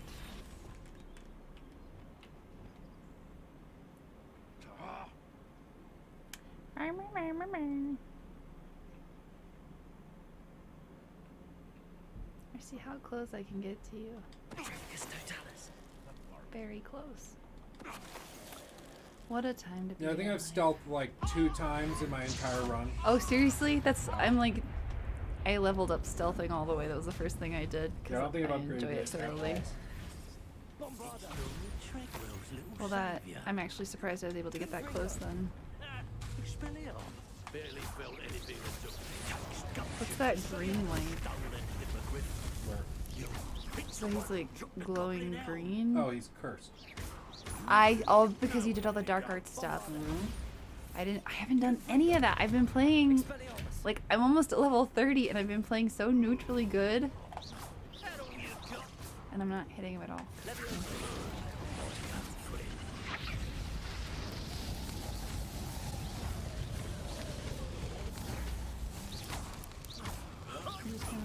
Yep. What a day. One less poacher in the wizarding world. Hello, Hamura.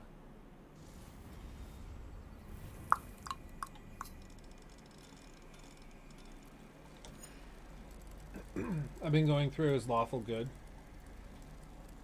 It's tough. I mean, naturally I just kind of want to do whatever I want, but I was trying to like completely go against how Luke was playing.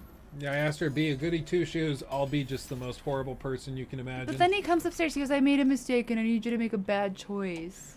I tried to press down on the D-pad to go to the bad choice, but I guess I didn't, or it double pressed or something. So I ended up selecting the good choice. It doesn't matter. The decision ends up the same. But I just wanted footage of selecting it so I could say, so look, grumpy. see, it's the same thing. It doesn't matter what you do. I've been so good. Have not used a single curse. Have not used a single... Oh, what is it? It's the forbidden... What are they? I'm completely brain farting. Unforgivable. My goodness. The brain fart. The pregnancy brain is real. But no, I haven't used a single unforgivable curse. Breaks my heart. I have to go back through and just be as evil as possible. But at this moment in time, I feel like it's not going to make a difference. I feel like no matter what you do, everybody treats you the same. Which feels kind of lame. You guys were saying it wasn't a spoiler. Does anyone want to know if it makes a difference? What? The decisions you make? Being good or evil? Oh, I kind of do, but I kind of don't. I'm so close to finishing. What am I doing? Oh, is it down here? Behind. Oh my gosh. This is ridiculous. I can't even see it. Burn it. No. I'll burn you. Repair. Voila. What's that? Look at all of these owls. I solved one and I was accidentally standing on that platform. And when it cut back to me, I was standing on top of it. It had like lifted me into the air and I was standing on top of the gazebo. Where's Steven Jr.? He's up taking his nap. He's going sleepy. He went to Nebraska. He felt like going on a road trip. He's going on a drive. Likes to take the car out. Okay, if you don't want to hear if it makes a difference or not, mute it for like. I'll count down just like 5 seconds. Okay. You're hurting me. I'll just tell you. You can mute it too. Oh, I can mute it. Yeah. Ignore me. Okay, ready? Starting now. It makes absolutely no difference. You can renege on everything. If you play super evil, you can still choose the good ending, or super bad, you can choose, or super good, you can choose the bad ending. It doesn't matter what you do through the whole game. And even when you do the unforgivable curses in front of professors, they don't care. They don't mention it. They don't say a word. They just ignore it, and it doesn't come up in cutscenes at all. It's really, really weird. Like right in front of some of the professors, I would use stuff, and nobody mentions it. It's really weird. Done. I should investigate. Longer than 5 seconds. I'm sorry. That hurts me. I'm genuinely upset now.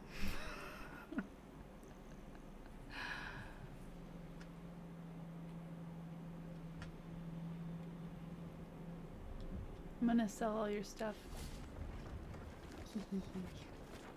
Hello. You would. Do you have anything for sale? Hello. It's not often I see Hogwarts students here during the school year. I'm Age Dreadwolf at your Oh, you haven't met her and I yet? sell a variety of Not travel on this save necessities. file, no. Oh, okay. On this save file. How many? Are you related? Are you related to Nora Treadwell? Why, yes. She's my wife. She's my wife! Brilliant Aww. story.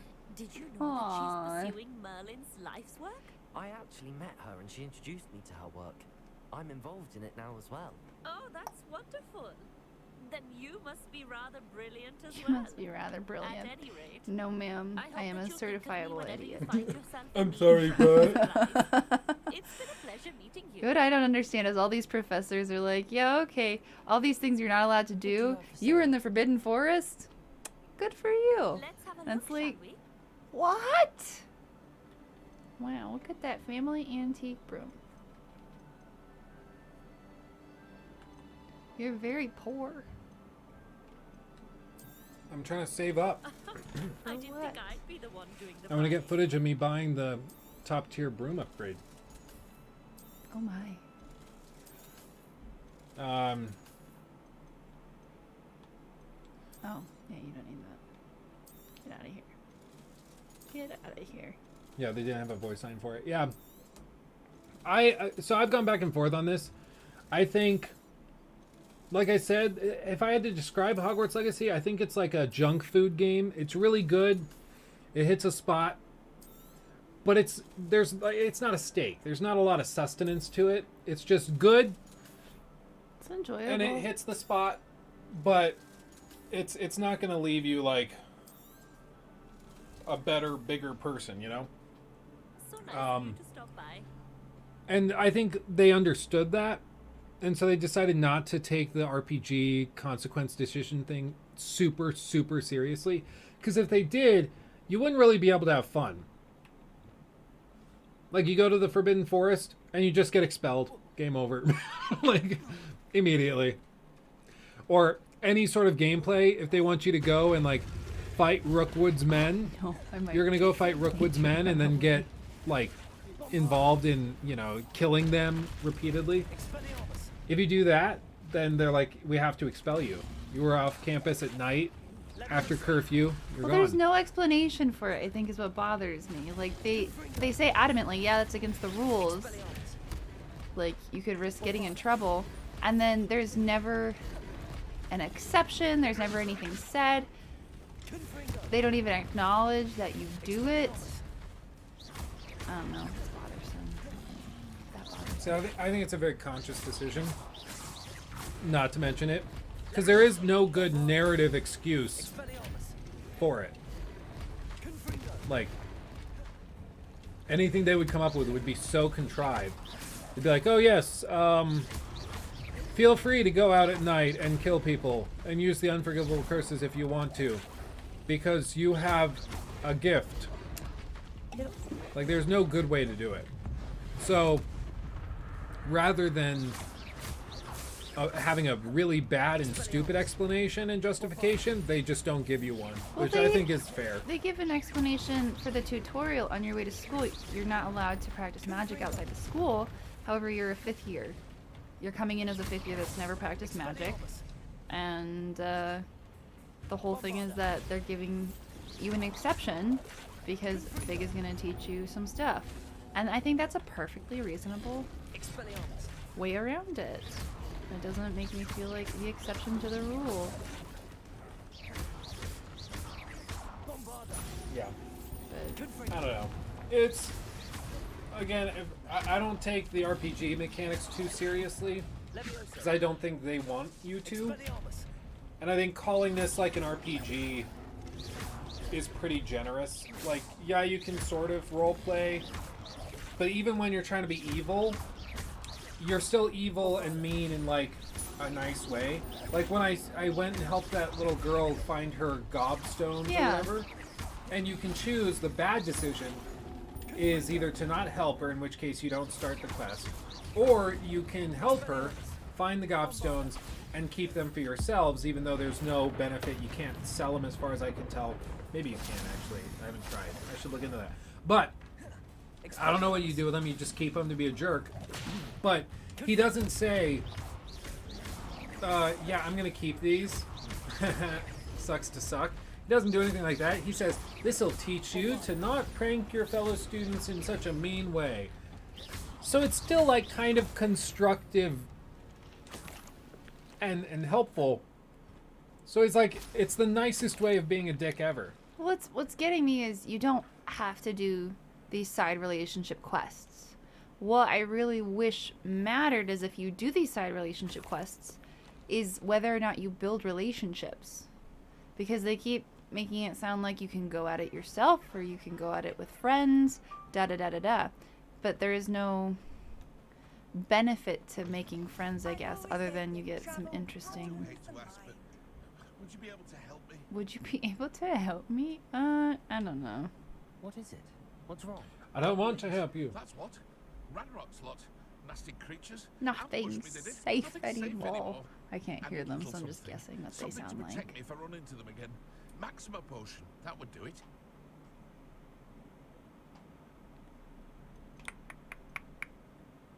If you can't defend yourself, you'd be better off staying out of their We way. put it well a few streams ago. It's a good gap between the movies and going to live attractions. Yeah, it's more Harry Potter content. It scratches the itch, but it's not going to, in any way, I think, directly compete with the books or the films or the attractions or the Wizarding World at Universal. It's just different. Like, people were saying, I'm sure there's going to be a lot of talks from gamers saying the game is better than the books and movies, or the movies are better than the games. And I'm like, they're just different. They're just different. I don't think they're comparable. I think they just live in the same world. There have been plenty of specifically Harry Potter games in the past that just have not scratched the itch. Like, you don't hear about very many of them anymore because they're just... We emulated the Quidditch World Cup game. Oh my. And tried that. How did that go? It's pretty crap. It's controls are really weird. It's remarkably easy. Like, I had to try to let the other team score. It just was not very engaging. Just random. Oh, a Jobberknow statue. What a time. I don't know. I like the fight style. Like, I like the mechanics behind fighting. I find it enjoyable. Alohomora. It took me forever to figure out Alohomora and how to actually do it correctly. The instructions they gave just were not good. Like, help.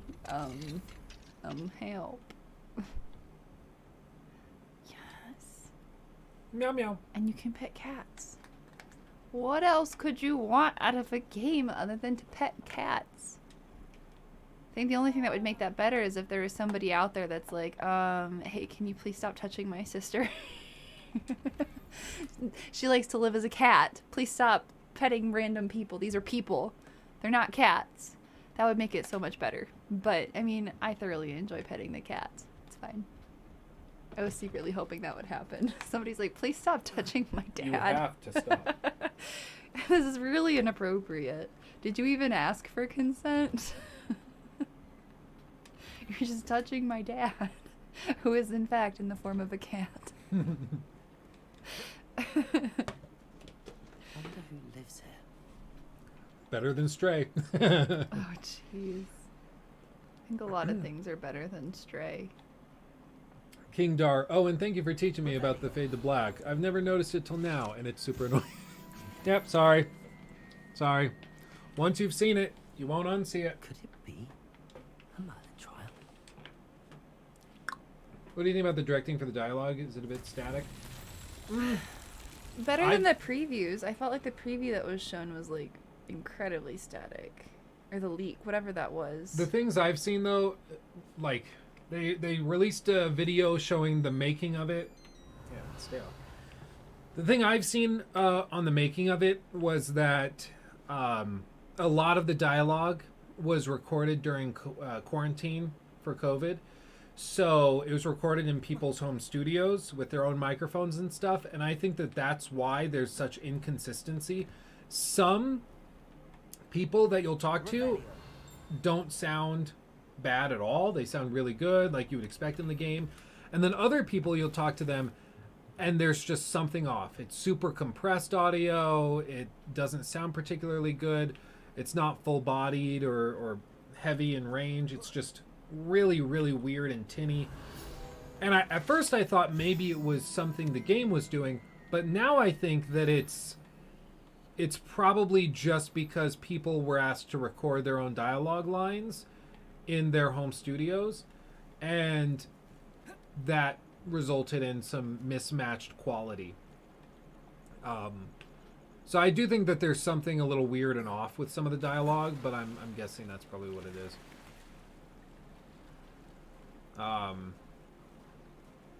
Let's see. Yeah, the fade to black for petting a cat is really annoying.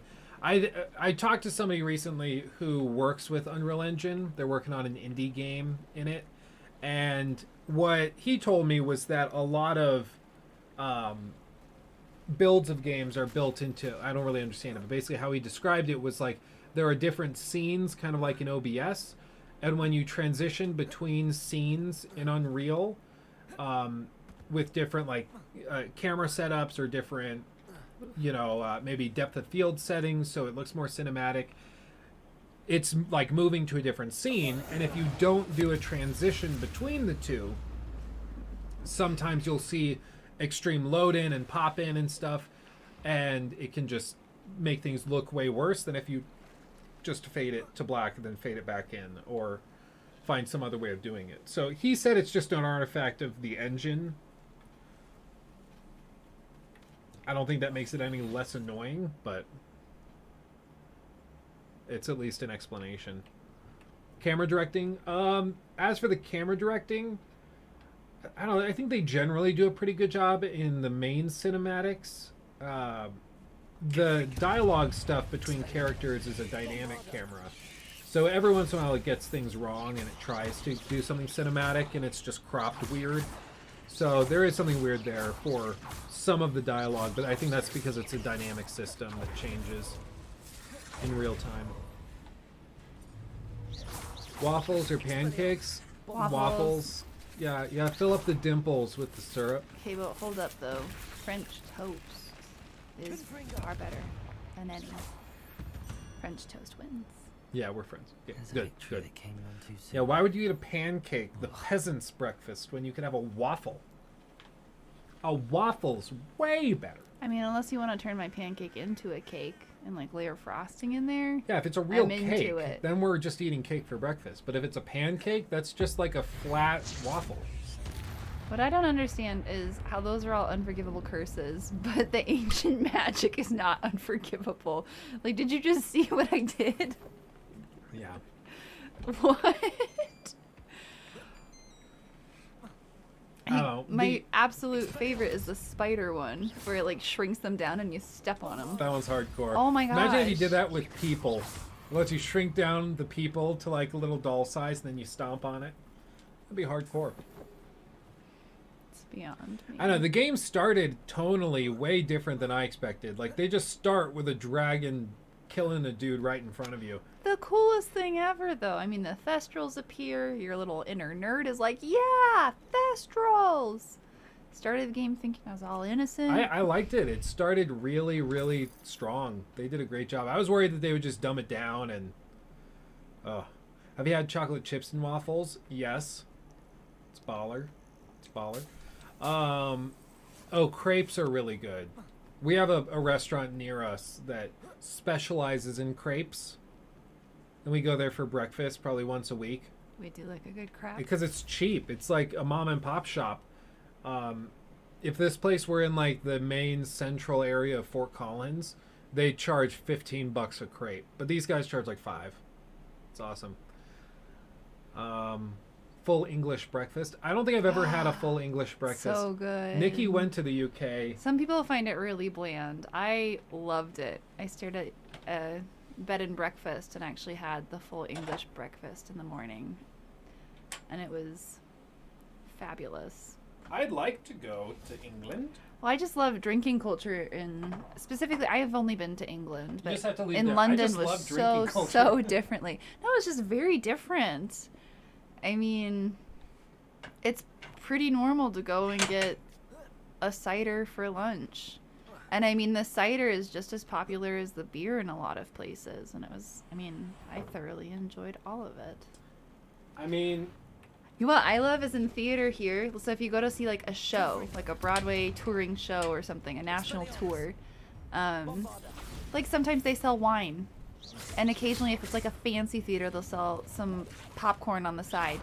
In London, it was very normal to have ice cream at intermission. And that was the best experience I've ever had. Is being able to get like a vodka soda and then just eat strawberry ice cream at intermission. It was lovely. yeah, but do they have Taco Bell? Probably. No, they have Five Guys. Sophie, do they have Taco Bell there? This is going to determine whether or not we seriously consider a trip. Yes, you do? Okay. Now, okay. Wow. That's what was going to seriously consider? That was it? I can live without Taco Bell for a little bit. It's pretty good. Like, not gonna That lie. sounds like something somebody would say who has not spent a lot of time pondering the importance of Taco Bell in their life. Okay. I've never been able to get the transfiguration spell to work. What am I doing wrong? What do you mean? Like, I can never get them to turn into anything else. Oh, mine turns them into... I upgraded so they turn into exploding barrels. I did that upgrade as well. I've never been able to get an enemy. Like doing that. Did it. Nothing. Or See? some What am I doing wrong? stronger enemies. Maybe it's just that they're... I've been fighting a lot of upper level Because enemies. I think mainly it works on humanoids. I don't Okay. know if there's a clear rule set for when it works or doesn't, but... For sure. I would love to go to Australia. My dream place for forever was New Zealand. I would still like to go to New Zealand. I want to know. She wants to live as the hobbits do. More so the dinosaurs. Prove dangerous if you're not careful. Okay, what?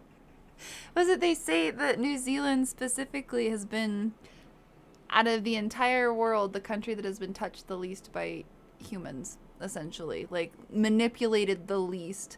And so if you ever wanted to see what the world was like when the dinosaurs roamed the earth, you're supposed to go to New Zealand because that's the closest you'll get. But, I mean, we could also just go get Guinness in Scotland. I don't know. Why limit ourselves to dinosaurs?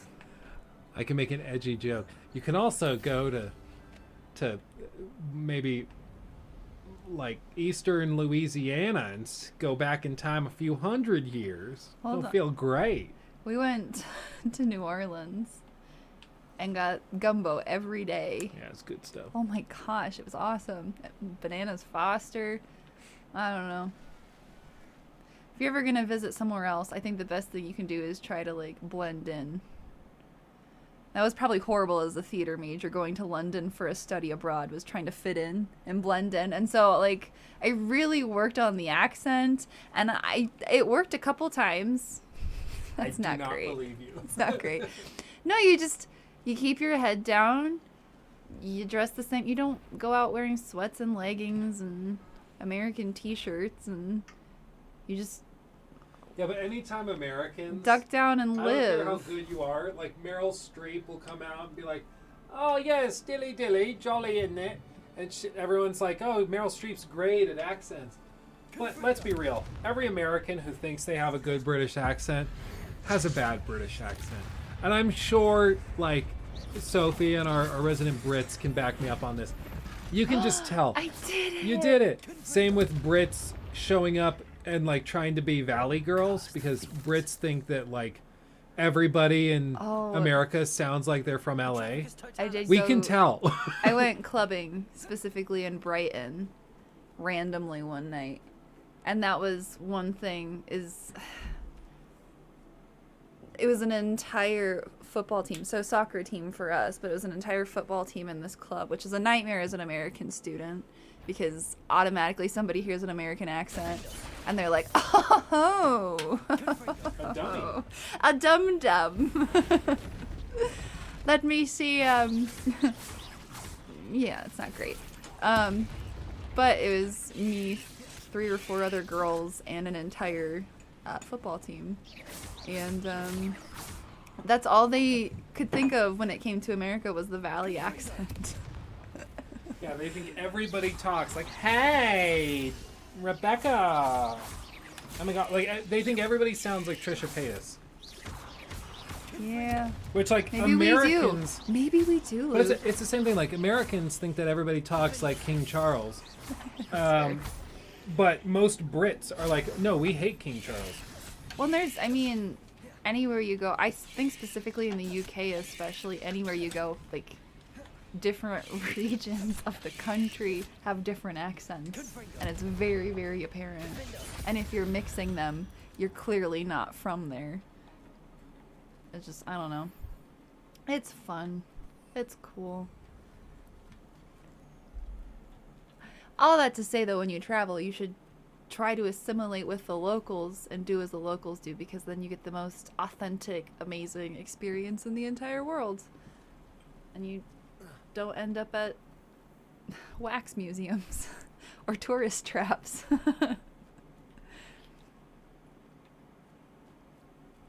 I typically try to hide my southern because people assume I'm dumb. I am, but not because I'm from the unironically, South. I feel bad for people that have thick southern accents, because y'all are no different than anybody else. But you're right. Everybody assumes if you're from the South, you're like a backwoods moron or something, and it's really unfortunate. Like, one of the smartest people I ever knew was a teacher in high school, and he had like a pretty thick southern accent. But he said, yeah, no, my whole life I've been trying to cover it up because people assume if you have it, then you're slow. Because media has like really doubled down on that. Mr. Mo truly assimilated.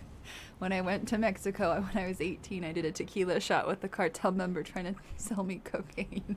Yes, my God. that. That is how you get the true experience. Do as the locals do. Do as the locals do. Oh, what's your name? My name's Luke. El Chapo. Oh. Oh no! Oh no! I am dumb, but not because I'm from the South. Oh, man.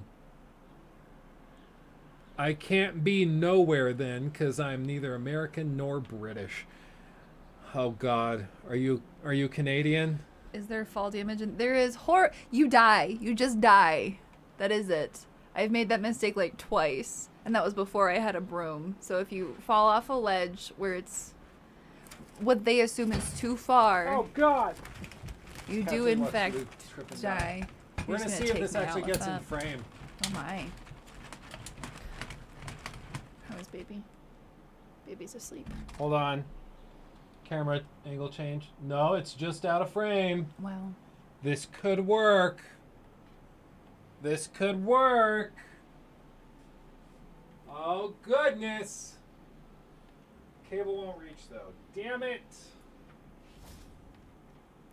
Ah. Oh, I'm really bad at this. Hello, Samantha. Are you here for Summoner's Court? Summoner's Court is my least favorite minigame in this entire game. He's recovered from his Because I'm really bad at it. vegetative state. Glad to hear it. Everybody laugh at Nikki. Not kind, Luke. Everyone laugh. Shall we begin? Okay, careful. I'm hanging a cable above your head. Okay. This is a Yes, I'm ready to test. play. Then let's get summoning. Oh, God. You're gonna kill me. I'm going to try not to. Okay, thanks. Does that make you feel better? No.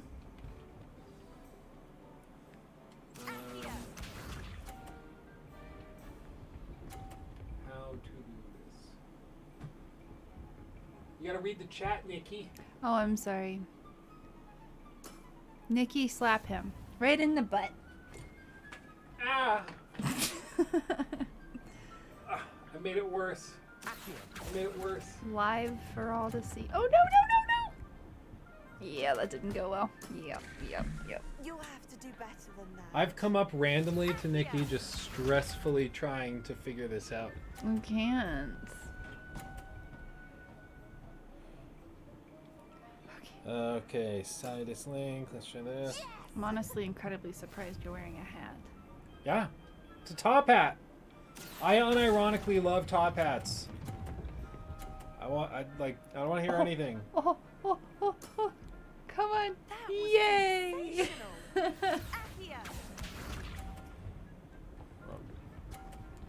Rut-row. Nope, that's a different light. Okay. Oh my. The cats are wrestling.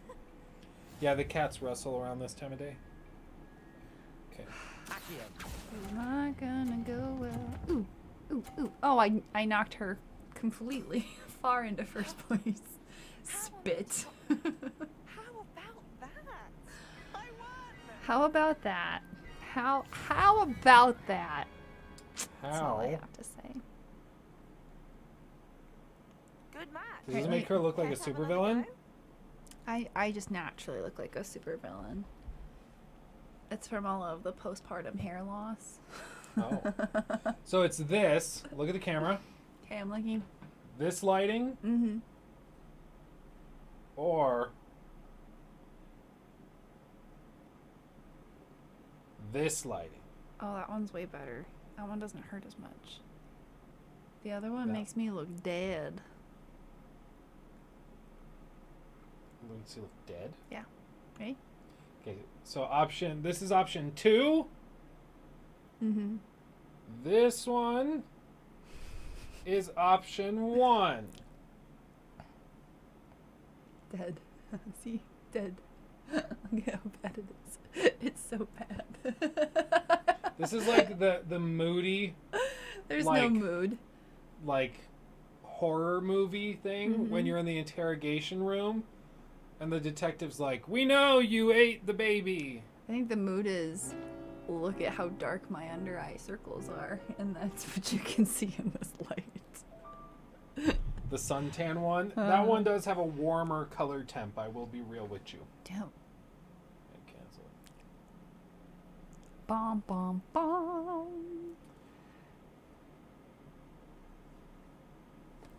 That works. I don't want to fight you Perhaps again, another time. Samantha. Suit yourself. I Not shall be again. here when you're ready. You've Yeah, hurt folks me. looking. Can we show them the baby? Yeah. This is his nap time. It's just on his feet right now. He's sleeping. That's how he naps. He's a good little dude. I like the other night he was resting with his arms behind his head like he's laying in a beach chair. Yeah. Just a sleepy guy. Just a sleepy, sleepy guy. What I just rewatched recently was The Incredibles 2, when Edna watches Jack Jack. And she's like, no, it's impossible. I can't do it. And then he has all those superpowers, and she's like, we'll be fine. But specifically what's on my mind is when they're just casually walking through the hallway. And Jack Jack's walking the same as Edna. It's genius. Adorable. Lovely. That is a little random. Thank you. That is my brain. It's called ADD. Probably. I've never been diagnosed. I have no idea. My parents didn't believe in those things. Why? Watch your head. Why are you putting... Oh my gosh.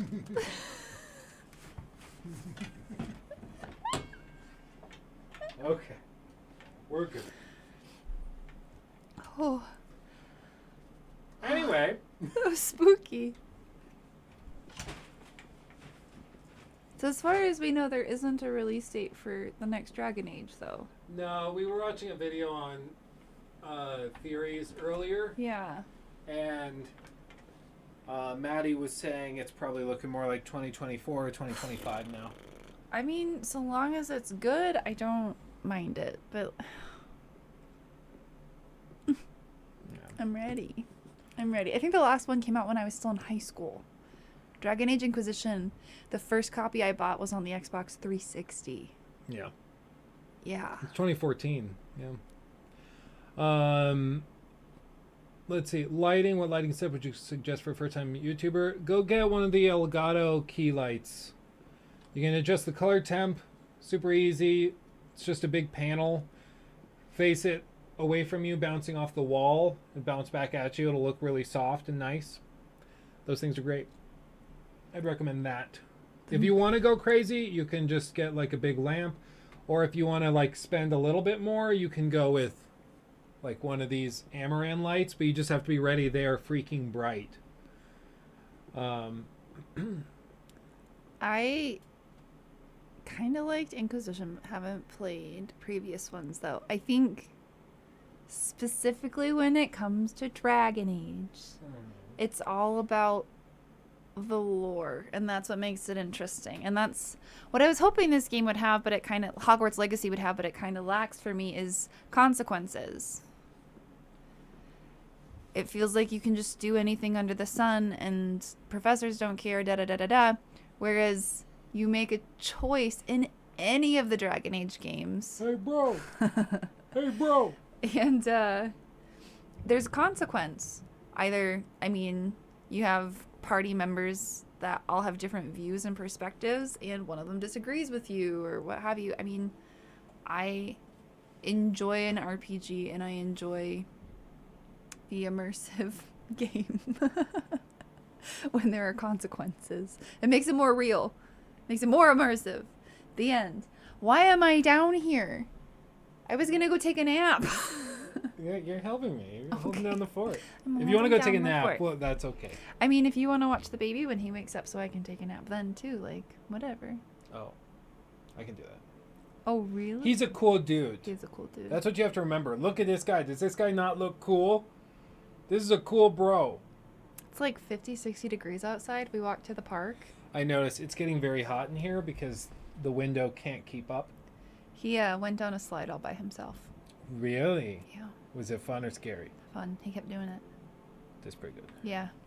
He didn't want me to catch him either. I'd like reach up my arms to catch him. He's like, no, Mama. No, I'm a big boy now. Mama, no. Like, you're one. Stop it. This park is rated for 5 and up. What is happening? He's a cool dude. He's very chill. Yeah. Mm-hmm. Scary chill. Makes me wonder what the next one's gonna be like. We're gonna find out. Yeah. But yeah, go take a nap. I'll watch him when he gets up. Oh, really? Yeah. You're gonna find me like with chocolate cookie all over my face, just passed out. Yeah. Okay. Okay. Yeah, you. Bye. Love you. Figure what to do with this. You've beat the game and we're only like one level apart, but I'm. Well, this is an earlier save because I didn't want to go okay. to us. We're testing side content, so I need side content to go through. Mm. So this is about probably 12 to 13 hours back, but Okay. it's like right after the main story.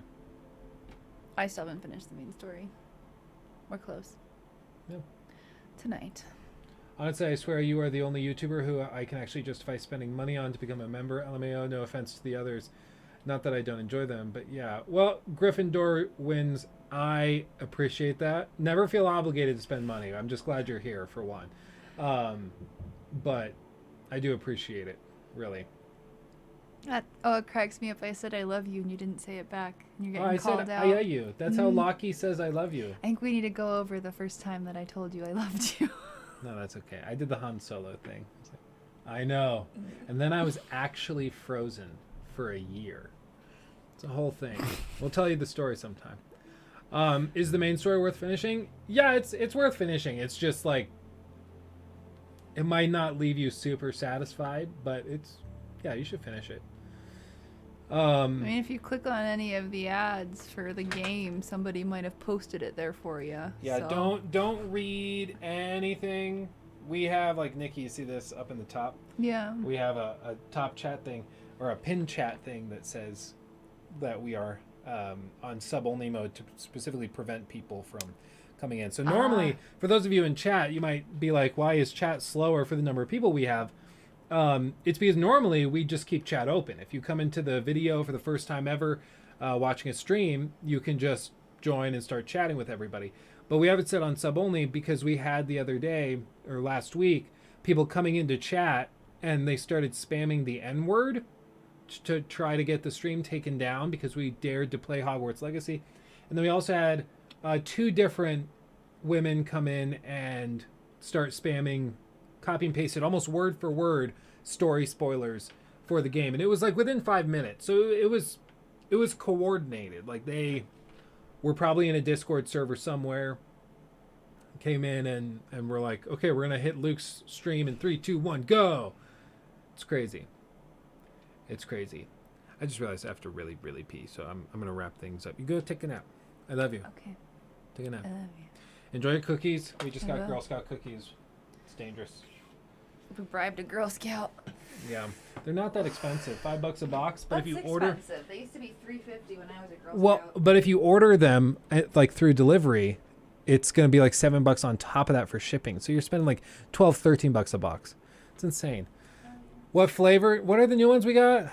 We got the Adventurefuls. Adventurefuls. Those are pretty good. Nikki likes the tagalongs, and I love the Thin Mints. I do love a Samoa, but you won't eat the Samoas. No, are those the coconut ones? Yeah. No. I think they changed the name too, because I think they decided that was not. I can like coconut flavored rums. I'll do that. But coconut? It's like eating like wood shavings. I don't get it. I love you. Bye. Yeah, I don't get the coconut thing. I don't understand. I think I need to get an air filter set up down here because every time after I've been down here for a while working on the stream and videos, I have it, yeah. Do you want to have it? Yeah, because I was going to get up with him. Yeah. Every time we've been playing for a while in the stream, I'm like, we get done with it, and I'm like, my sinuses are kind of sore and everything. I've wondered if we have maybe like radon or something issues down here in the basement. Might just be dirty air. I don't know. But I open the window a lot. It might just be dusty. I don't know. I should get an air filter. I've been up since 2 a.m. It's now 8 a.m. Oh yeah, Phil, you should get a nap in. Lockie's picture should stay there for all streams now. I would like, what if I should hang it like right here? I could do that. Then light it. I love it. I love it. Anyway, I will wrap it up there. Oh, Alex, your hiccups won't go away. Boo! Did it work? Or did it work or not? Probably not. Have a good rest of your day, everybody. We'll be back on Wednesday streaming more. Go watch the new video on Mad Max that we just put up. It's just a quick kind of toss together thing, but go watch that. We'll have another video probably up Wednesday, I'm guessing, using the stuff we collected today. And it scared me and I don't have hiccups. No, I just gave people hiccups out of fear. But anyway, much love, everybody. Stay safe. Stay healthy out there. I love you all, and I will see you in just a couple days. Go watch the new video. Hugs and kisses. Much love. I will eagerly await your return, or my return, whichever comes first. I don't know. Anyway, much love. I'll see you soon. Bye-bye.